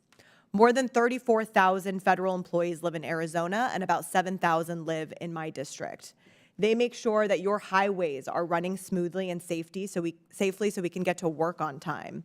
They make sure your grandparents get their Social Security checks on time so that they can afford food. In my district, we have multiple VA health centers to make sure our veterans get access to basic health care. Maricopa County, one of the largest counties in the United States, has over 245,000 veterans who do not know if they're going to keep getting their benefits. That is absurd and disrespectful to so many Arizonans who put their lives on the line for this country. Because of the Musk funding freezes, I had constituents calling my office panicking about whether they would be able to get urgent surgeries. Renters on subsidies are distressed about whether or not they will get aid or get evicted and end up on the streets. Even after Trump realized how disastrous his misguided freezes were and reversed some of them, there are healthcare clinics in my district that are laying off staff and cutting critical programs like STD prevention and substance abuse care because they were labeled as DEI. Republicans want to take a vote about fentanyl later today, and yet they're cutting care to get people off of fentanyl. I previously served as the vice mayor of Phoenix, Arizona, the 5th largest city in the country, and I can tell you firsthand how much federal funding and agencies matter to a city like Phoenix. It literally keeps your grandparents and your children fed, your streets safe, your public safety and police and fire running, make sure public transportation is operating, and that air conditioning is running during our extremely hot summers. While Trump and Musk are allegedly concerned about making our government more efficient, they want to lay off and dismantle the very people and departments who are keeping the country running. These loyal, dedicated employees are doing more and more with less and have been for decades. This graph shows the federal workforce. It has remained at nearly the same level for 50 years, while the U.S. population has grown by 100 million people. The bottom line is that Donald Trump and Elon Musk are lying to you, they're lying to the American people under the guise of efficiency. They are dismantling every department. That's not efficiency. They are breaking down the government illegally, from U.S. aid that's vital for national security to the Department of Education, to the Department of Labor, to the Environmental Protection Agency. They are going after your healthcare, your schools, your safety, your data illegally and unvetted. And what is the ultimate aim for all of this? To distract the American people, to cut a little bit of money so that they can gift their billionaire buddies with massive tax cuts. Just watch them. Thank you. I yield back. Would you yield to the ranking member? I yield back to the ranking member. No, thank you. Just real quickly, and does Elon Musk bring some specialty or some expertise in terms of ameliorating or cutting back or pruning or making qualitative judgments about the value of the programs you described that are being hurt right now? Does he bring some special expertise to that task? He does not. He has not shown any interest in the issues that affect Phoenix or any other city that I've heard of. And that would be quite different than the process that we saw unfold in the reform effort in Iowa, would it not? What I heard from the governor was very different than what I've seen thus far. There were no funding freezes. Programs were actually being evaluated. It sounds like what was happening in Iowa was actually about efficiency, where this is about illegally dismantling our government and taking away from the American people. I thank my colleague for yielding.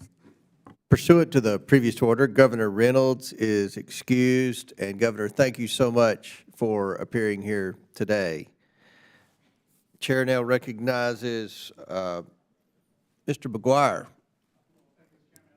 Ask the governor a question, but I understand you have to go, but I just can't tell you how much our country is grateful to what you've done in Iowa, and I'm so excited that you want to continue that type of efficiency and work with DOJ and with President Trump's administration. We have a great country, and it needs to make sense, and I love what you said. We need the best practices and the right people. Thank you. So my questions, I'll divert those questions a little bit, but first of all, I would say is that I don't think we can remind folks, especially folks on their side, enough, is that through the grace of God, President Trump won a mandate on November 5th. He won the popular vote, the Electoral College, and the American people have spoken. And I don't understand why every time he puts in an executive order or makes a decision, it surprises folks, because every decision I'm seeing is what he campaigned on, and that's what the American people voted for. I would tell you this, there is a war on common sense, and it's really an effort for all of us to bring our country back to common sense. We have to have a meritocracy. We have to have the right people in the right place, or people get killed. And we don't have time to go over all the examples.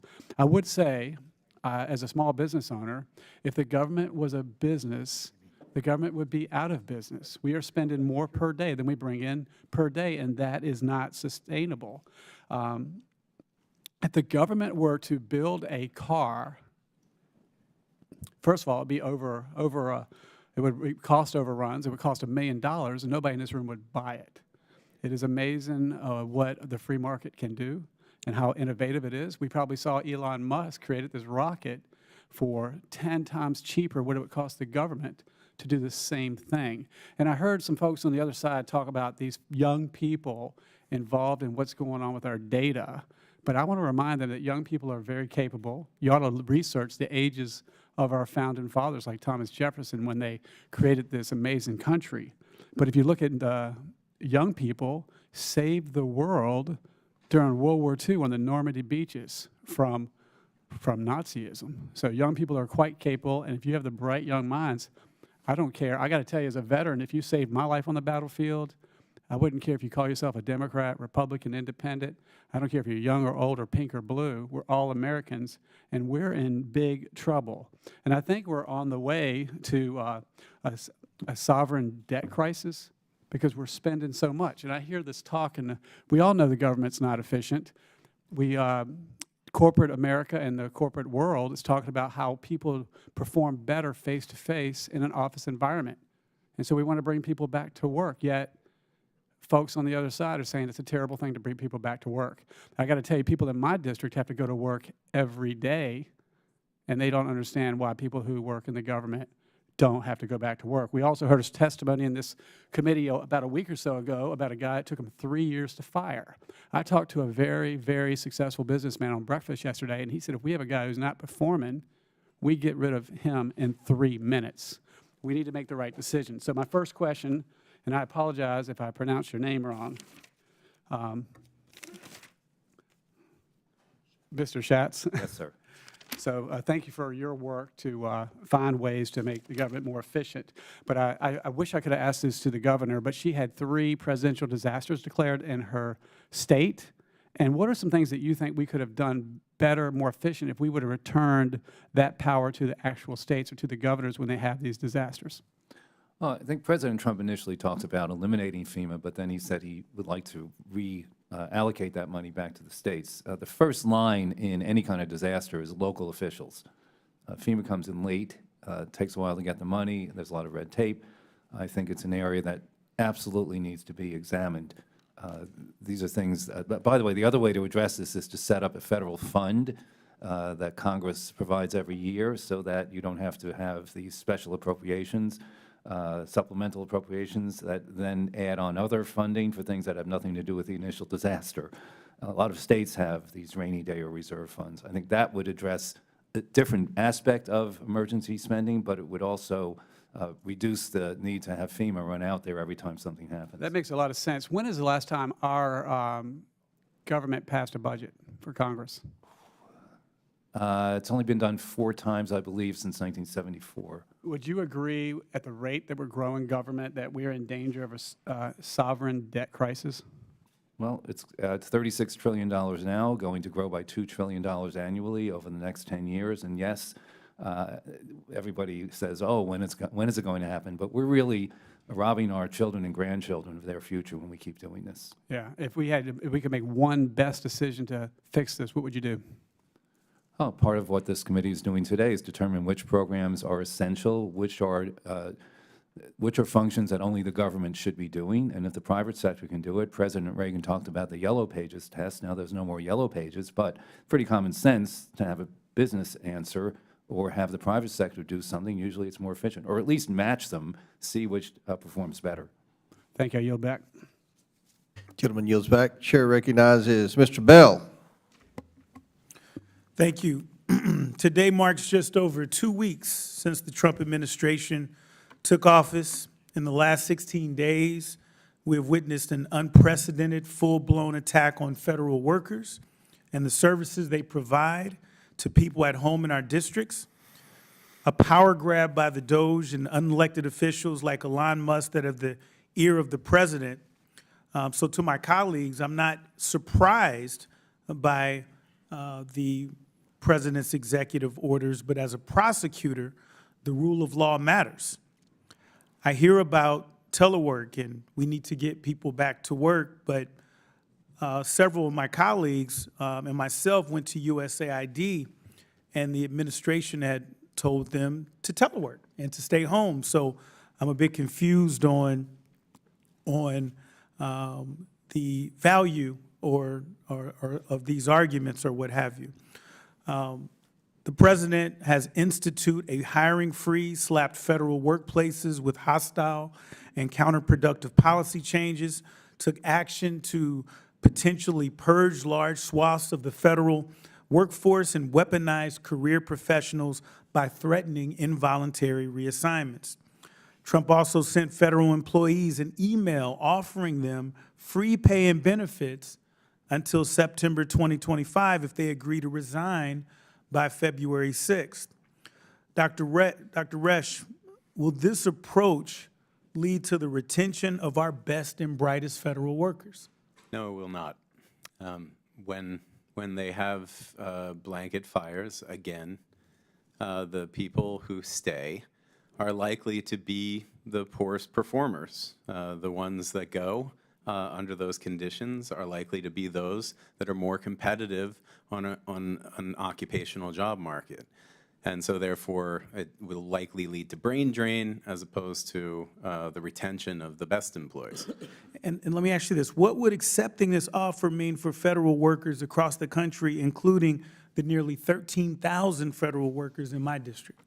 Well, first of all, I'm not sure that accepting it is legal in terms of saying that if you don't do it by February 6th, but if you do it, that you will be put on administrative leave and paid through September 30th. I believe the cap on any type of action like that is $20,000. That would not meet the several months that most employees are using. Trump also took the making. Sorry. That's okay. Trump also took the unprecedented and illegal move of freezing trillions of dollars in federal funding, throwing the entire country into chaos. I spoke with Dr. Kendra Holmes, head of Affinia Healthcare, who feared that this would impact their ability to provide essential and critical care at their community health centers. I spoke with Dwayne Butler, the CEO of People's Health Centers in St. Louis, who said the action would have a significant adverse impact on not only healthcare centers, but so many other federally funded companies and programs. The Missouri Department of Elementary and Secondary Education had to pause payments to daycare providers, and school districts in St. Louis County were concerned about their ability to feed and support their students. Dr. Rash, do the administration's actions reflect standard operating procedure for right-sizing our government? No, they do not. In fact, they increase inefficiencies. Many of our partners, whether they be private sector partners, universities, nonprofits, first of all, have to also pause their operations. They have uncertainty in the reliability of the federal government as a partner. And yeah, I think that's enough to get the picture. Our federal workers go to work every day dedicated to serving the American people. They are the reason that communities across the country receive critical federal funds that support health care, safety, education, and infrastructure. They deliver congressionally mandated services and administer congressionally directed funds. The Trump administration should be supporting them in their mission to deliver the best possible services to the American people, not making that mission impossible. We cannot and will not allow a takeover of our government or our democracy. Thank you, and I yield my time to the ranking member. I thank the gentleman for what he just said, and I know that my constituents as well as his who work for the federal government appreciate it. Thank you. Chair recognizes Mr. Gill from Texas. Thank you, Mr. Chairman, and thank you for putting on this hearing. You know what? It's great to be on the side of the aisle after having won a massive mandate from the American people. President Trump, of course, winning not only the Electoral College, but the popular vote, delivering us a majority in the House and in the Senate. It's kind of funny to me because we've seen such outrage over DOGE as if this is something that's new. Whenever I've been talking to my constituents in North Texas for months and months and months about President Trump coming to the White House and getting Elon Musk involved in cleaning up waste in our federal government, it seems to me that leftists are apoplectic not because our tax dollars are being wasted on idiotic things, but because all of it is being exposed all of the sudden, which I think is certainly a beautiful thing. So much of this government waste has been operating in the shadows where the American people don't know about it and has been largely unaccounted for.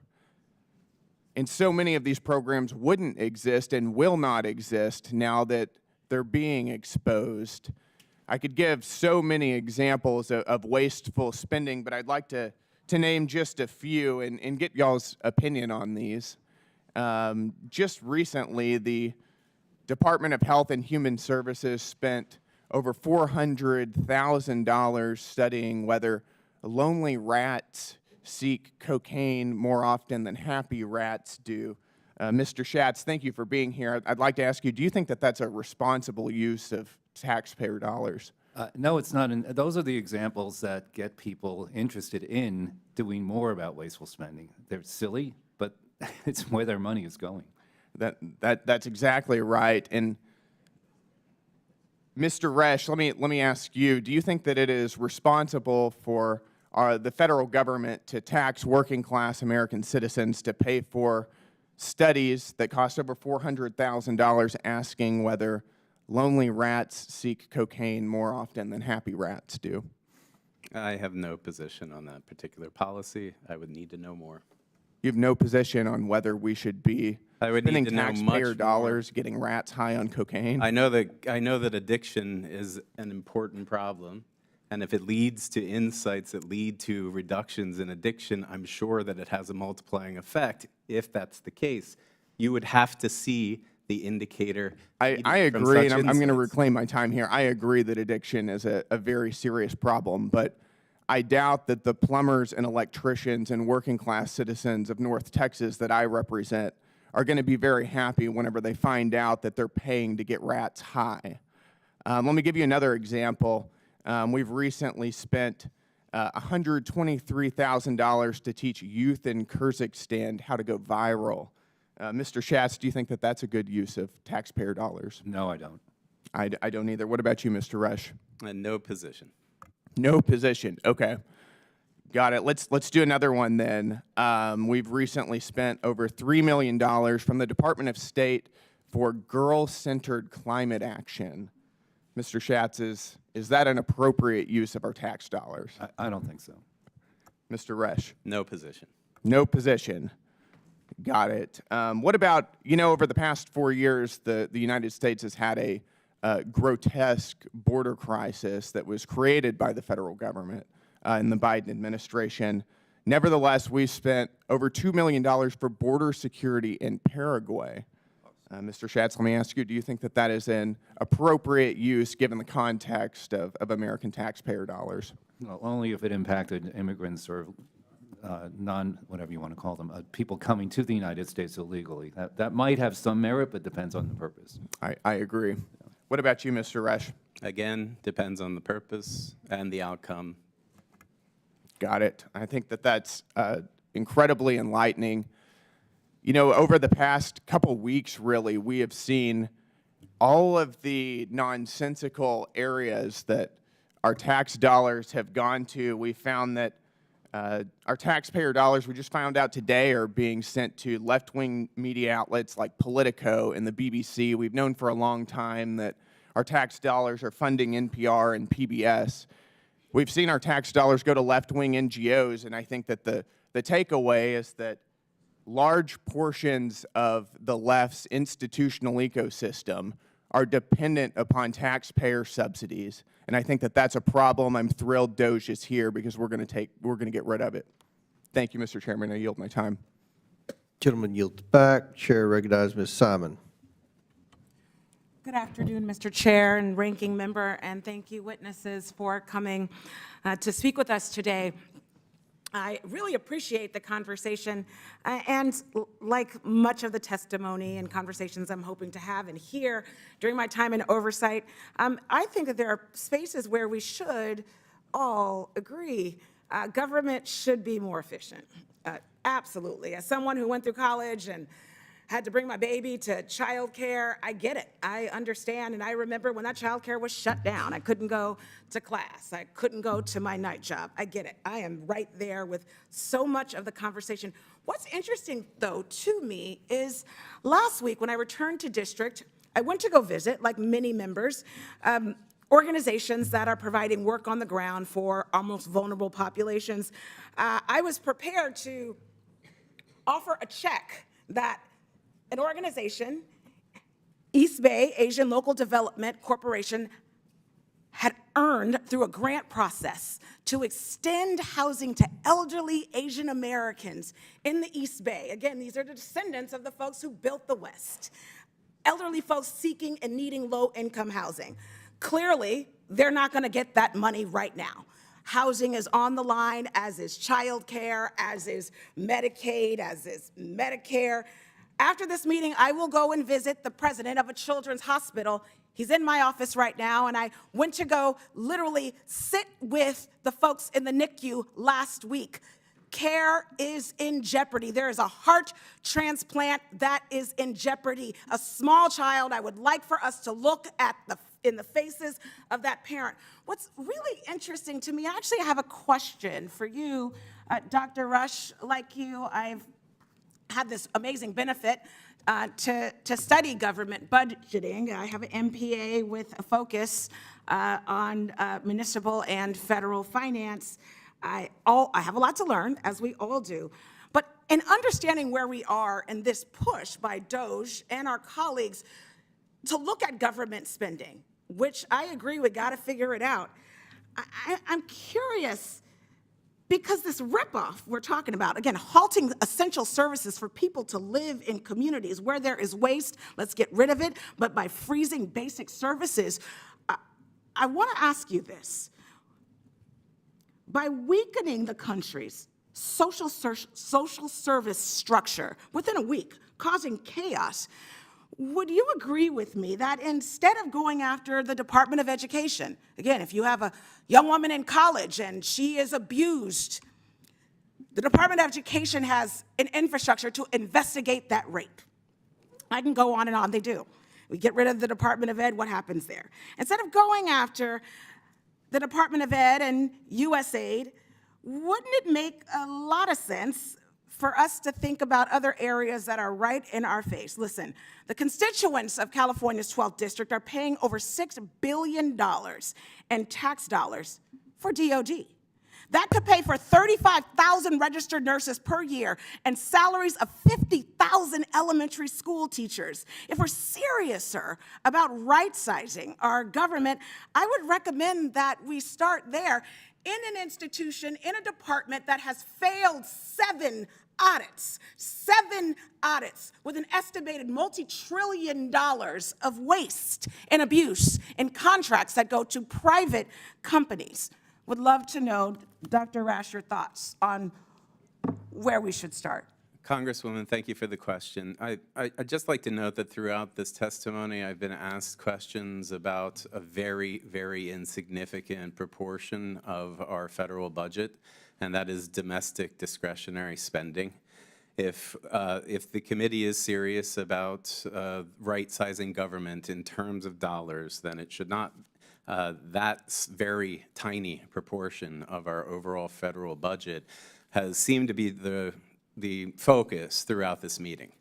$14,000 grant to something through AID is nothing compared to the non-discretionary funds. But if we were talking about the Department of Defense, it is not subject to some of the same scrutiny as well as these programs that offer social services, so on down the line. Thank you to all the witnesses. Thank you to all the witnesses that came today, and thank you, Dr. Rash, for your answer. I yield back. Chair recognizes Mr. Jack from Georgia. Well, thank you, Mr. Chairman, and thank you for letting me get a little exercise this morning. I appreciate that. I want to start by saying, throughout this hearing, I've heard over and over and over again from our colleagues on the other side, Elon Musk's name invoked. And to me, it rings very similar to what I experienced over the last 9 years I've worked for President Trump. It seems like the Democrat playbook from 2015 through 2025 has been to singularly target one individual and over and over and over repeat talking points against that individual. And some pre-political advice, in 2016, it didn't work. In 2020, House Republicans gained seats. In 22, we gained seats. In 24, Donald Trump delivered one of the most impressive historic landslide victories we've ever seen. And it's because he offers solutions to the American people, and that's exactly what we House Republicans are doing. I want to spend my time today engaging with Mr. Schatz, talking about a solution that I campaigned on, something that really resonated with the constituents across my district. And I'll predicate by noting I'm probably one of the few members on this committee who actually was a federal employee. From 2017 to 2021, I served in the Executive Office of the President as the President's White House Political Director. And one of the things that I was tasked with while working for the President was helping move departments and agencies outside of Washington, D.C., so that they could be headquartered in areas that are more reflective of the people they're targeting to, or designed to serve. And Mr. Schatz, in your testimony, I very much appreciated you noting that 17 of the 24 agencies only use an average of 25% of agency headquarters office space. The American taxpayer is paying for office space that is not being used. And it's one of the things that I'm very passionate about. In 2019, we relocated large agencies within the Department of the Interior to Colorado, and we found a lot of success in doing so. So I just would love to get your thoughts and comments on that. I think that's an innovative solution that this Congress can move forward, and something President Trump campaigned on, and I'm so proud the American people gave him the victory and affirmation for that. Well, thank you, Congressman, and we completely agree with that concept because it would enable the federal government to work more closely with state agencies that in many cases perform a lot of the same functions.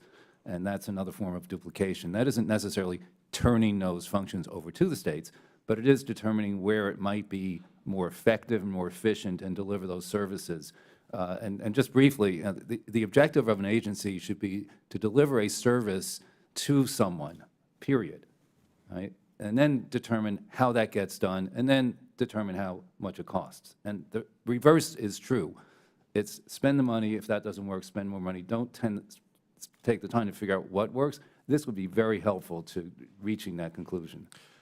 Well, in that vein, and as my esteemed colleague to my left, Mr. Gill, noted, all the programs that were all the money previously spent by USAID, I have to imagine the people of Texas's 26th Congressional District or Georgia's 3rd Congressional District would not have made those decisions had they been employees at that agency headquarters. And in that vein, I just want to also note for the record, you'd have to drive an hour from where we sit right now to reach a precinct that voted for President Trump, yet of course, we saw a landslide victory across our country.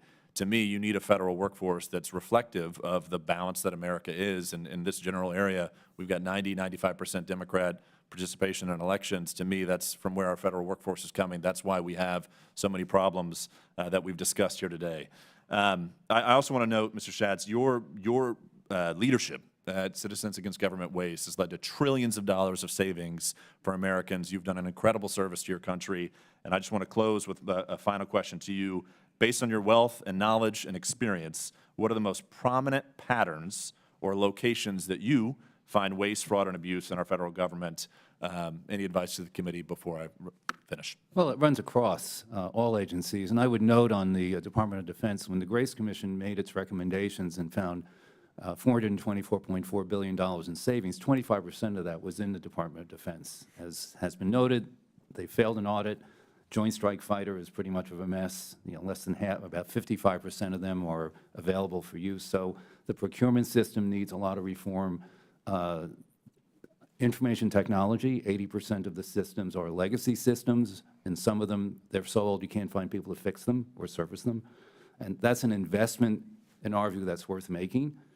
Upgrade those systems, and then people will be able to find out from the click of a button, what's going on with their money, and that would be extremely helpful for transparency, accountability, and more efficiency. Well, I'm grateful for your testimony today. I hope every committee member reads all the innovative solutions that you've offered us, and likewise, I hope my colleagues join me in helping relocate our departments and agencies outside of Washington, D.C. I yield back to our distinguished chairman, Mr. Comer.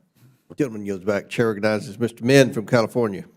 Mr. Schatz, Dr. Rash, thank you for testifying today. Now, this hearing is happening because of Republican concerns about the size of our government. But I would submit they're missing basic economics here, and particularly the chapter on public goods. As a reminder, public goods are things that governments provide that we all benefit from. National defense, infrastructure, education, police, firefighting, air traffic control, all examples of public goods. And the most important thing to recognize is that these are all things that private markets typically do not provide on their own. So when we're talking about making cuts to the FAA budget for air traffic controllers, understand that no one is going to fill that gap to make our skies safer. When we cut the budget for FDA and USDA inspections, no one's going to step up to come and ensure that our foods and drugs are safe. That is why the government provides these things. Now, I realize it makes for a great talking point to talk about getting rid of waste in government. And I'm sure there are many examples we can point to. I know my colleagues have pointed to some if we look closely enough, just as I'm sure we can find lots of examples of waste and corruption in large private companies as well. But here's the thing. The reality is that what you're looking for is just not possible at the scale you're talking about. Elon Musk and many of my colleagues on the Republican side of the aisle have publicly stated that their intention is to cut $2 trillion from the federal budget. The problem is that this is just bad math. And yes, I'm Asian, and yes, I'm pretty good at math, but you don't have to be very good at math to understand this. The chart behind me illustrates very clearly the entire domestic discretionary budget that's the primary focus of today's hearing is only $917 billion. You can cut everything: education, food safety, air traffic safety, wildfire prevention, affordable housing, the FBI, the DOJ, and you're still not even halfway to the amount that Elon Musk and the Republicans are trying to cut. You can fire every single person in the federal government. That's 4% of the federal budget, a tiny fraction of what you're looking to cut right now. You can cut all military spending, $805 billion. You're still not there. So let's be realistic and talk about what's really at stake here.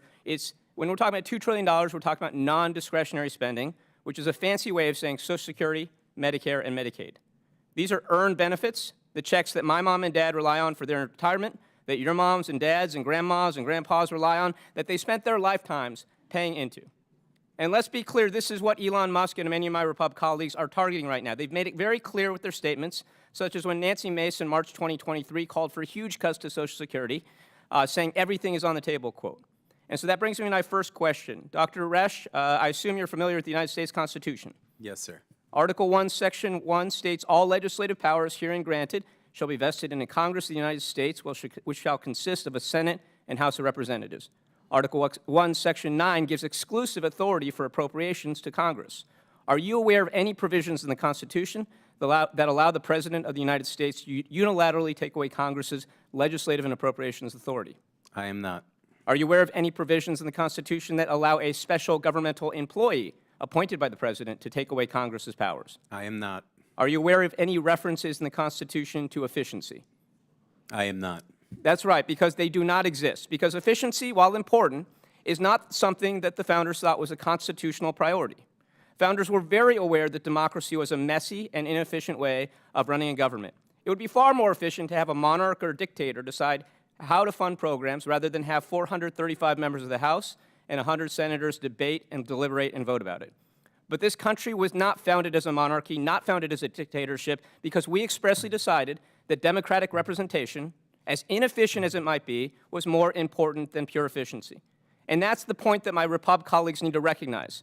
We can debate our views on Social Security and Medicare and government spending. In fact, it's critically important that we do that. But those debates belong here in Congress. And we should not lose sight of the fact that Elon Musk, an unelected billionaire, is playing God with the federal government, deciding at a whim which programs and agencies he wants to, quote, delete at the flip of a switch. Elmo has gained control over our federal payment systems. He's universally declared that certain agencies we've created here in Congress are terminated. He's locked federal employees out of their systems, and he's threatening to end federal disbursements that he does not like. This is all illegal and grossly unconstitutional. The United States of America is not a monarchy, it is not a dictatorship, and Elon Musk is breaking the law repeatedly by taking Congress's legislative authority. So to my Republican colleagues, I want to plead with you, this is not a partisan issue. It is your authority here in Congress that is being stolen by Elon Musk right now. If you do not speak up, you are going to permanently lose your legislative authority. We all swore an oath to support and defend the Constitution of the United States, and that is what I'm asking you all to do. We have an obligation to uphold the rule of law and defend the Constitution against this unprecedented assault. I yield to the ranking member. I have 3 seconds to thank you. I thank the gentleman for his observations and for his cogent points. I also would like to request unanimous consent to enter into the record a New York Times article titled U.S. Agencies Fund and fight with Elon Musk. A Trump presidency could give him Without power over them, objection, so ordered. which describes how Elon Musk's work, quote, promised $3 billion across nearly 100 different contracts last Without year objection, with so 17 ordered. federal agencies. You got it. Thank you, Mr. Chair. I also have a unanimous consent request, Mr. Chairman. I ask unanimous consent that the statements of the American Federation of Government Employees and National Active and Retired Federal Employees be entered into the record. Without objection, so ordered. And I further ask unanimous consent that the article Doge Age Search Medicare Agency also be entered into the record. Without objection, so ordered. I thank the chair. Chair recognizes Ms. Tlaib. Thank you so much, Mr. Chair. Since we're entering items to the record, it's really important, as I do a lot of these question lines, to center it around my constituents and my residents who very much feel like there's so much instability and chaos right now.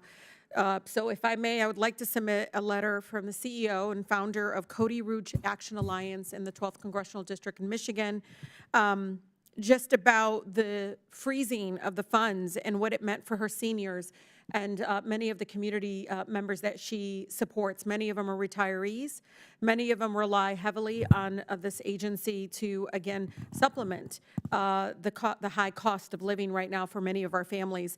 And so if I may, I would ask unanimous consent to, again, send this letter. Without objection, so ordered. Thank you. You know, I want to cut through the BS because I am from Detroit, and we like to speak truth to power and be very honest. You know, the American people feel very much we're in a constitutional crisis. They cannot understand, you know, this billionaire. I don't even know really how to describe him. Of course, he's the richest man in the world. And to think that he can just walk in to an agency that I can tell you for many of my families, from the Social Security, the Medicare, I mean, it is literally part of how they survive in our country.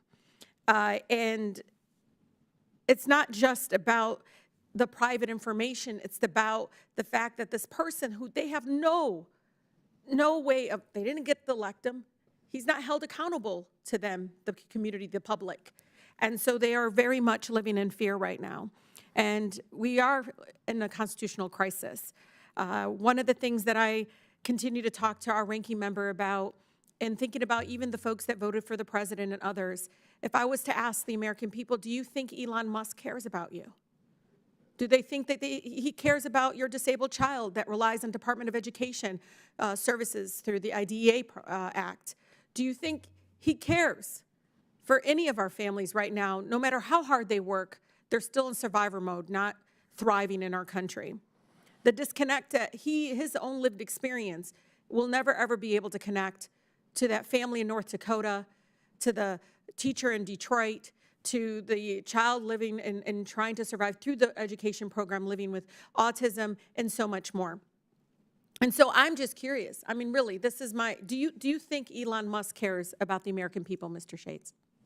I don't think that's the issue. I think the question is what is going to be done about the $36 trillion debt and the $2 trillion So you want to talk about the annually. debt, but the Congress, they're in control. Why not go through the public process?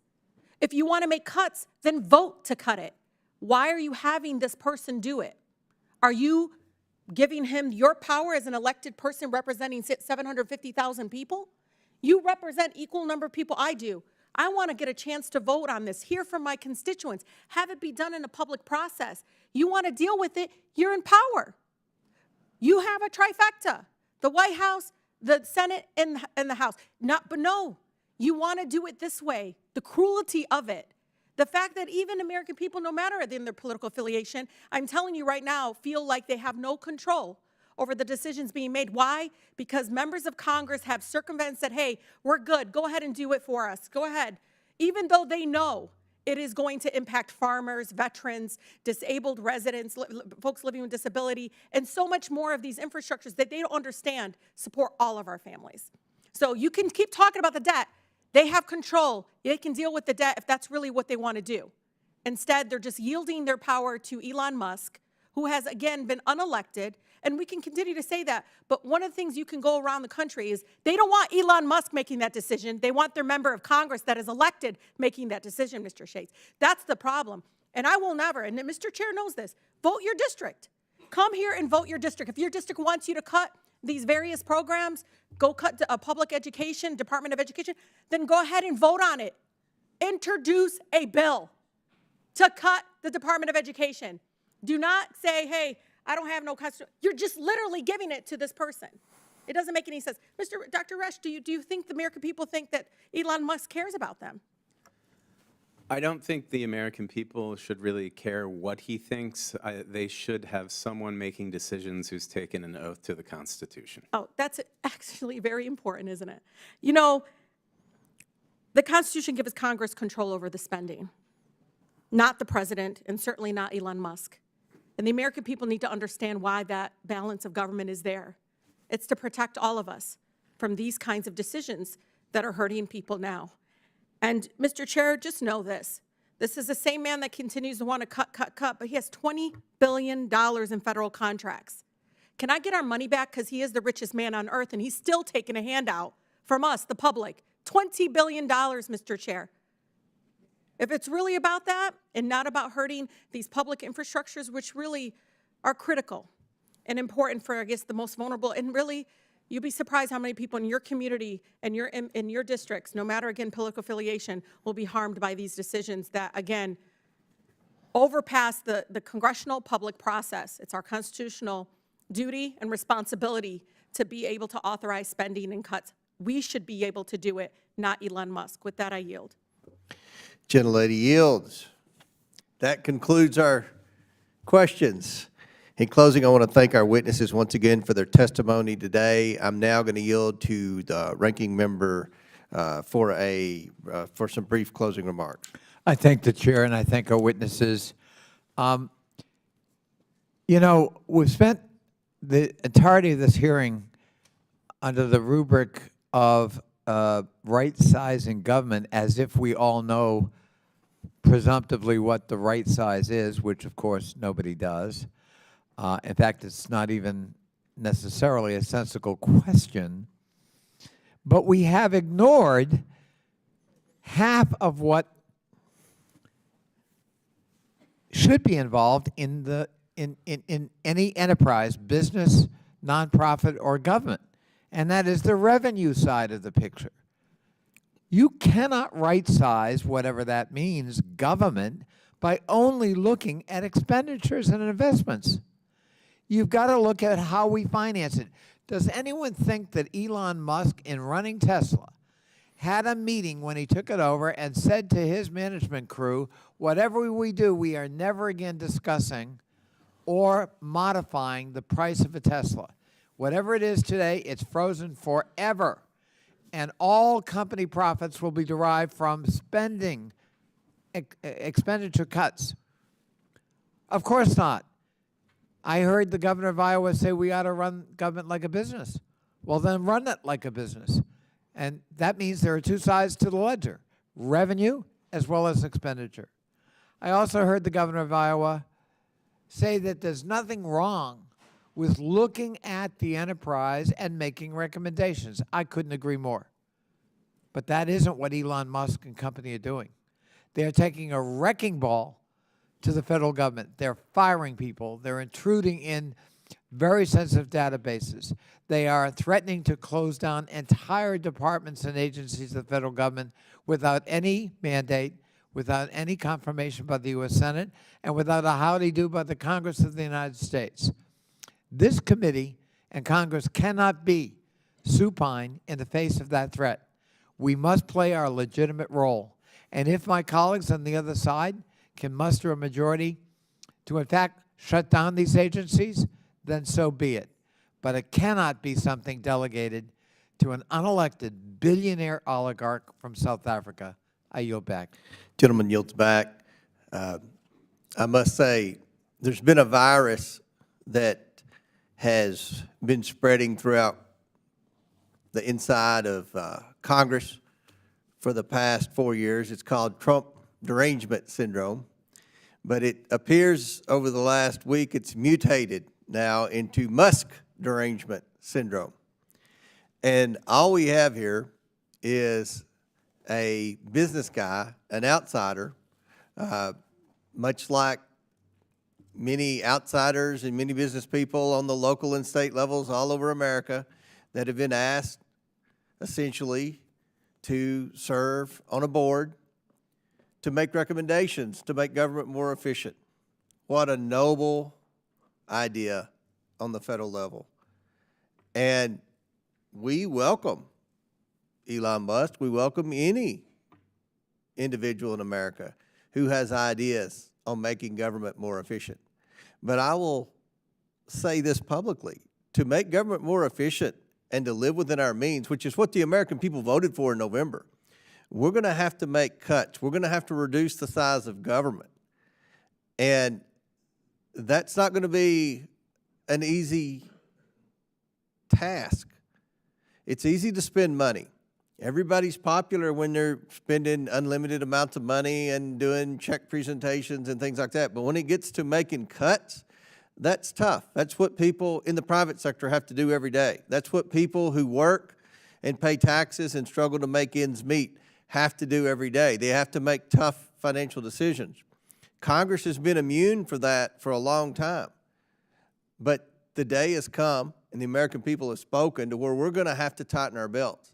And that's what at least my side of the aisle is committed to doing. And we're going to work with DOGE. We're going to work with the Trump administration. We're going to work with all of his cabinet secretaries. We're willing to work with Democrats across the aisle on sincere ideas to make government more efficient, to end duplicative services, to reduce wasteful spending. That's what we want to do. That's what this hearing was about. And I want to thank our witnesses who came here today to testify about that. With that and without objection, all members have 5 legislative days within which to submit materials and additional written questions for the witnesses, which will be forwarded to the witnesses. If there's no further business, without objection, the committee stands adjourned.